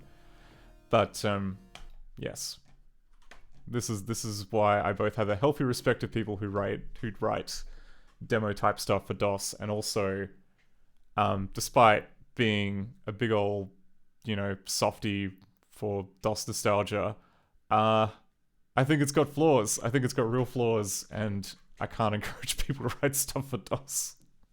I wouldn't wish that on anybody. Oh, see you, Arvenla. Good to have you. Okay. So that's now just scrubbed my brain perfectly smooth, and I can't remember what I was doing. Okay, that's right, I was back here. I was doing magic. Doing the magic detection. Oh, okay, yep. So we need to create... So we're gonna go...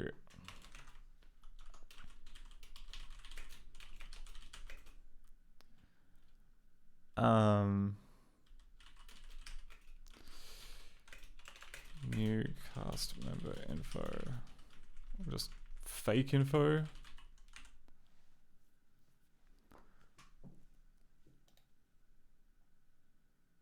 Oh crap, I'm writing in the wrong spot. Okay, so this is... That was in duplicate cast member.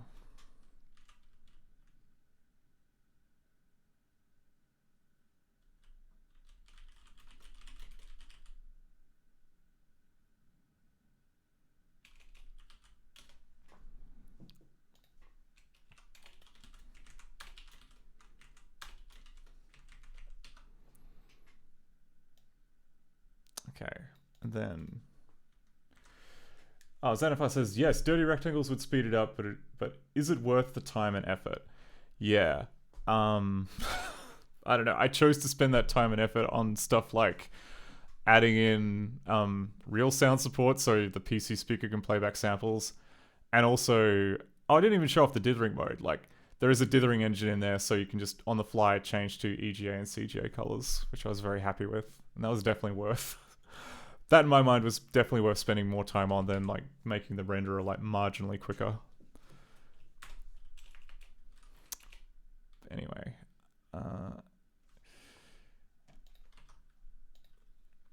So this has got to go here.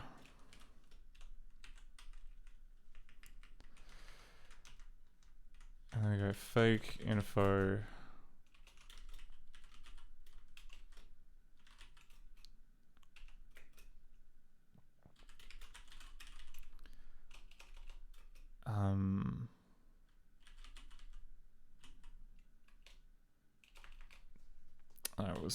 path.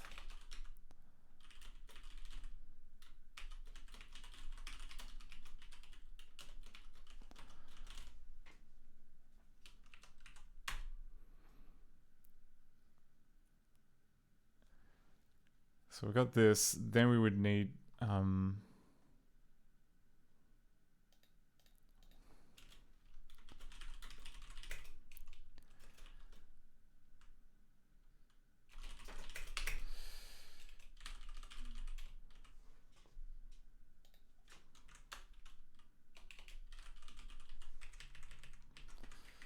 so what if we do this? If we do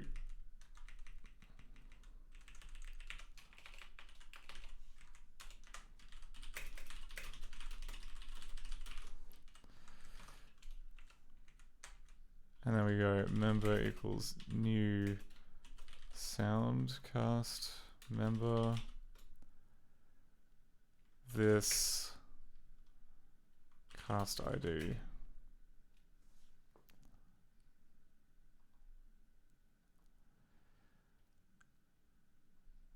Okay, so we're gonna need it. We're gonna need a new one of these, which is very bare bones. Which honestly, we should be able to.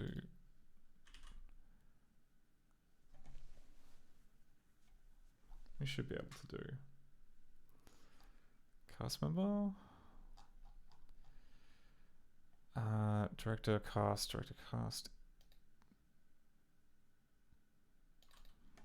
Okay, what I want is this constructor. Can you... Oh my god, like code lookups are sometimes weird in NeoVim.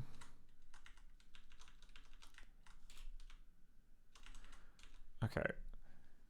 So the bog standard... So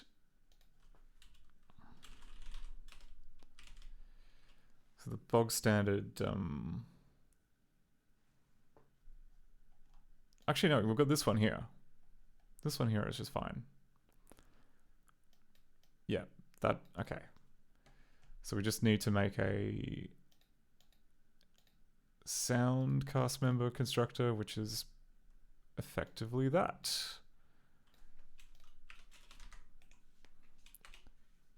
So no stream.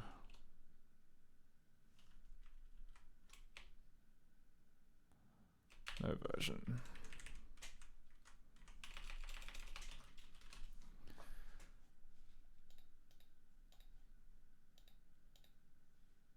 I need a, okay.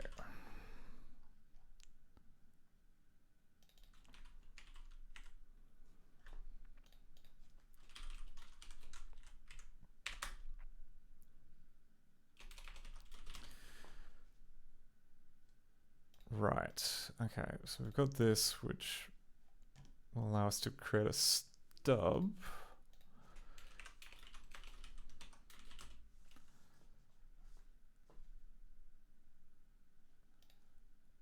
Now, what was the cast management API? So we have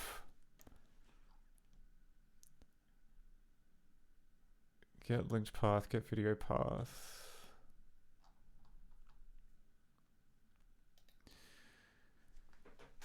Okay, we have set cast member and erase cast member, which I think we should be reusing.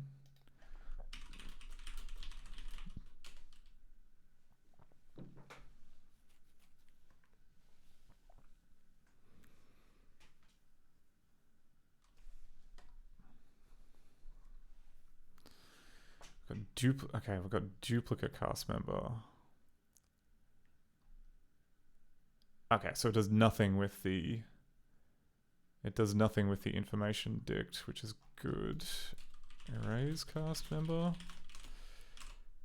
Erase cast member. Okay, erase cast member does remove the info from the dict, so that's good.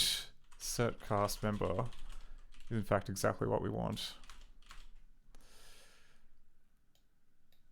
So we just go set cast member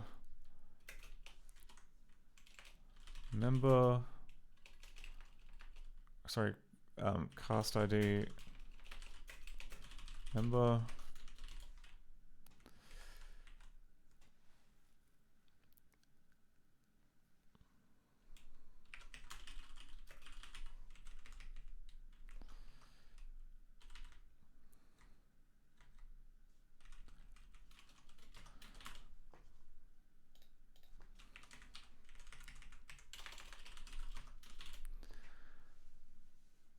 And then set cast member info.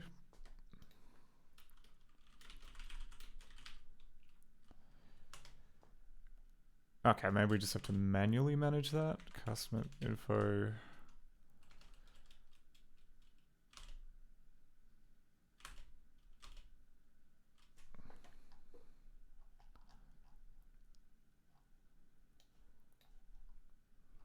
Okay, now that's just loading the info from a thing. So we'll just do that here.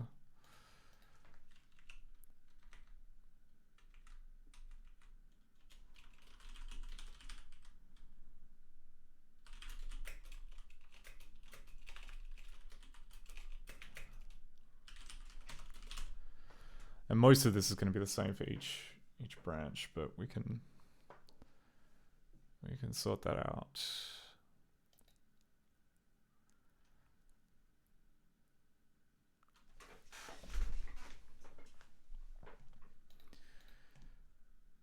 Okay, so that's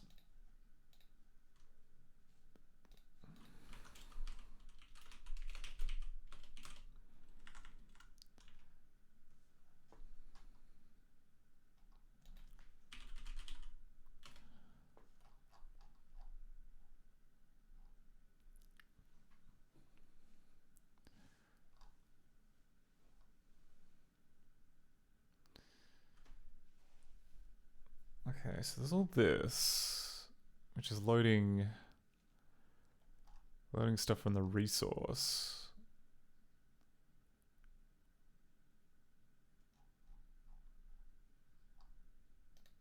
Where is the stuff about loading from here we go. Okay, this gets the linked path, at which point okay, then it defers that to audio file decoder, which in turn probably has its own magic check.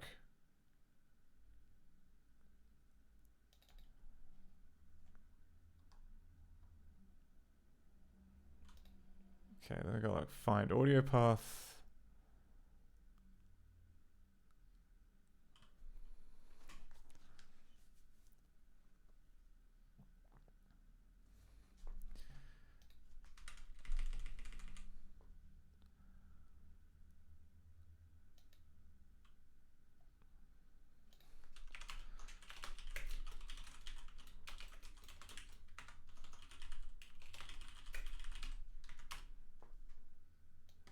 So I imagine pretty much all of this is going to be the same, except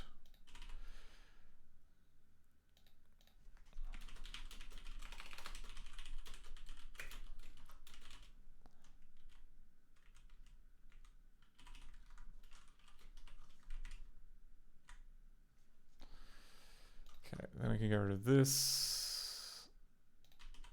We can then remove all of this.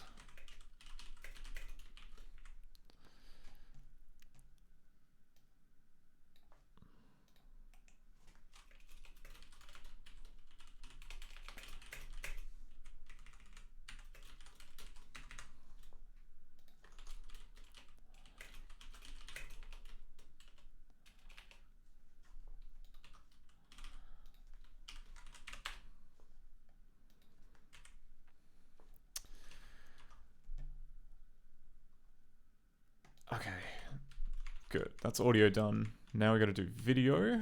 Where is the video? I had video open, but it's too far gone. So I'm just going to look it up again.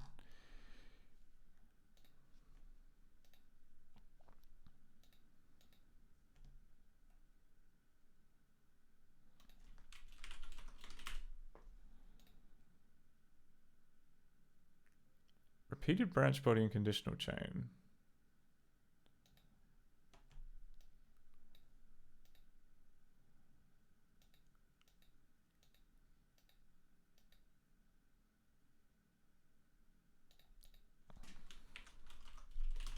Oh, that's why, I think.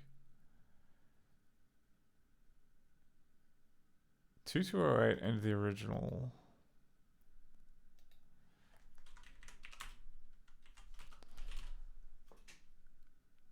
Like, how is that?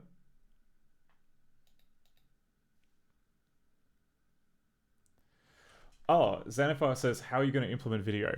Okay, so to put things in perspective, right? So in Director, you have this structure here that's known as the cast. The cast contains, I guess, like all of the resources. So you've got pictures, you've got sound, you've got digital video, you got text, got buttons, a bunch of other things. And we're trying to fix this function called import file into, which, according to the docs, it basically just says it's, use it at this time to embed media that you've kept linked and external so that it could be edited during the project. However, using this command projectors can be a problem because imported files can consume memory. But from what I can tell, you can basically give it an image file, and a sound, or a video, and then say, I want to turn this into, I don't know, I want to put this into a cast slot and have it just work. And so what we are doing is we're taking advantage of the fact that the cast already has support for saying, I want to load this external file and use that as my data. And all we're doing here is we're checking to see if it's a real file. And if it's the real correct format, we just say, okay, create a new empty cast member slot, and then create an info file which says, use this as a path. And then that way, everything should hopefully just work. Oh, and Xanify says, are you going to implement all the QuickTime codecs? So one of the nice things about ScummVM is that because of the large number of games it supports, it does support a lot of like very old variants of QuickTime, which has been quite useful because, I mean, yeah, like it doesn't, it's different from like FFmpeg. That's FFmpeg is like very different code.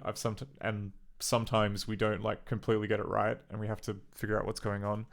But yeah, there is a pretty substantial library of vintage video codecs.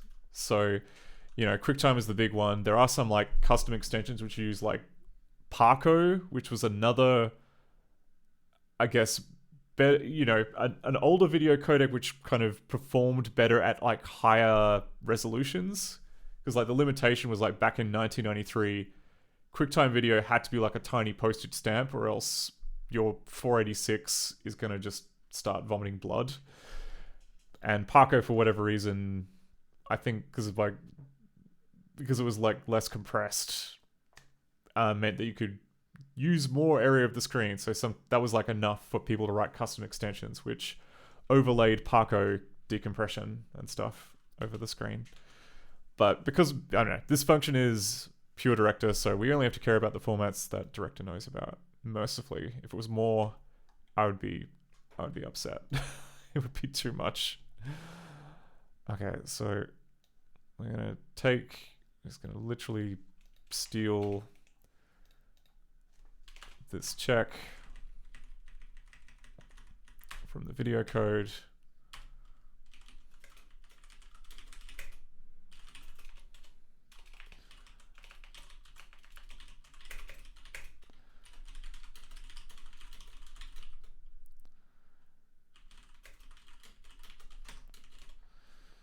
Okay, so that's another constructor that we're gonna have to make.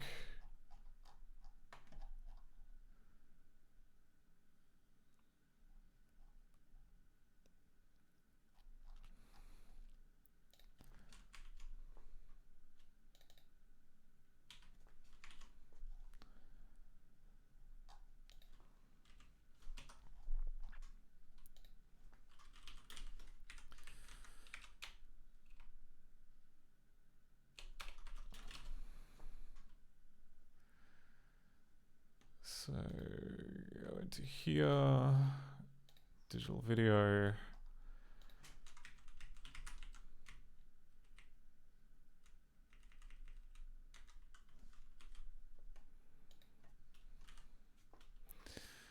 All right, this may be more difficult.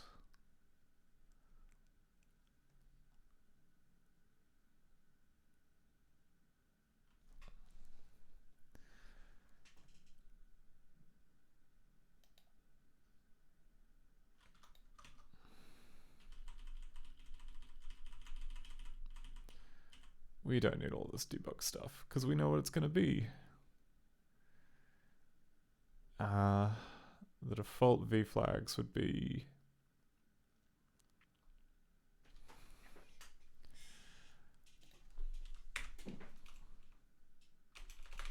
let's just try the number 0.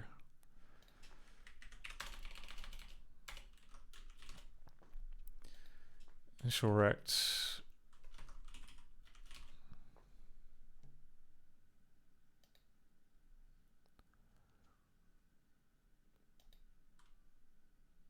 All right.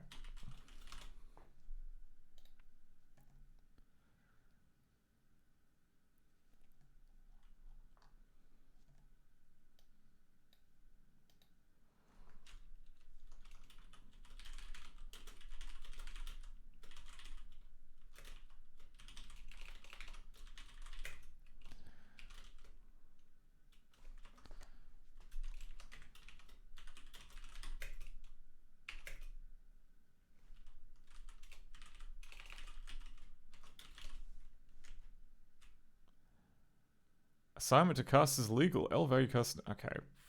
Oh, because I gotta do it like this, huh?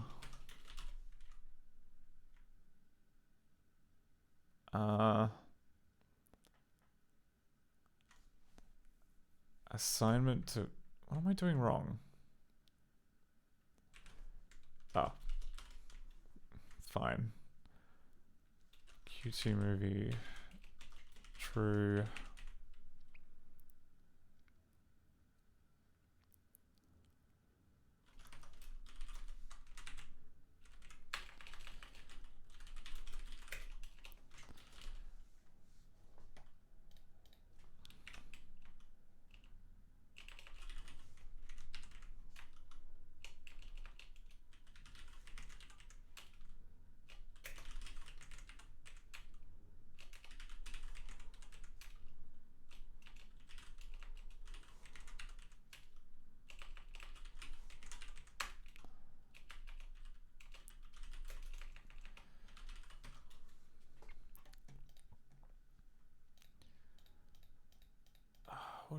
What was the default?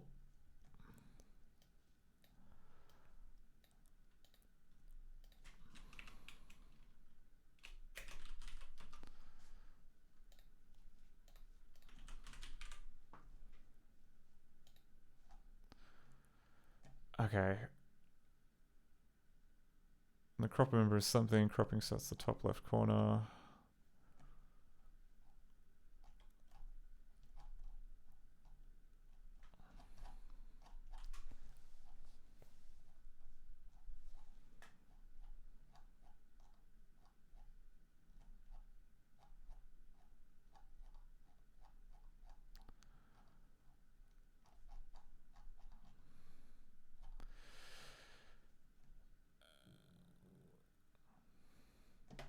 Yeah, okay, crop is false.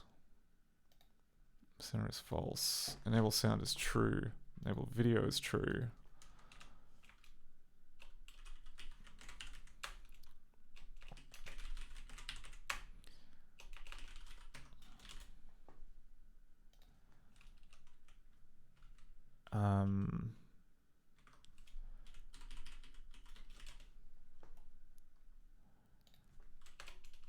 We'll just say it's 0.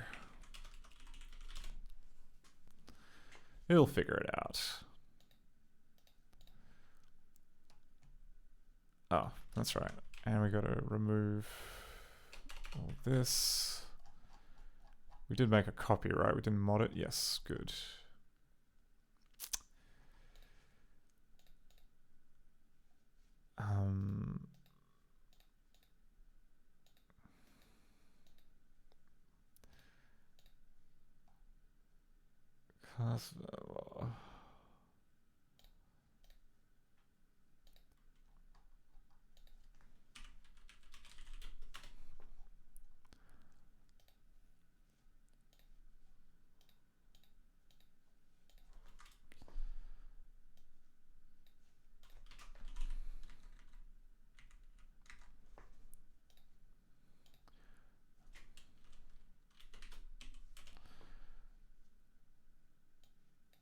Okay.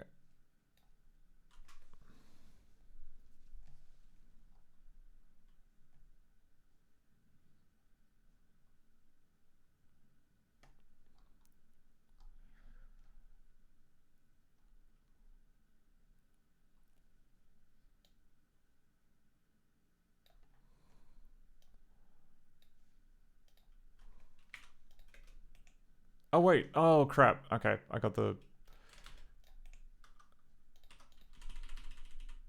This was the actual QuickTime detection string. Not the other one was, I just copied AIFF again.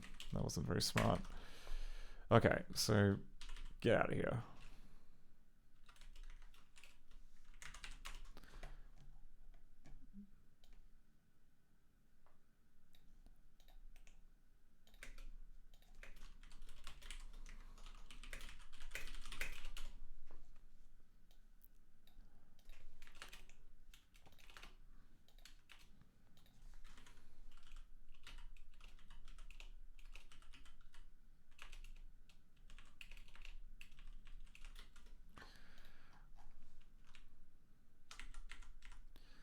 What were the choices? It was QT movie and Abby movie. Okay.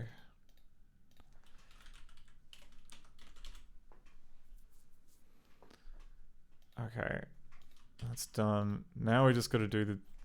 We just got to do the image files.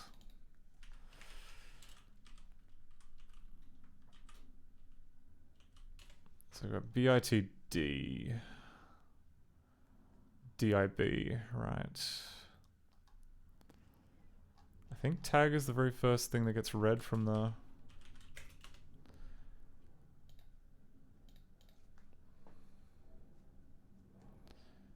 Yep, okay.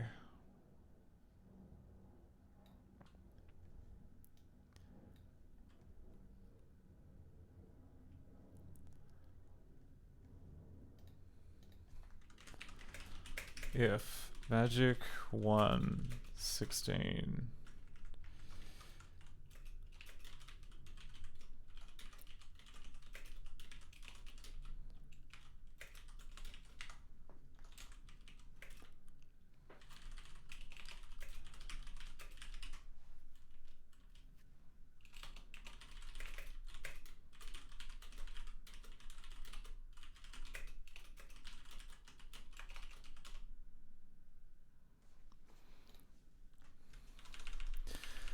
Okay, do we need to make another simple? I think we do. I think we need to make another simple constructor here.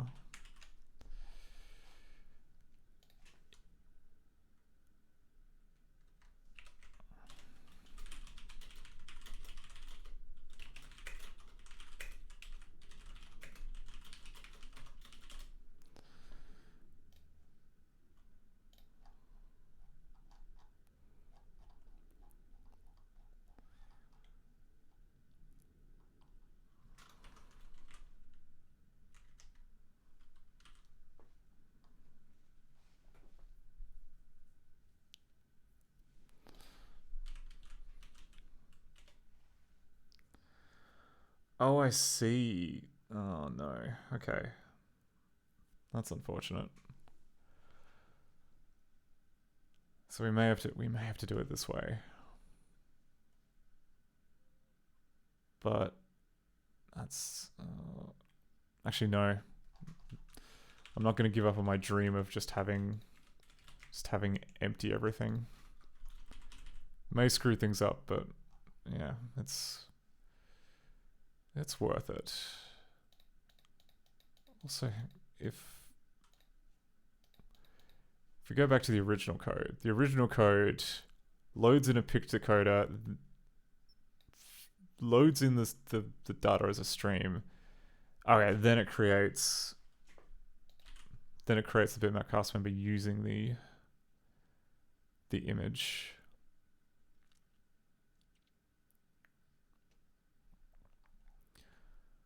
Possibly that's the reason why that constructor exists.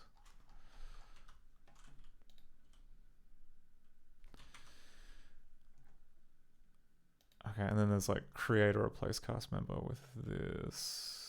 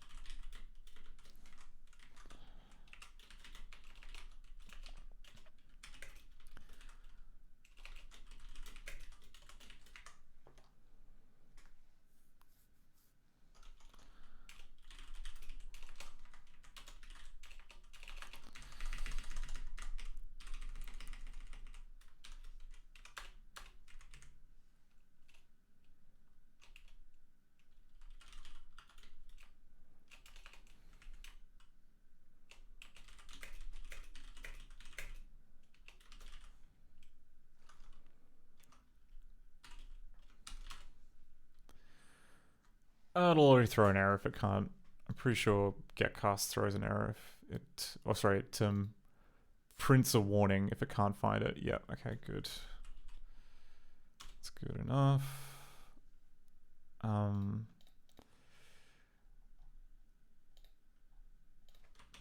So we don't need to do this anymore.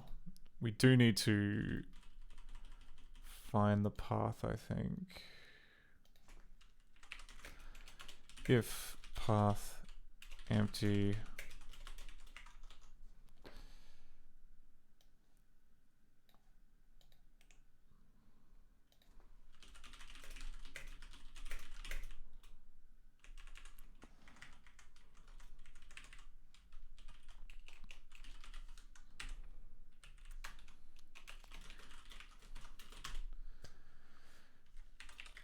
return, and then cast import file into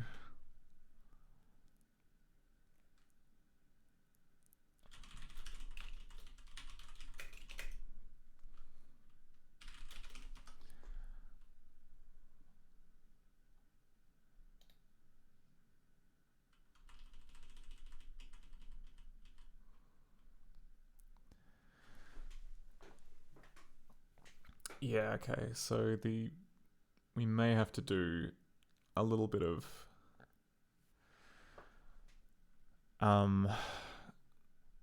detection here.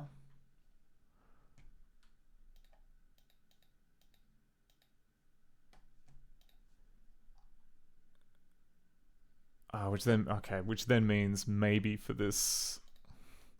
like these digital video ones, the field that I'm worried about is initial rect, like the initial size, which we don't really have until we try and load the data.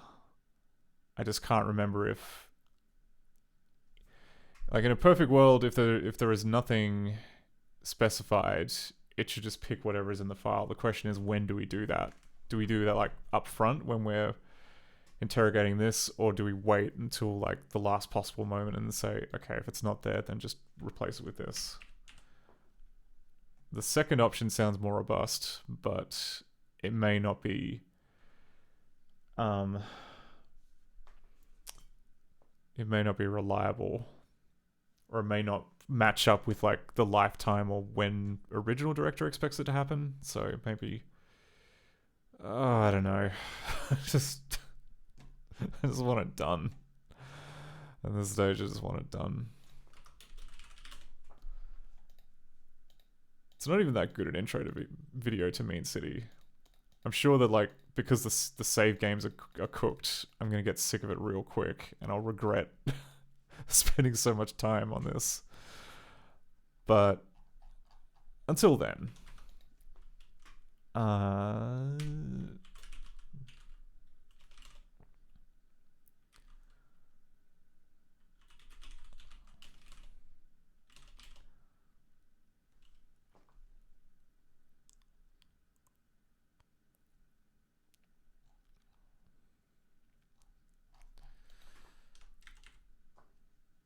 bitmap cast movie is modified.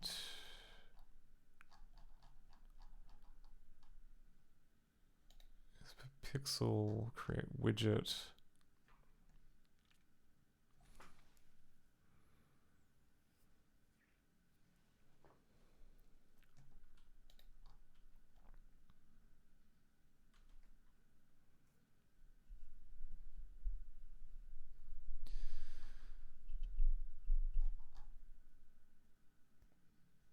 Oh, okay, maybe we should just do it like this.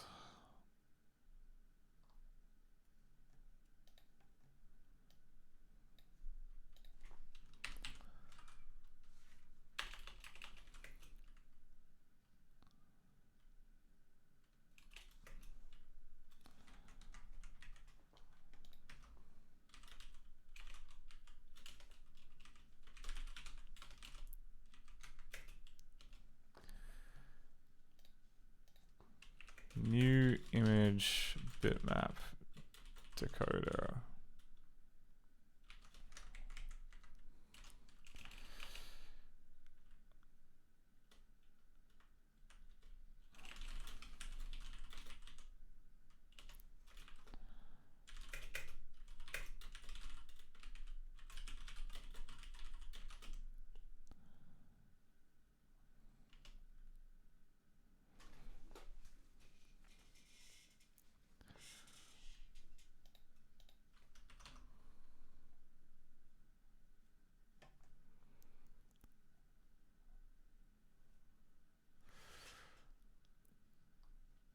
Okay, maybe we've got to go back here. And we go file, seek 0.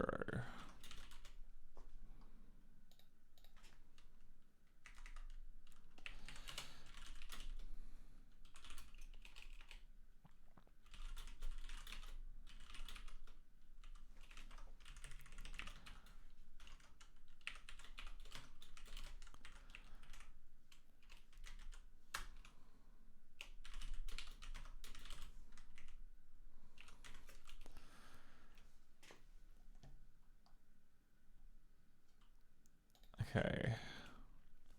And then picked is just freaking weird. I can't even remember if there's like a magic proper way of doing I'm not even sure if there's like a proper way of identifying what a picked is, because a picked is a bunch of, it's like a bytecode language used by QuickDraw, which is the Macintosh drawing API. So the files mostly contain bytecode.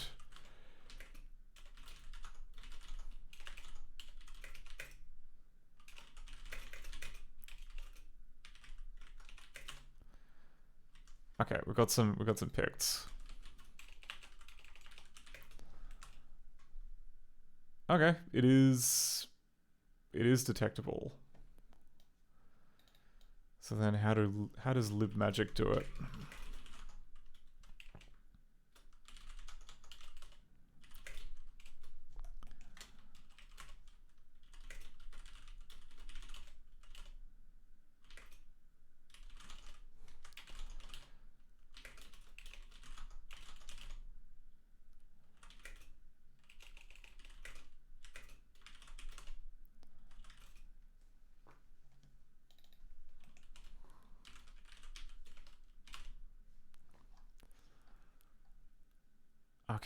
Okay, so it uses...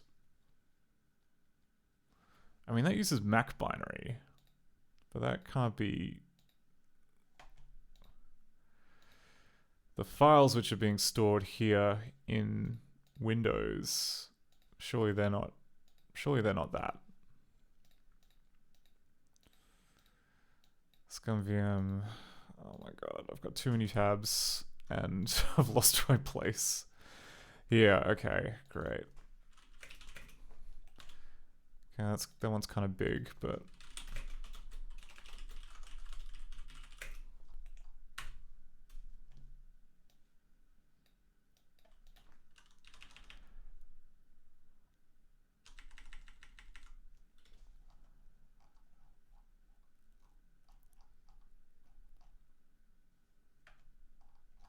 Yeah, it doesn't start with a Mac binary header. It just kind of knows that it's picked.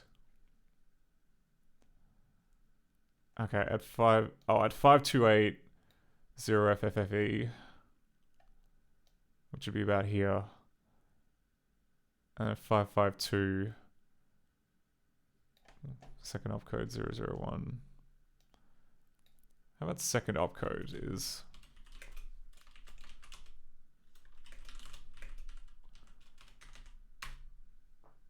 Am I just using like an ancient copy of libmagic here? Am I...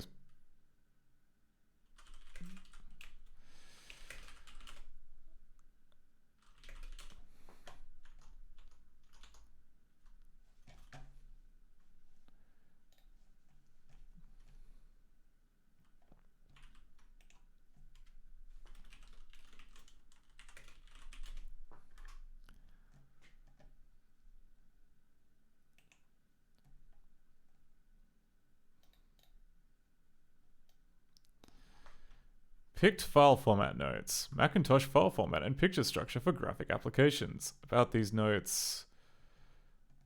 yep. A standard format. Okay, so there's a 512 byte header. Okay, the resource fork is completely empty in picked file, so it is... Yeah, okay, fine. How do we detect... Contain application-specific header information. Incorporates called a quick draw. How quick draw defines a picture.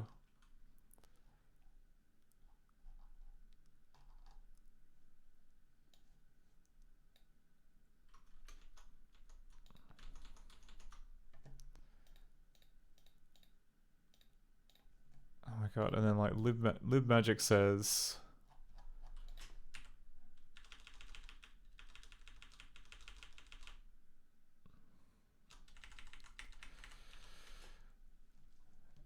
Checks at 528, which is just after the header, which is empty.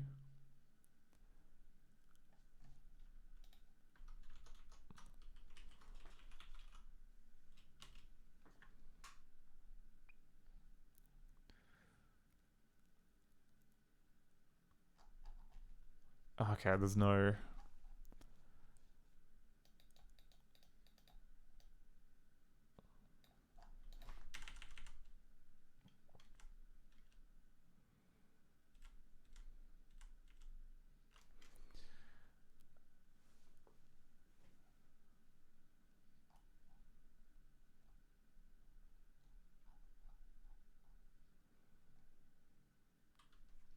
Okay.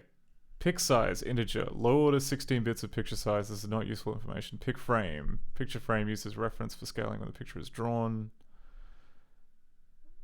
How this feels only useful if you're supporting version 1 pictures. I should also check what the pic decoder wants.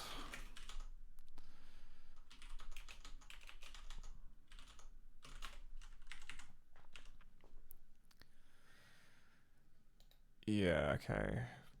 So the quick draw specs, setup opcodes common.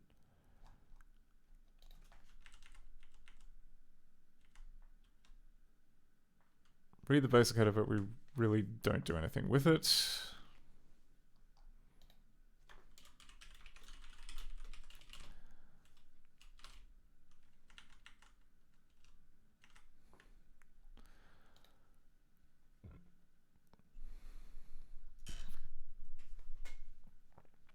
Okay.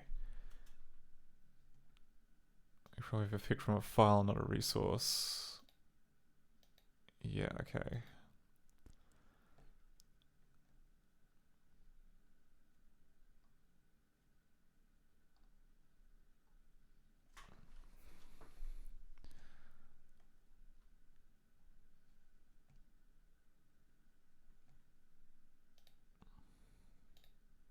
Let's just do a search for like FFFE at like the magic point. That seems like a good test as any.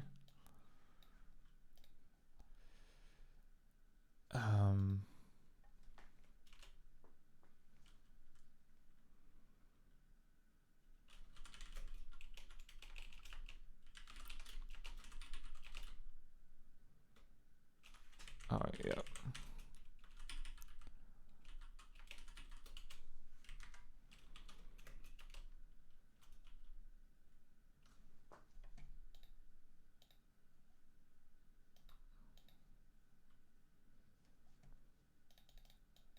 So 528, it seems to think is the magic.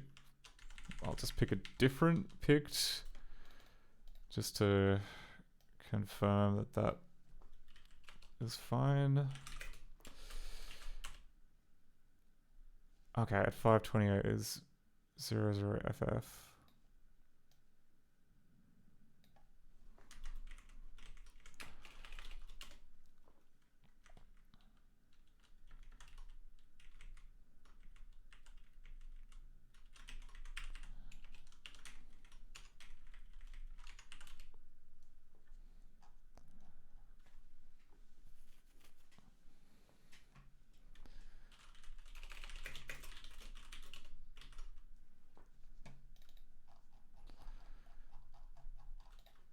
So we've got these tripicatas.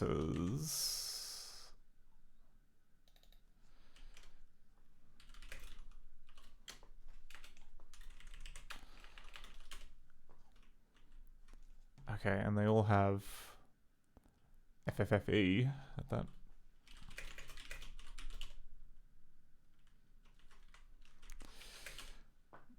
Do we have any other pictures kicking around?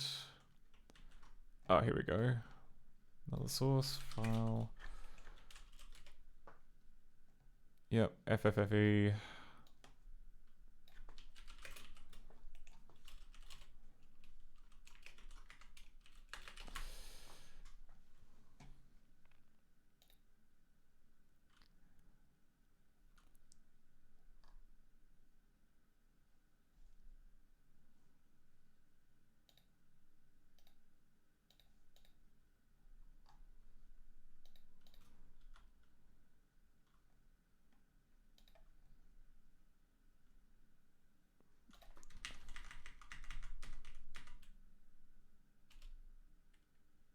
$5.28. Okay.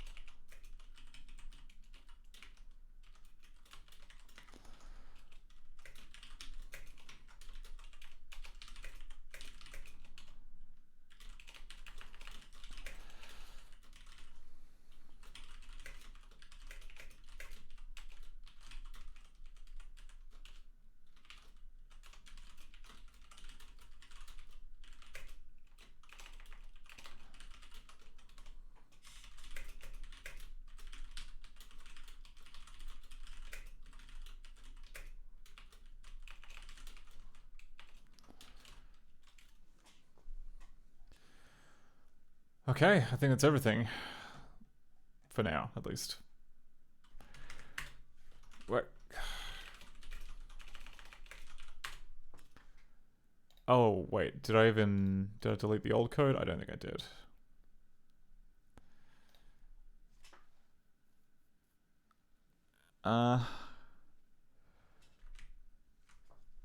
There is all this stuff here, which...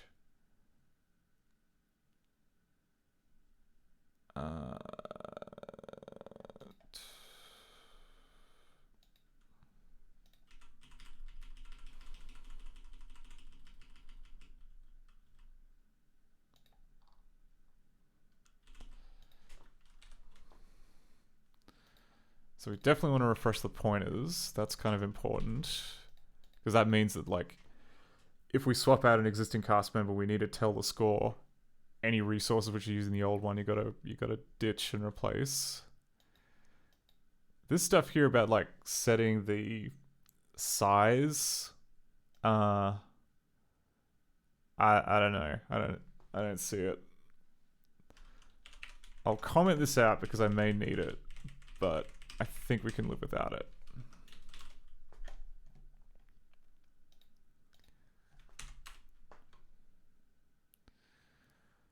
Oh, okay. Autocomplete in an attempt to be helpful has included something that it shouldn't. It's going to be all the way at the top. It's going to be some... Okay, so it tried to include... stream.h, which we don't need. Oh, and I didn't try to include stdio, which we also don't need.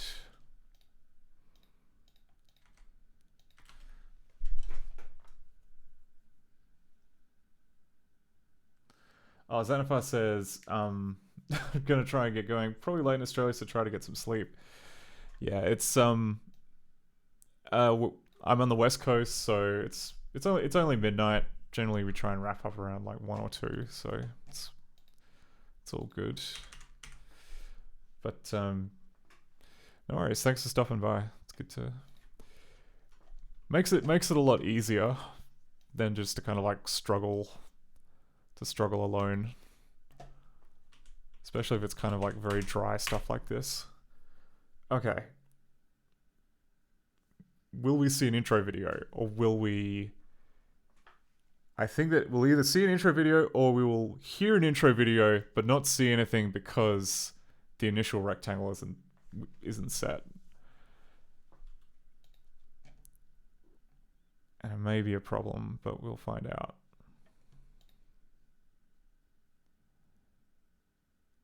Okay.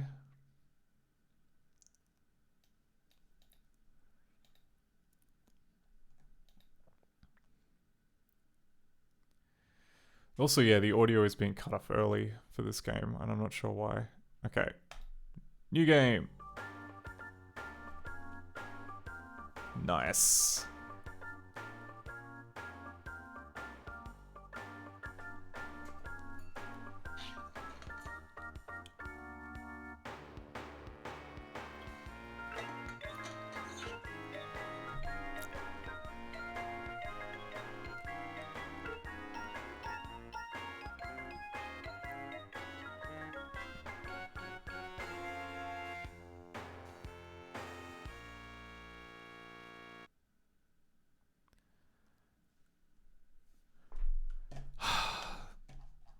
It's really satisfying when it works the first time.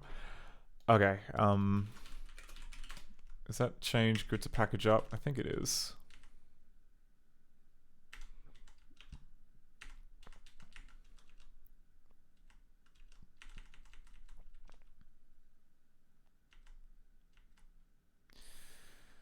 I'm gonna remove that. I'm gonna remove that bitmap code, then we'll just so that we're done.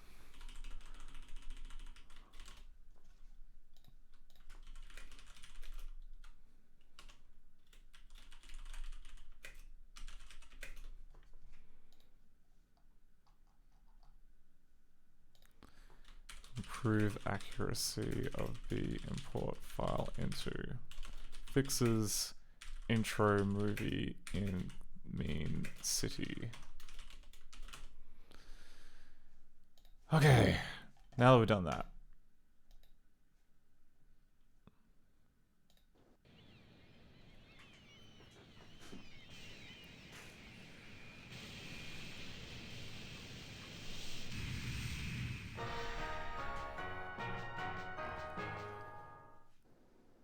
Next on Mean City News.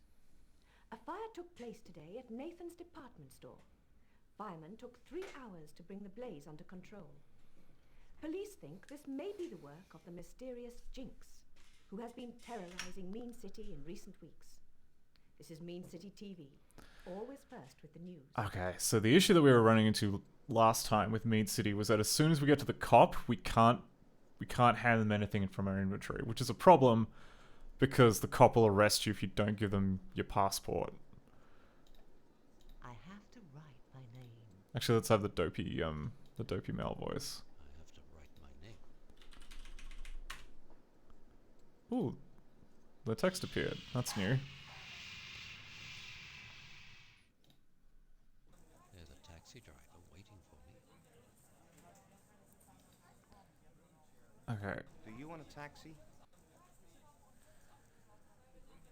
We also have this issue here where the responses on the right sometimes get left over if there are fewer options to pick from. So okay, we want a hotel. I want a hotel. I can take you to a hotel in my taxi. Come with me. Where to? Can I trust the taxi driver? He seems friendly enough. Can we trust the taxi driver? That's a good question.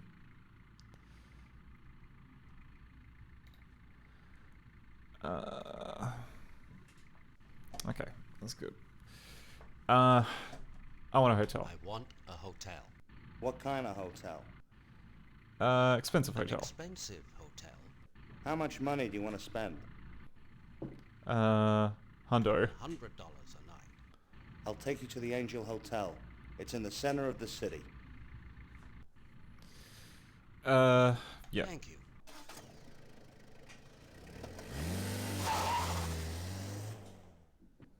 Is this your first time in Mean City? Also, one other thing. Info. Version?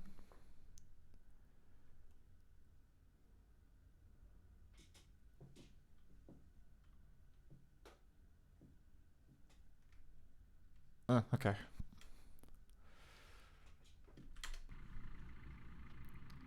Yeah, so like here's an example of it's only meant to return 3 responses, and yet we get 4.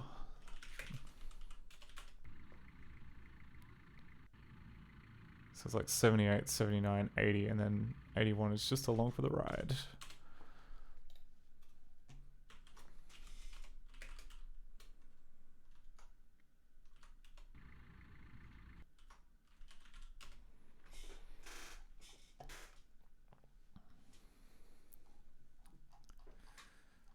So maybe that's something easy that we can fix, or maybe it's difficult. Who can say? Ah, here we go. So these are all of cast library number 4.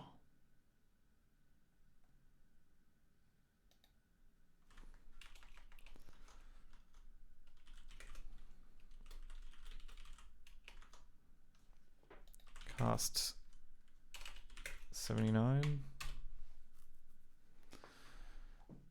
So there's pics.cast and there's bubbles.cast. So really... I know we've got like 04009-2.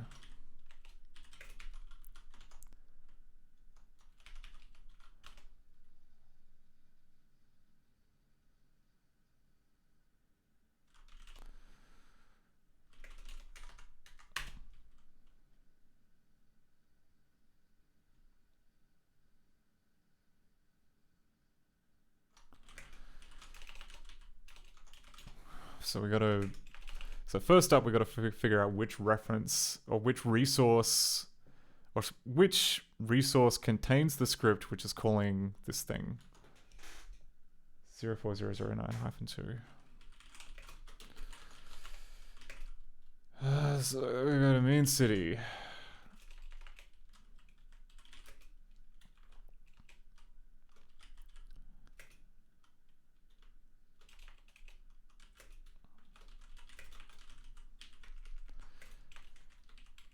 Zero 4009-2.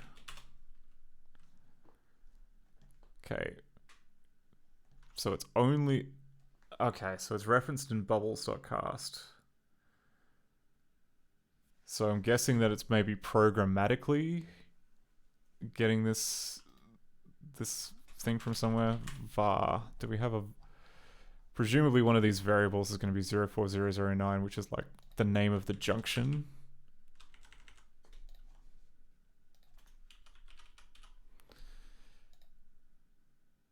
Or not. That was... Yeah, okay. That was a long shot, but I guess it didn't really pay off, huh?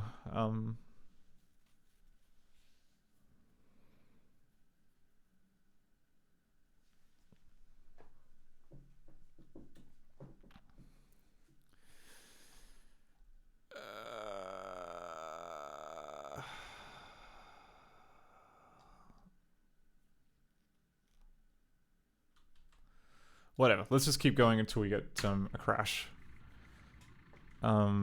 Yes. Yes. Well, good luck, buddy. You need to be clever to survive in Mean City. Is this a police state? Do you live in Mean City? I should probably be honest with the policeman. No, I don't live in Mean City. I don't live in Mean City. Where's your passport?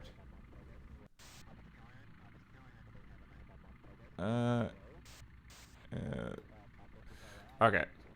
So, what errors have we got here? We've got function 0 argument names ends off as out of bounds. Ah. Okay, so this was a crash that happened last time, and I put in a fix for it, and it turned out to be wrong. Yep, okay. This... So it's open phrasebook at bubble.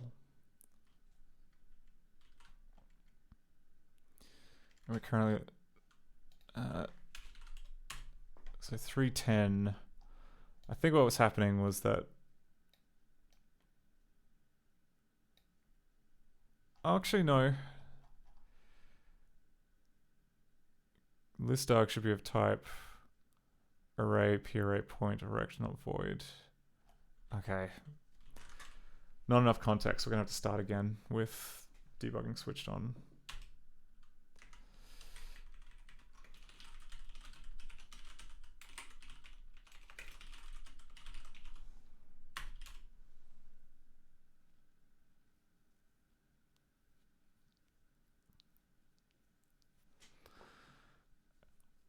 Okay, so it was the phrasebook that caused a crash. I was like struggling to recreate it last time just by messing with stuff in the inventory. Then it did not occur to me that the phrasebook opens up a new window as well, which is not great.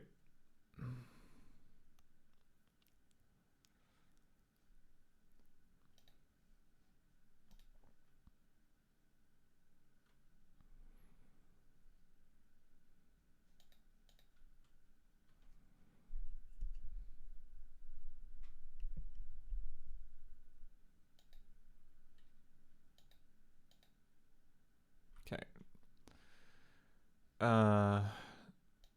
New game.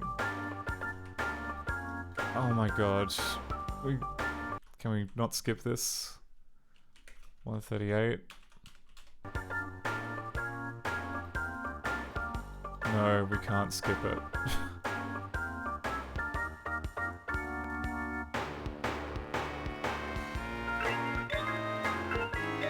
Also, there's something about the video that's being decoded incorrectly.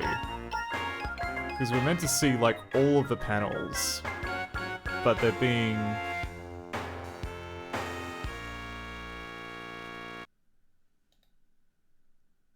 But yeah, like, only some of them are drawing to the screen at once. That's very odd.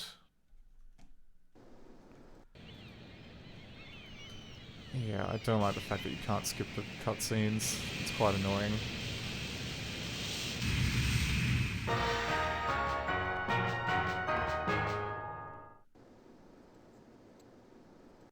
Next on Mean City News. Yes, we know all about A fire Mean City took place News. today at Nathan's department store.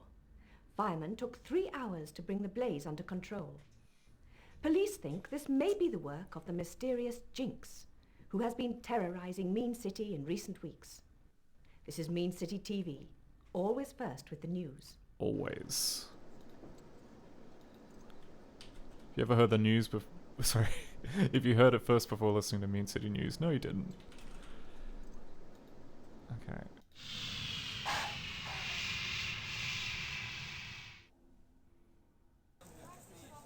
There's a taxi driver waiting for me. Do you want a taxi? Okay. Yes, please.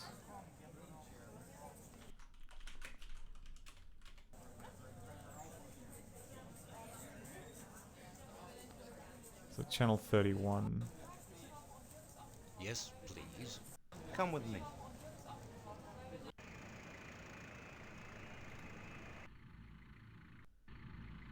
Where to? Can I trust? Okay.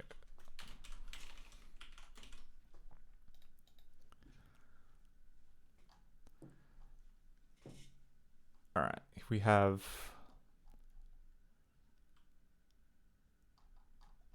this code here, which appears to be responsible for setting up the bubbles.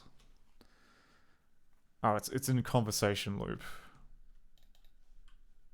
Which is like...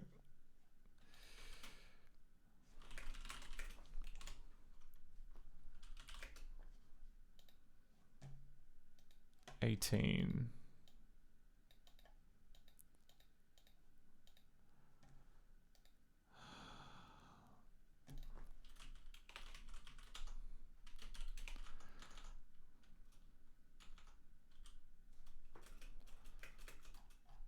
Oh my god, there's so many.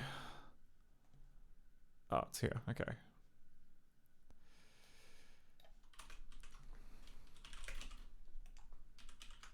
LS.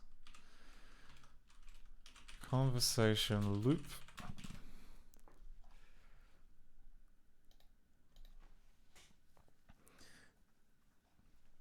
Right, so it clears all the bubbles, then it sets replaying to 1.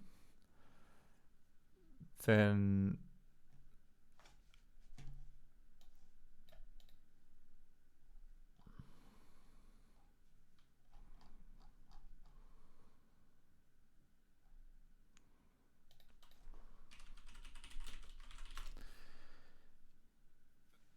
okay, so like repeat for answer number equals 1 to number of answers, append to this. Set which answer to the name of member bubnum of cast loop 4.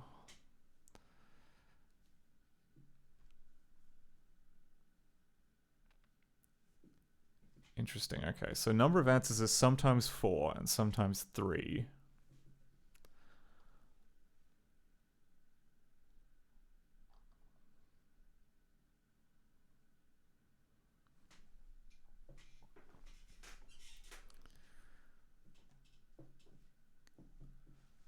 Okay, and then there's also number of answers to show, which, okay, and like, so the answers which are kind of meant to be not visible, they're meant to be caught by this and therefore just like shipped all the way off the bottom of the screen so that you can't see them.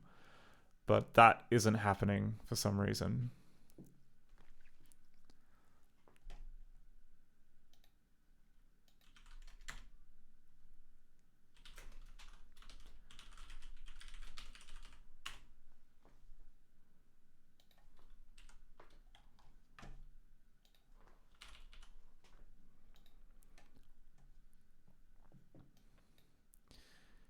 Yeah, so B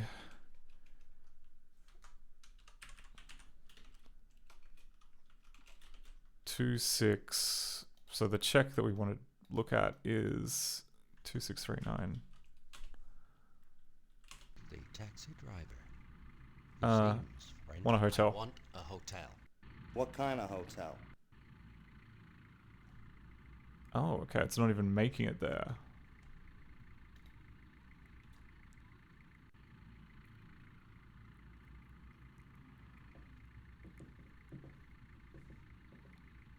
Oh, yeah, it wouldn't because I think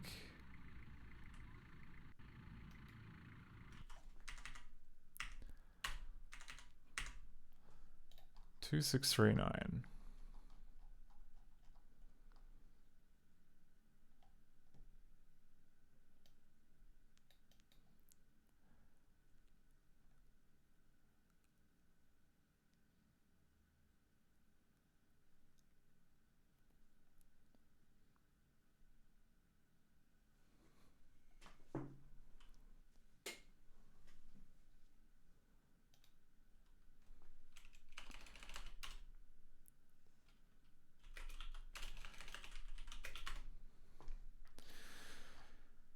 Because I got the feeling that conversation loop is called every single iteration. Yeah, like that. Oh, it's like one big blob of spaghetti, which makes it very difficult. Cheap hotel. A cheap hotel. How much money do you want to spend? Hundo. $100 a night. I'll take you to the Angel Hotel. It's in the center of the city. Thanks. There's also this little box down here, which is meant to be displaying the finish Is this your first time text. in Mean City? Okay, yeah, it's not even reaching it. Which implies that either there is something wrong with... Okay, and let's move the breakpoint to like swap cast, wherever the hell that is.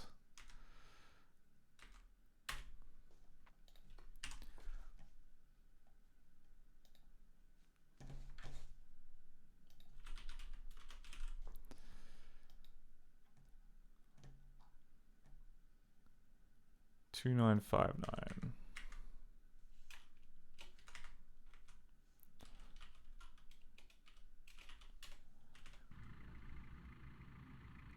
I don't know. Do you want a hotel? Yes, please. What kind of hotel? It's just not even... It's not even making it there?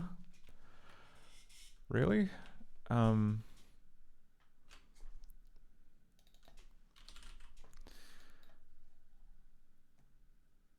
so we...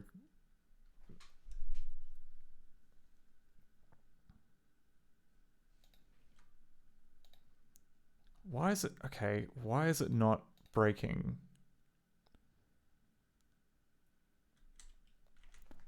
Help.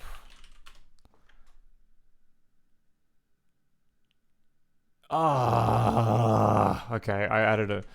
That's on me. Okay, I'm just bad at my own engine.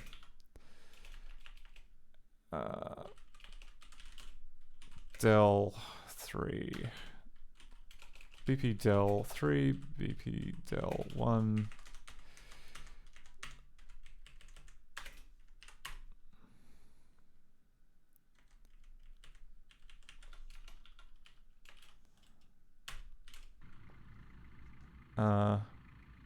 Expensive An hotel. expensive hotel. How much money do you want to spend? Okay, here we go. So that's now here.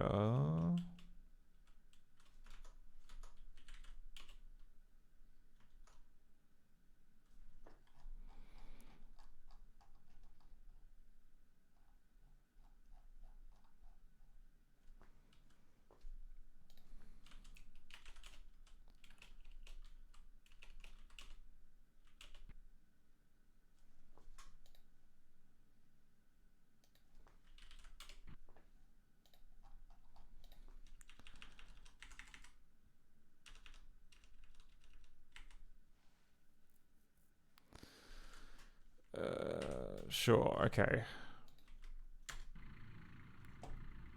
$100 a night. I'll take you to the Angel Hotel. It's in the center of the city. Alright, this one should be fewer responses, I think. So we've got answer number 2. Yeah, there are only 2 answers.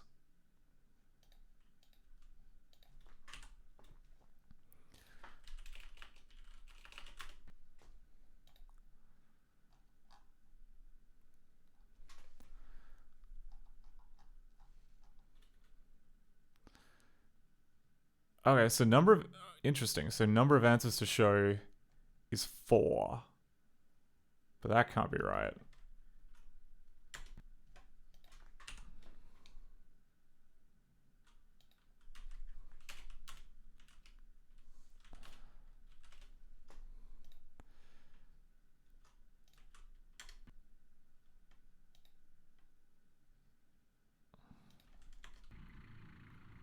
Actually, no. Sorry, it is 4 answers. Thank you. Maybe it's the next screen, which has the... Is this your first time in Mean City? This is my first time in Mean City. Okay, so 2. Number of answers to show should also be 2. Oh no, 3. Okay, close enough.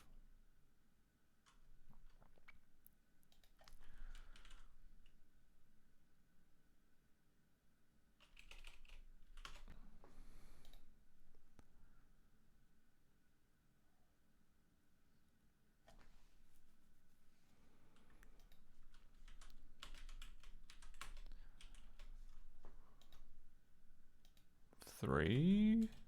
Good.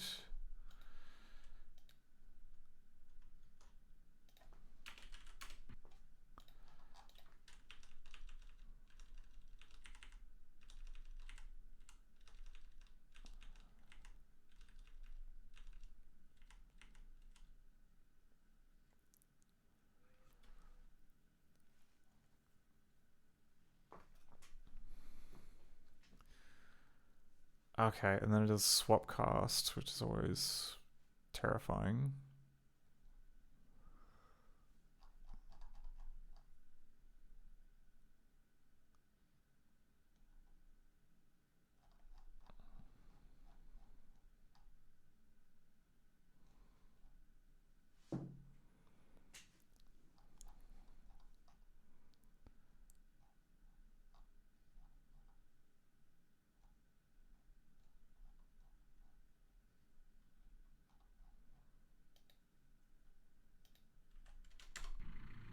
Yeah, okay, and then the final one appears for some reason. Visible?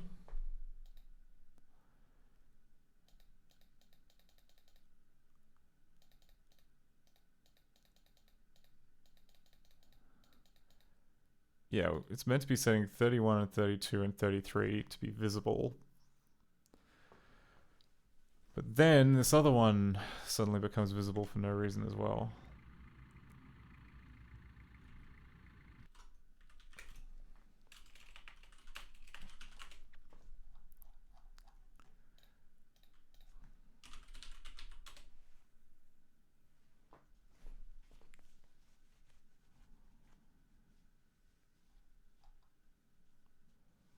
Yeah, if number of answers is greater than 0, then it does all of this. Then it sets the cursor of sprite thing to 0. Then it sets the visible of which sprite number.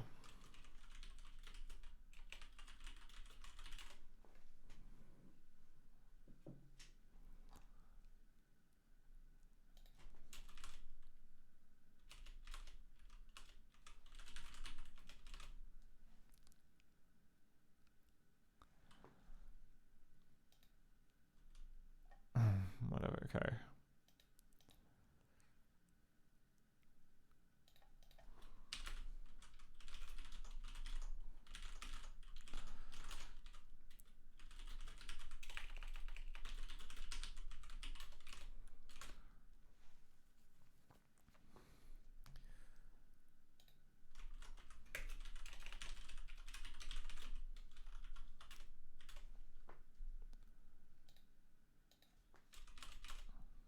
Oh, sorry, 2083.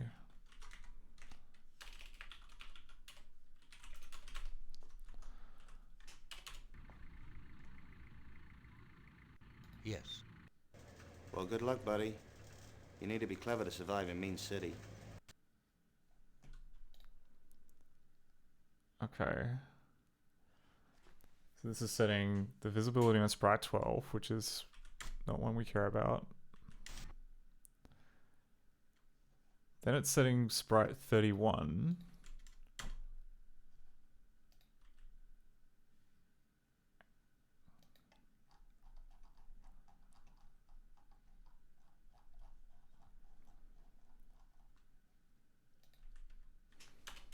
Is this a police state? Wait a second. So then 32 is now. Engine damage may occur. Oh, thank you. Thank you very much for the follow, Jugolia. Good to have you around. I don't know. I mean, it could potentially be that like what's meant to happen is that it's visible, except it's like a tiny non-image, but it's cached. Whatever. I want to buy the taxi. Whatever. We'll go back to here. Do you live in Mean City? Do I live in Main City? What's it to you, Copper?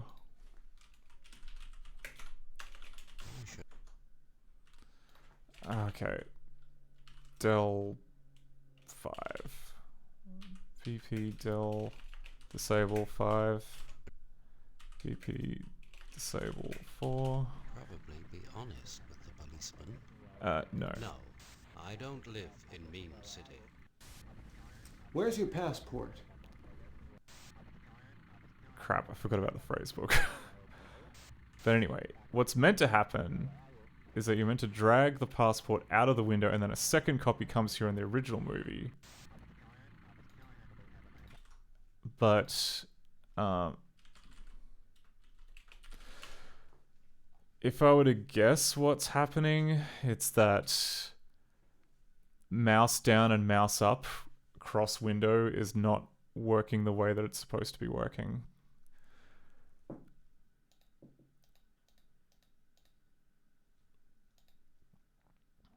Because we have 81 mouse up.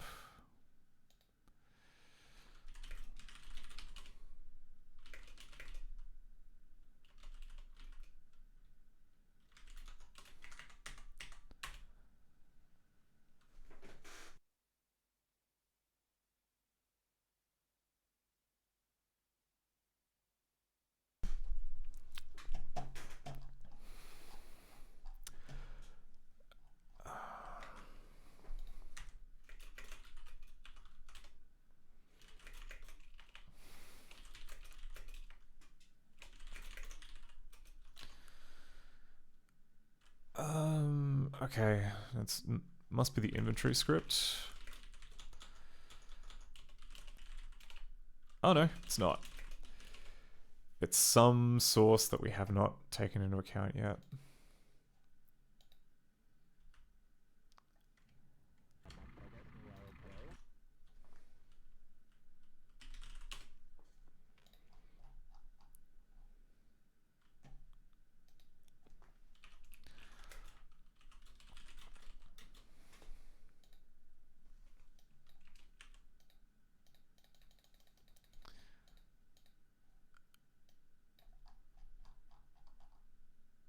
Cast 2?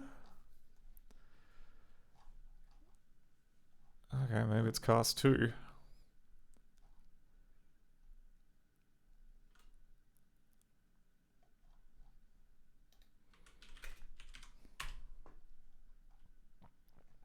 Alright, so it's in the shared cast. Have I dumped that yet? I don't think I have.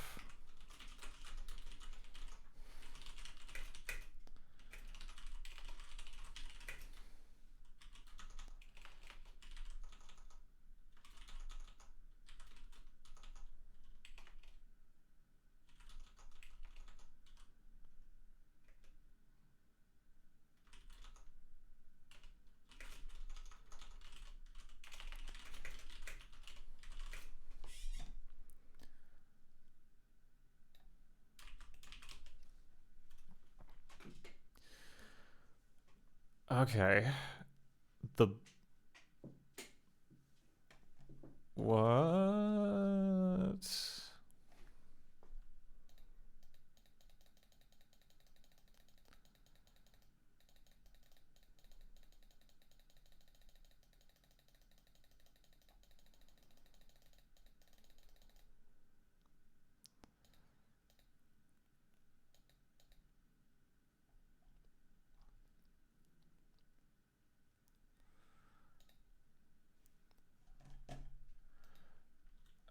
Sev says, if you ever encounter default in behaviors, please ping me. I need as a test example. Okay. We'll keep an eye out for it. Okay, well we have this inventory window, which is keeping track of the passport.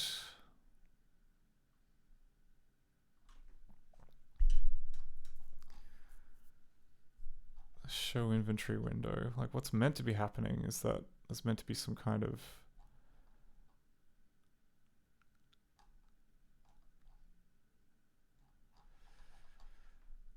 Okay. Not really getting anywhere with this.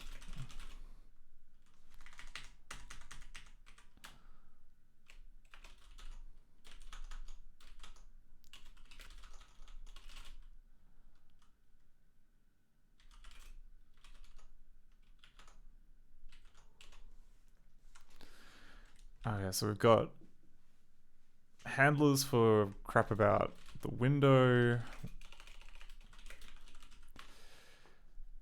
Replace it. Okay, it's got to be one of these.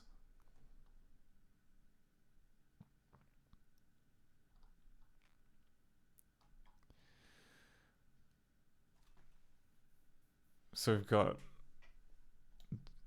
This guy looks pretty damning. So we've got set G dragging to the click on, set temp lock to lock of sprite dragging, set dragged cast.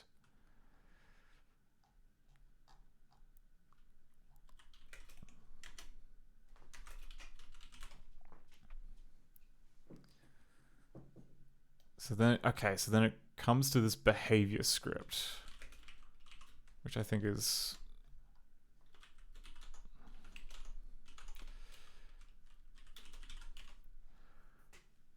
Okay, so it's on an exit frame.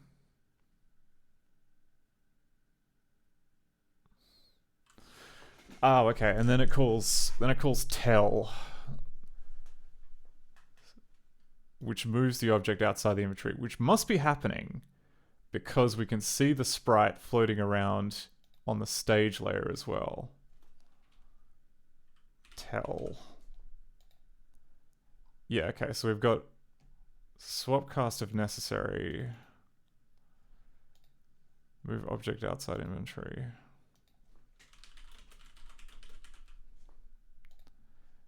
And that's been called.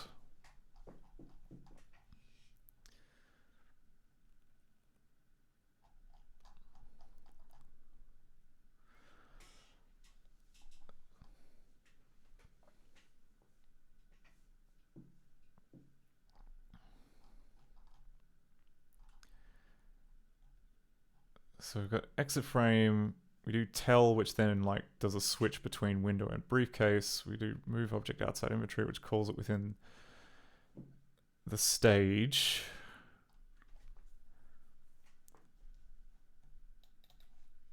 What's the content of this code?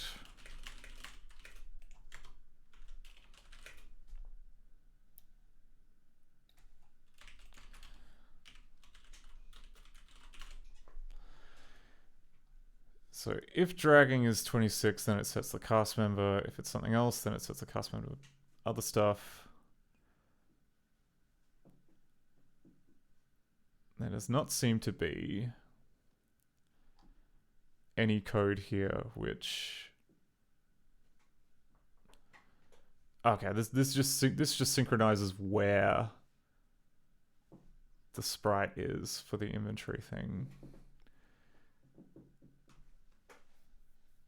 So it's got nothing to do with actually like terminating.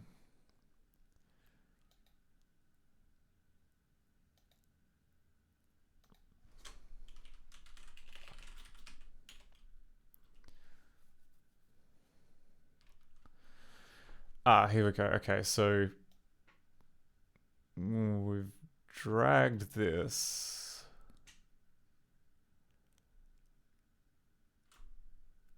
Swap cast if necessary, I guess must be the other.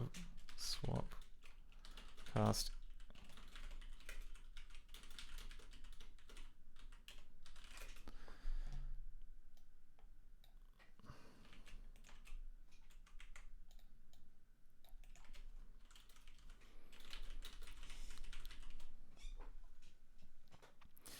If the cast number sprite, which cast number, then puppet sprite, set the cast number of sprite, which sprite to which cast number, void puppet sprite, if update, then update stage.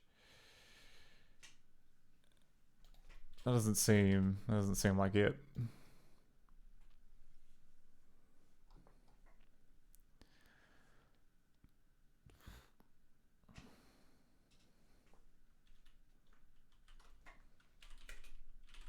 Are there any other tells? Oh, there's a lot of tells.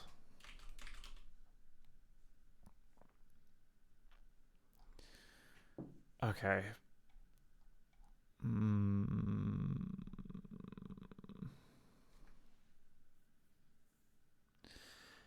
Oh, replace if outside giving. This seems... Okay, and then tell the stage give object. So then... Replace if outside.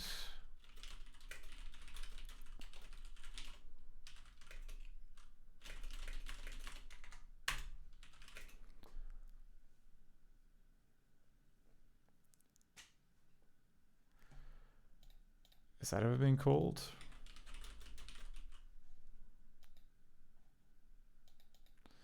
Okay, well if it's meant to be called, we're not getting there.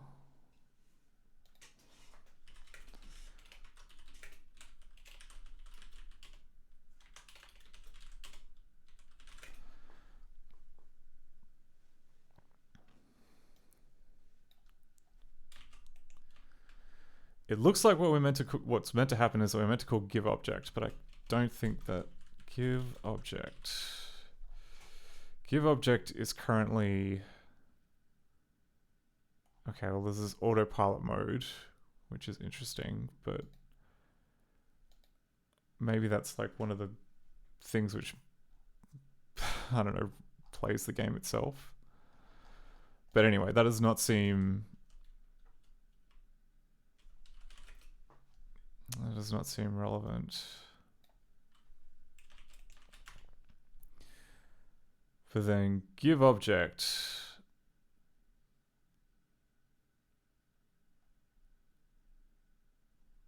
Yeah, okay. So this appears to be...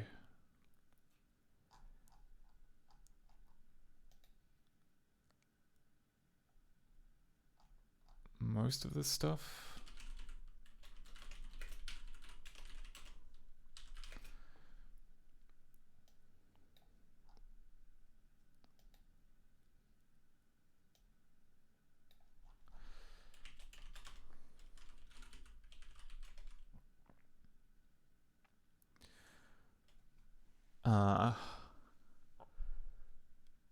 Clear cop 2 globals, get passport.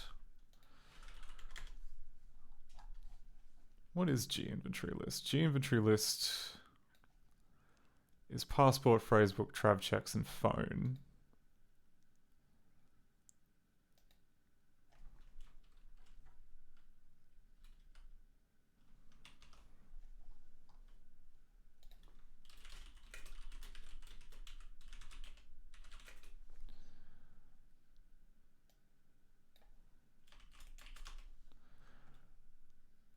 Exit language exercise.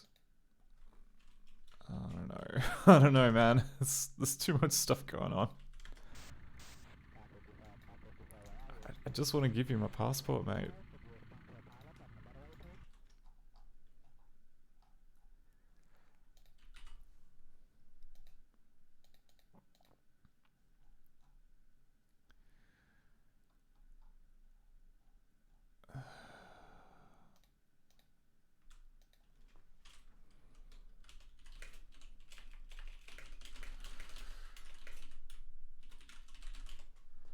Oh, there's an idea. It's not, so it should no longer be... So G dragging should now be nothing. Yeah, okay.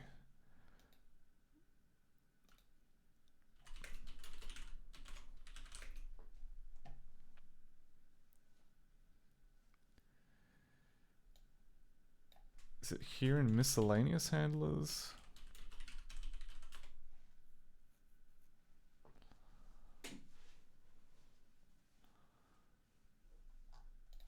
Oh, okay. Move object outside inventory.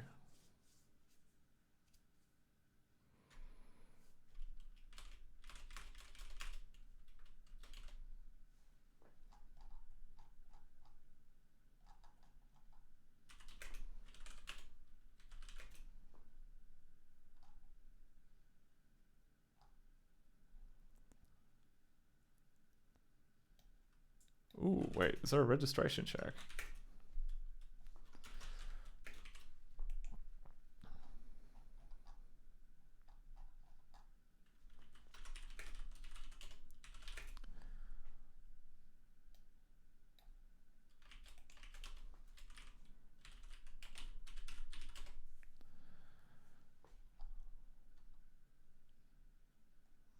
Case car 1 of the movie of... Oh, we can... Okay.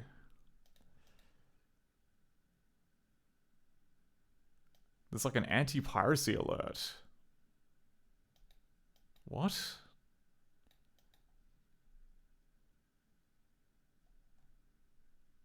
The ticks is greater than G next APA.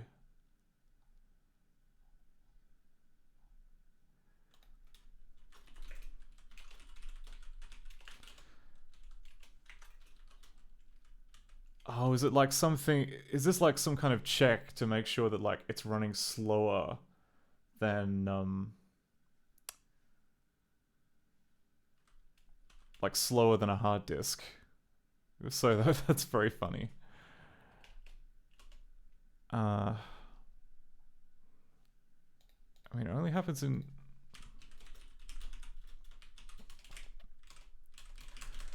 Only happens in here. And then G anti-piracy alert.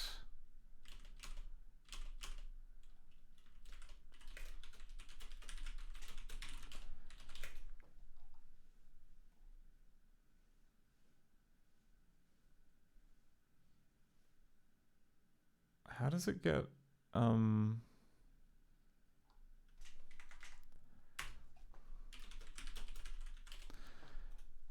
yeah, it's set to 0. And then... Oh, okay. Maybe there's a... maybe there's like some other kind of movie script which can mess with it, but we don't appear to be running into it. Seth says mouse up handler. Difficult to say because there's no...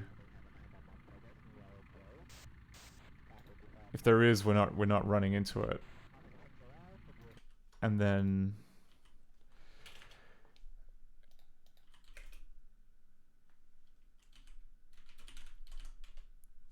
And if there was, it would need to poll either like dragging, or dragged cast. Oh, mouse up handler was related to the dragging logic. It was 10 minutes ago. Yeah.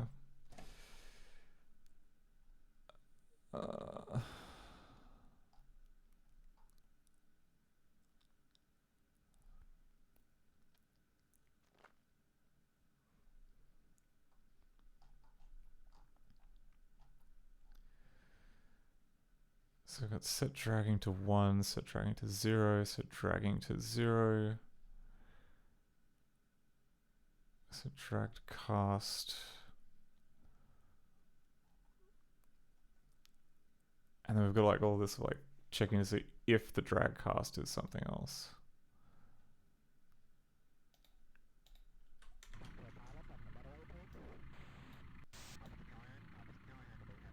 Now if I drag this, it's using, I think, cast member 4.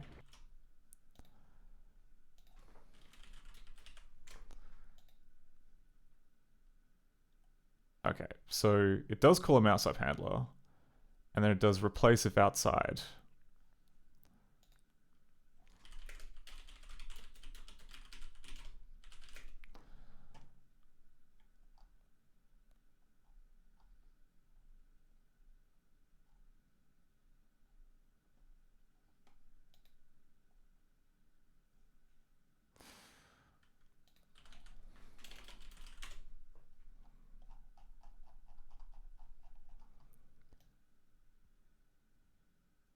Oh, okay. Passport mouse up. That was stupid. Alright, fine. So it must be in shared cast external cast script 4. Passport ls. Okay, and then mouse up goes replace if outside.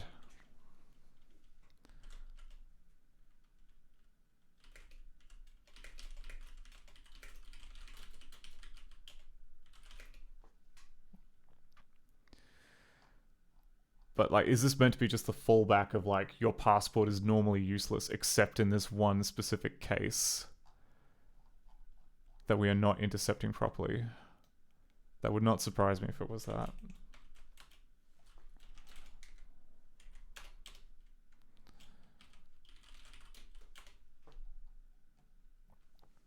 Yeah, okay, so we've got replace outside, if dragging, if giving. Okay, like we are giving. So what gives?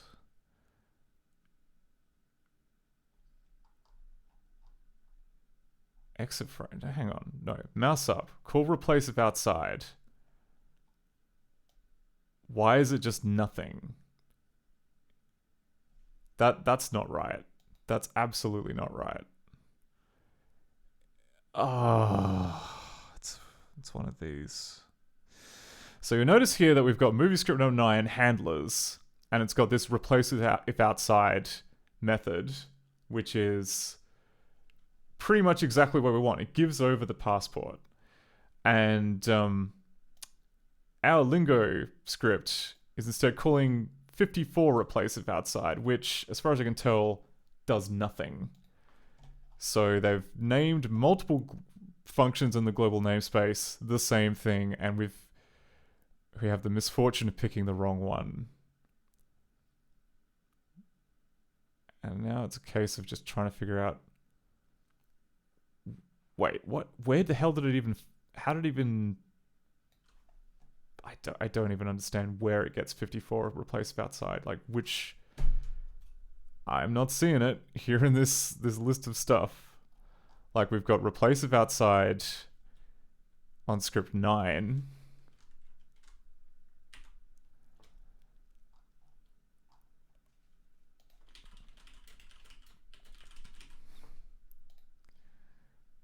And that's it. There should only be one replace of outside function. How the freak did it find this? Is it... Because all of the script should appear in here. You must understand. Okay, so if we go... How do we figure this out? Oh, easy. We can just put in a breakpoint for the mouse up script, which calls replace of outside, and then we can figure out what the hell is going on. B4 mouse up. Okay.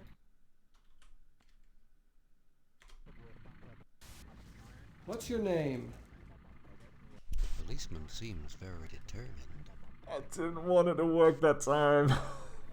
Come on.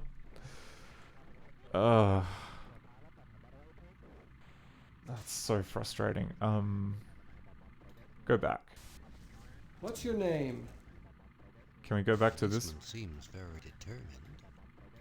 Can we go back to this scene here? No, they're just for show.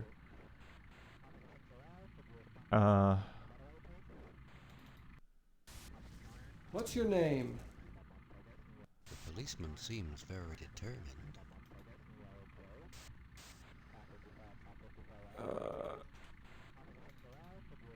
Well, that's no use to me.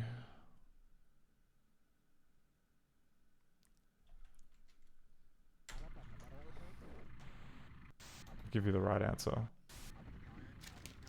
Do you know this woman?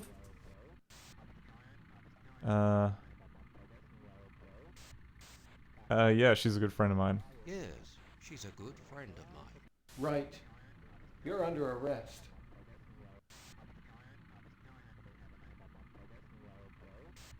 Okay, and then it freaked out. We should have been arrested.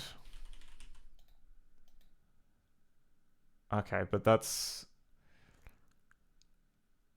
At least we now know what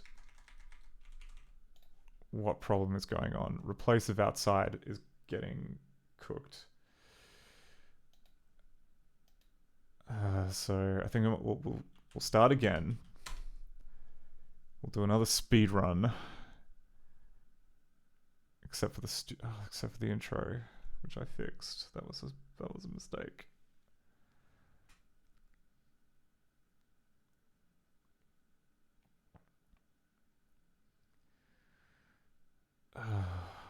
Good lord.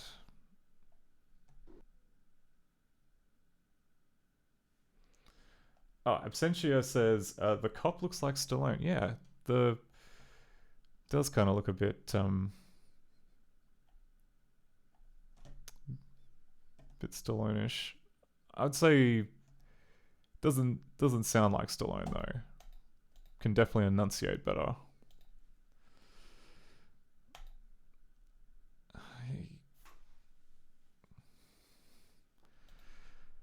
Alright, give me a break. New game. Markers. F6.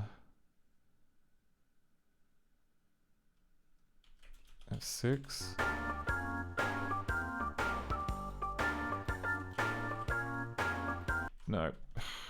I flew too close to the sun. Let's start over. No cheating. No cheating. You can't just go ahead and jump around in the markers page and expect for like a morass like this to work.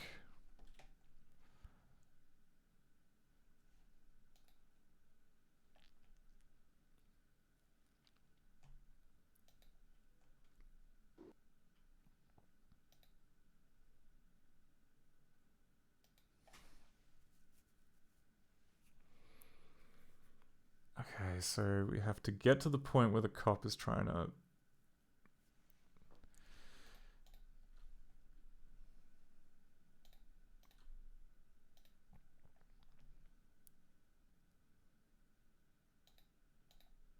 New game.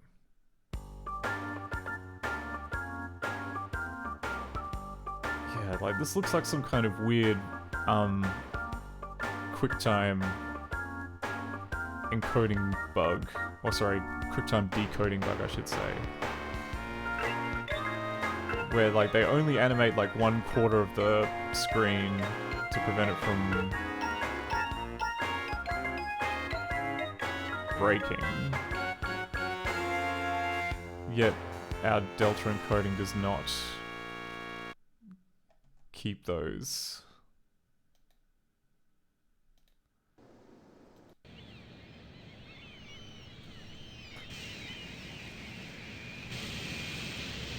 Oh my word, okay.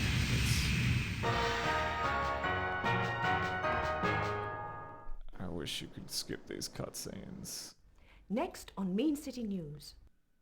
I don't A fire care. took place today I don't at care. Nathan's department Just store. go The firemen forwards. took 3 hours to bring the blaze under control. Police think this may be the work of the mysterious Jinx, who has been terrorizing Mean City in recent weeks. This is Mean City TV, always first with the news.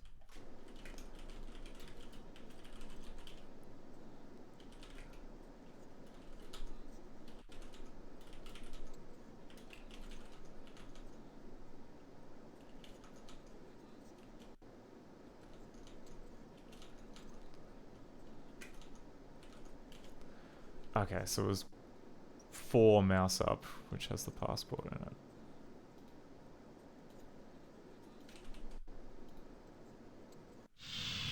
We'll see if we can try giving the passport to the taxi driver and if that triggers the same. There's a taxi driver waiting for me. Do you want a taxi? Okay, B, 4 mouse up. So open the briefcase. Passport.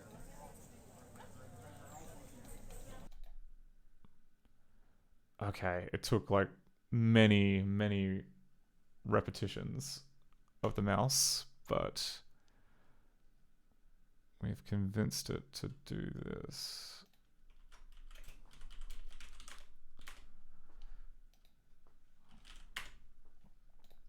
Okay, so it's calling replace if outside.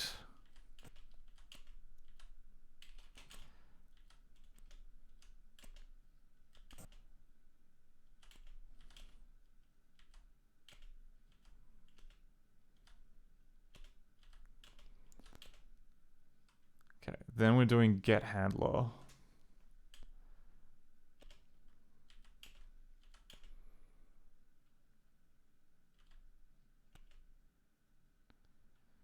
Okay, then we're calling this get handler.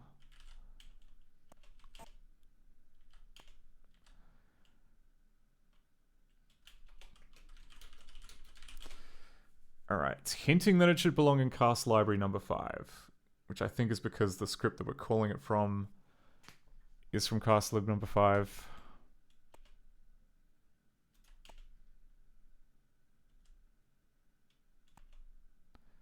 But cast lib number 5 doesn't contain that function, so that's fine.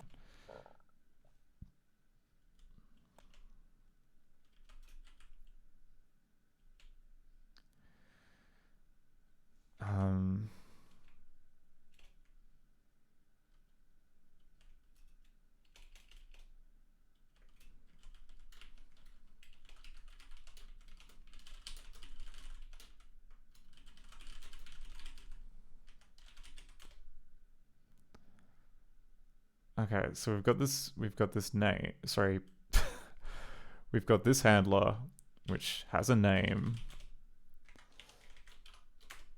which is replace if outside. Okay, that makes sense. What about the context? The context is...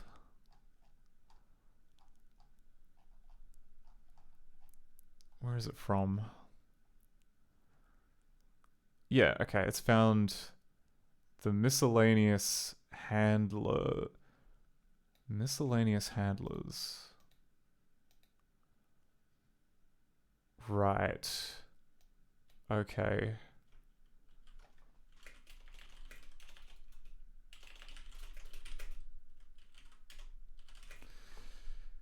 So it's found this freaking one here.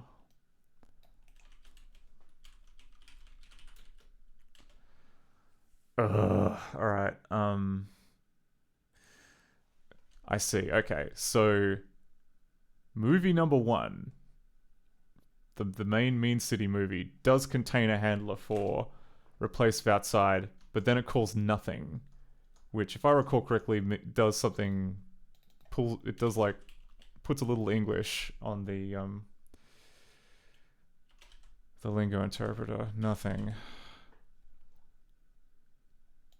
Like this command does nothing at all. Nothing at all. Nothing at all. It's useful for making the logic of an if-then statement obvious. Also, an if-then else statement causes expression to do nothing. Otherwise, lingo interprets the else calls past the if. Right. So it found that one and it did nothing. But what it's meant to be doing, it's meant to be checking the one in the inventory, and it is not doing that.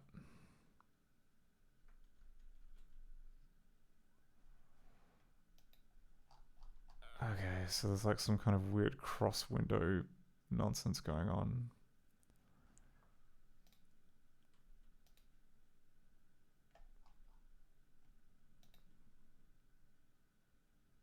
Yeah, because there's this shared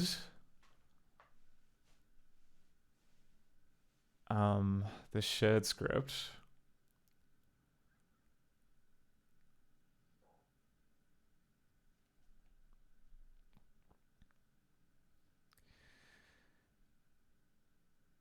Okay, I understand. All right. So it's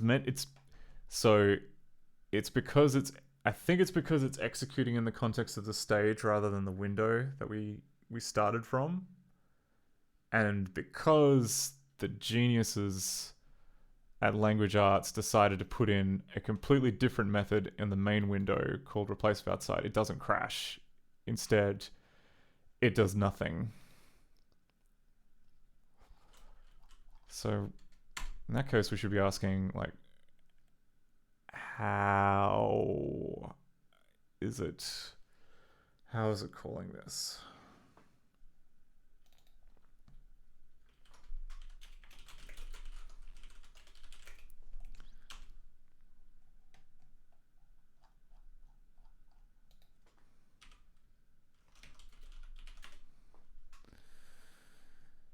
Yeah, it's setting the current window to... Okay, so it's just doing...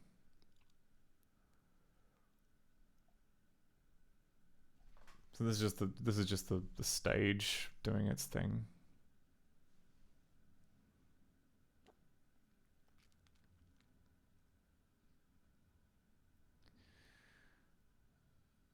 Okay.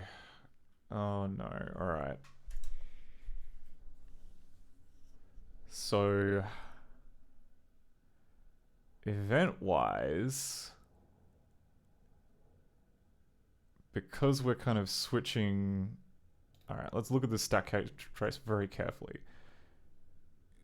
So part of the normal hustle and bustle of a busy life is that the game engine will flick between every single window and like do the step stuff with it.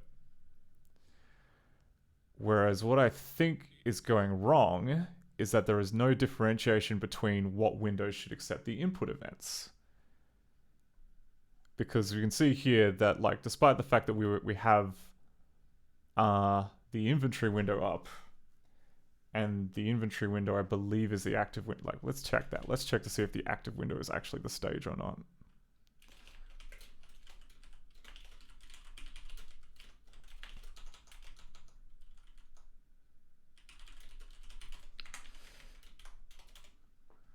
The current window is... Okay, no, the current window is MC16.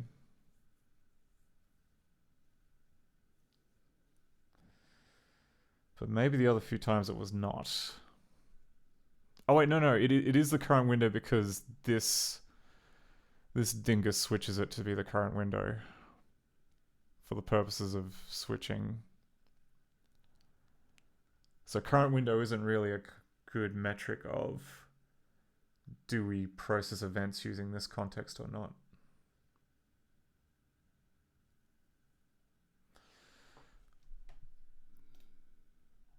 But because yeah, it'll always, I think all of the events would by default be eaten up by the stage because that's first in line, with maybe the chance of an event leaking through to the other windows if you're lucky.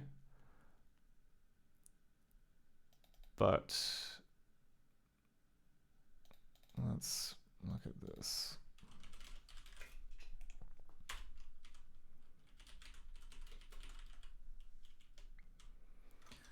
Okay, like we have like K start movie, K event I, like all of these happen regardless. It's more input events.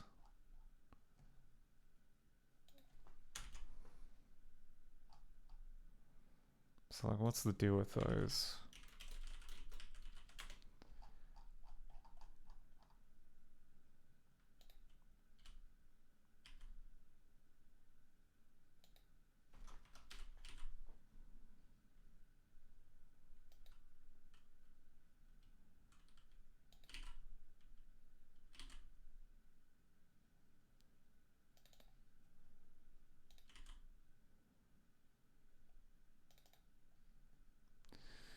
Okay, well we have window process event.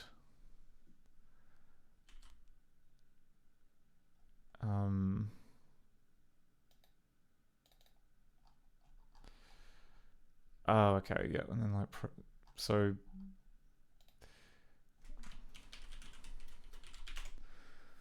okay, so yeah, events come in from the window manager, which is then handled by the main event loop.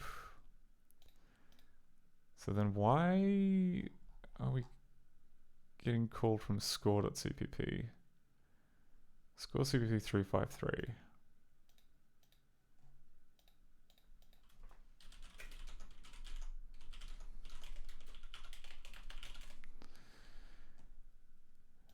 Okay, it's checking, is the input event queue empty and do we not have any frozen state? Okay, it's understandable. In D5, these events are only generated if a mouse button is pressed.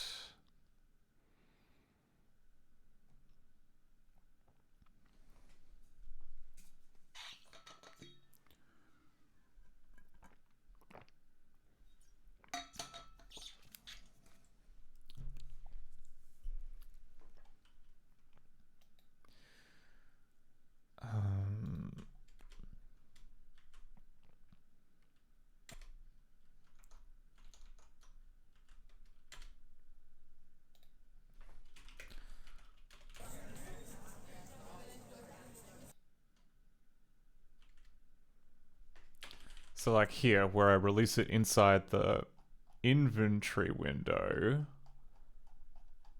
it then calls replace with outside because that's in that. So it doesn't do anything on this screen, but it is. So it's correct if you pick up the passport and then drop it not on the person, which seems bonkers.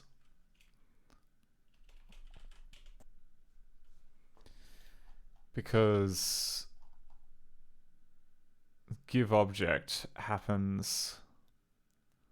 Well, yeah, because this gets resolved. But what's meant to happen is that this is meant to be called even if you're outside the window, and like if you're inside the window, like why is this being called at all? It's almost like it should be the other way around.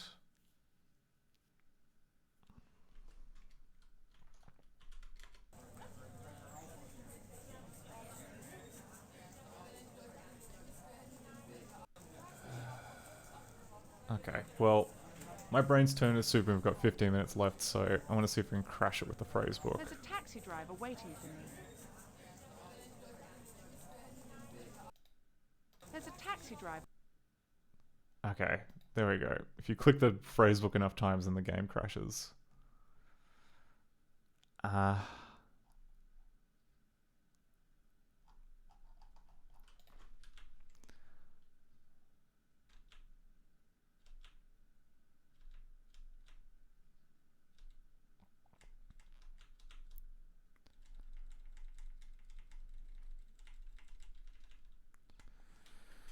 Okay, so we open the phrasebook, which then does it. Oh wait, no, there was like another thing which does a tell.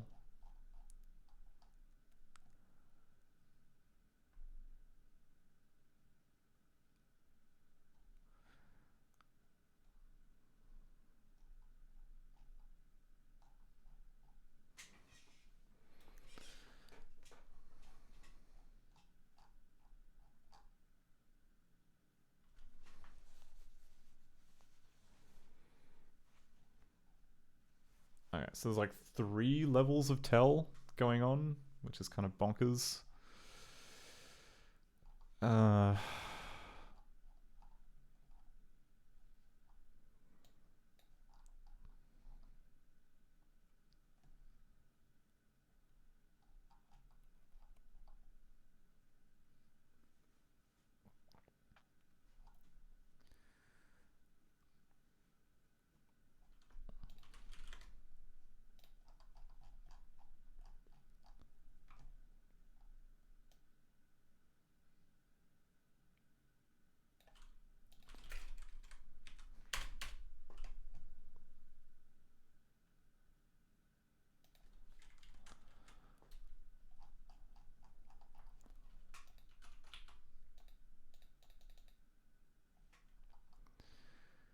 Alright, and then we got all this stuff about outlining the translation field,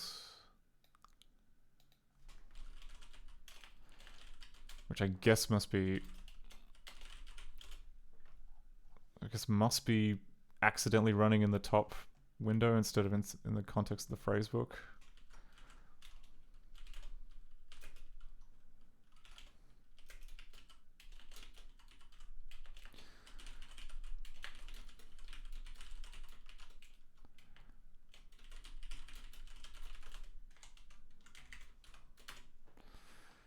Yeah, okay, the current window is the inventory, which I don't think is the correct place.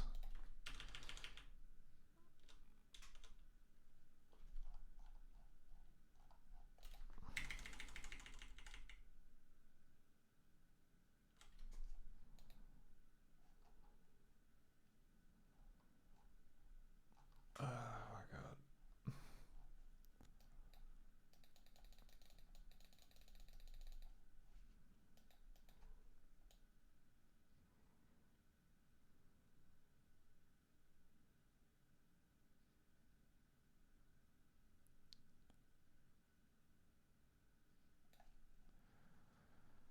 Yeah, open phrasebook bubble, outline translation field. Okay, so something about this has tried to switch back to the briefcase window, which is not ideal.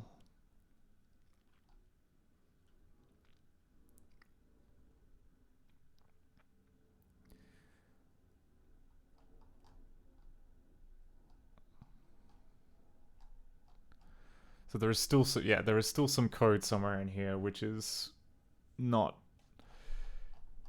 oh, what do you call it? It's swapping out which context to run things in incorrectly.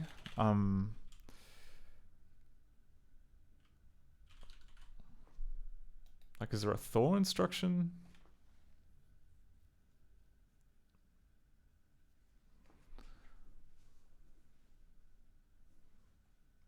Okay, we push the phrasebook window. Then we do a tell, which then moves us into the context of the phrasebook.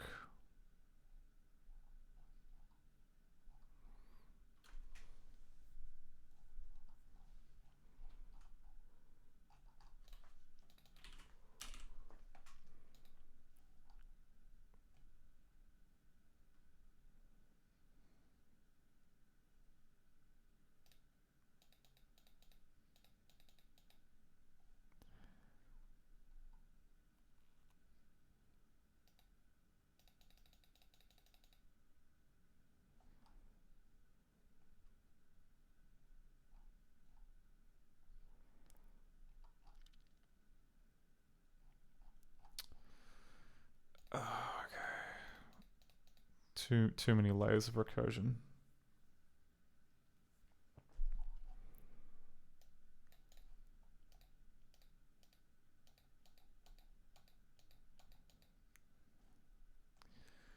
Briefcase, phrasebook, window. And like, yeah, according to this, like the last window switch was to the phrasebook.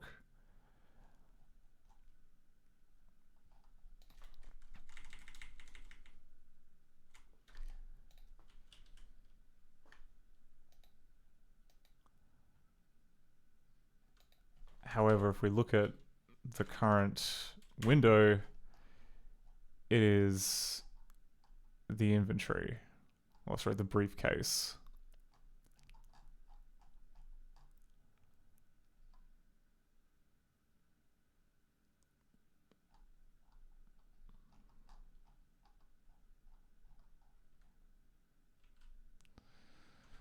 I don't know. I don't understand.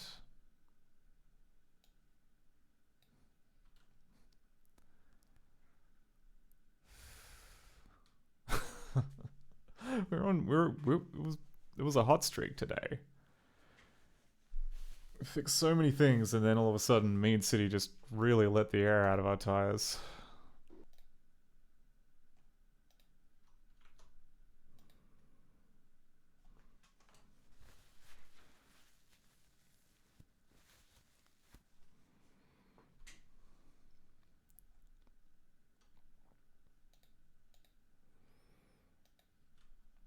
Okay.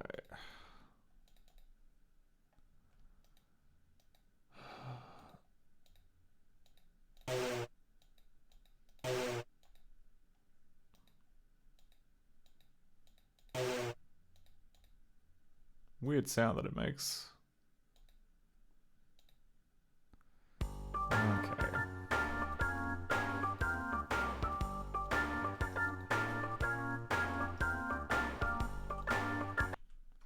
Is it checking to see if there's like a key press being made?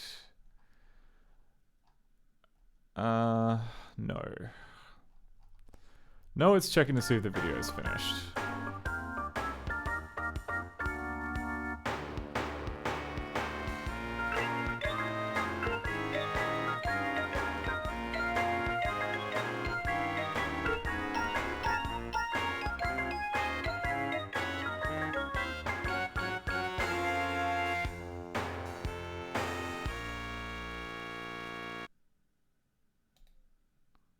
Okay, we've got to hear Main City News again. Just so I can get around to like messing with the...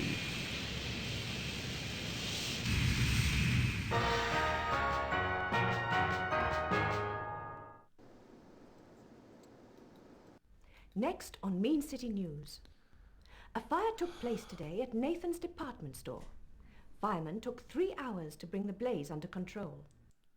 Police think this may be the work of the mysterious Jinx, who has been terrorizing Mean City in recent weeks.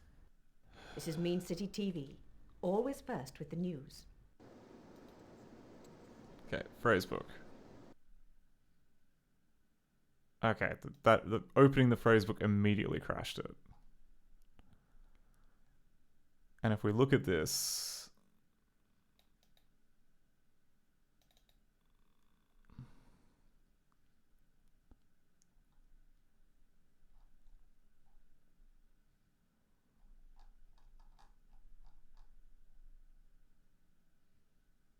Okay, so the... so this part is already cooked.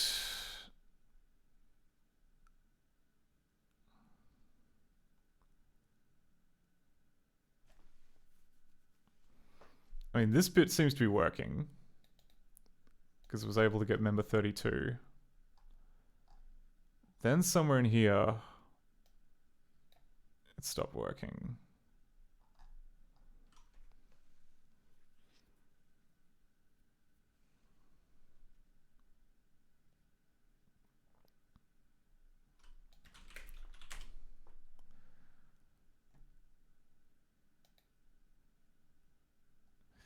Yeah. Okay, so if we like very carefully look at all of these Somewhere between here and here, the window switched. But...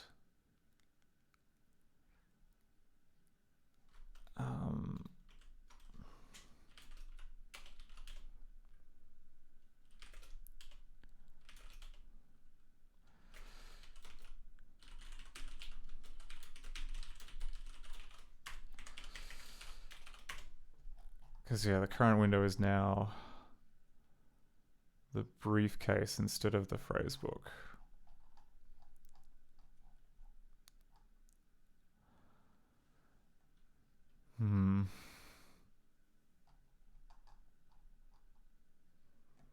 Is it literally just calling this function, which did it somehow? I don't see why, but... Or it could be this assignment, or it could be... Oh wait, update stage. Is there an update stage?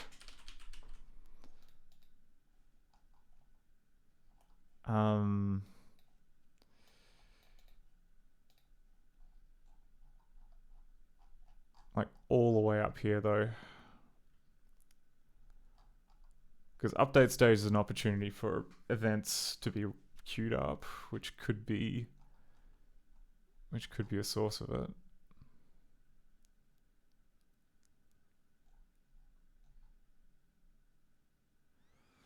Anyway, that's my critical thinking out the window for an evening. I think we might leave it there because it's late and I've debugged a lot of director games today, so I've deserved a rest. Yeah, thanks for sticking around, everyone. Who's doing stuff on Twitch? It's gotta be somebody, right? Oh, there we go. Jog is playing Jack Alliance. That'll do nicely. Bit of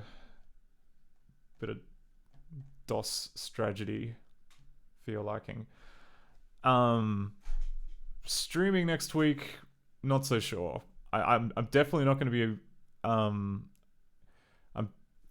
so like I'm going to be probably sporadic for the next few weeks just because I have a lot of stuff on, but I'm not entirely sure if I'm going to be streaming next week. I'm definitely not going to be streaming the week after and maybe like a couple of weeks hence from that, but we'll see. I may or may not be streaming on Monday. There you go. That's the best you're going to get. But yeah, thanks so much for watching. Have a wonderful rest of your day. I'll see you next time. Goodbye.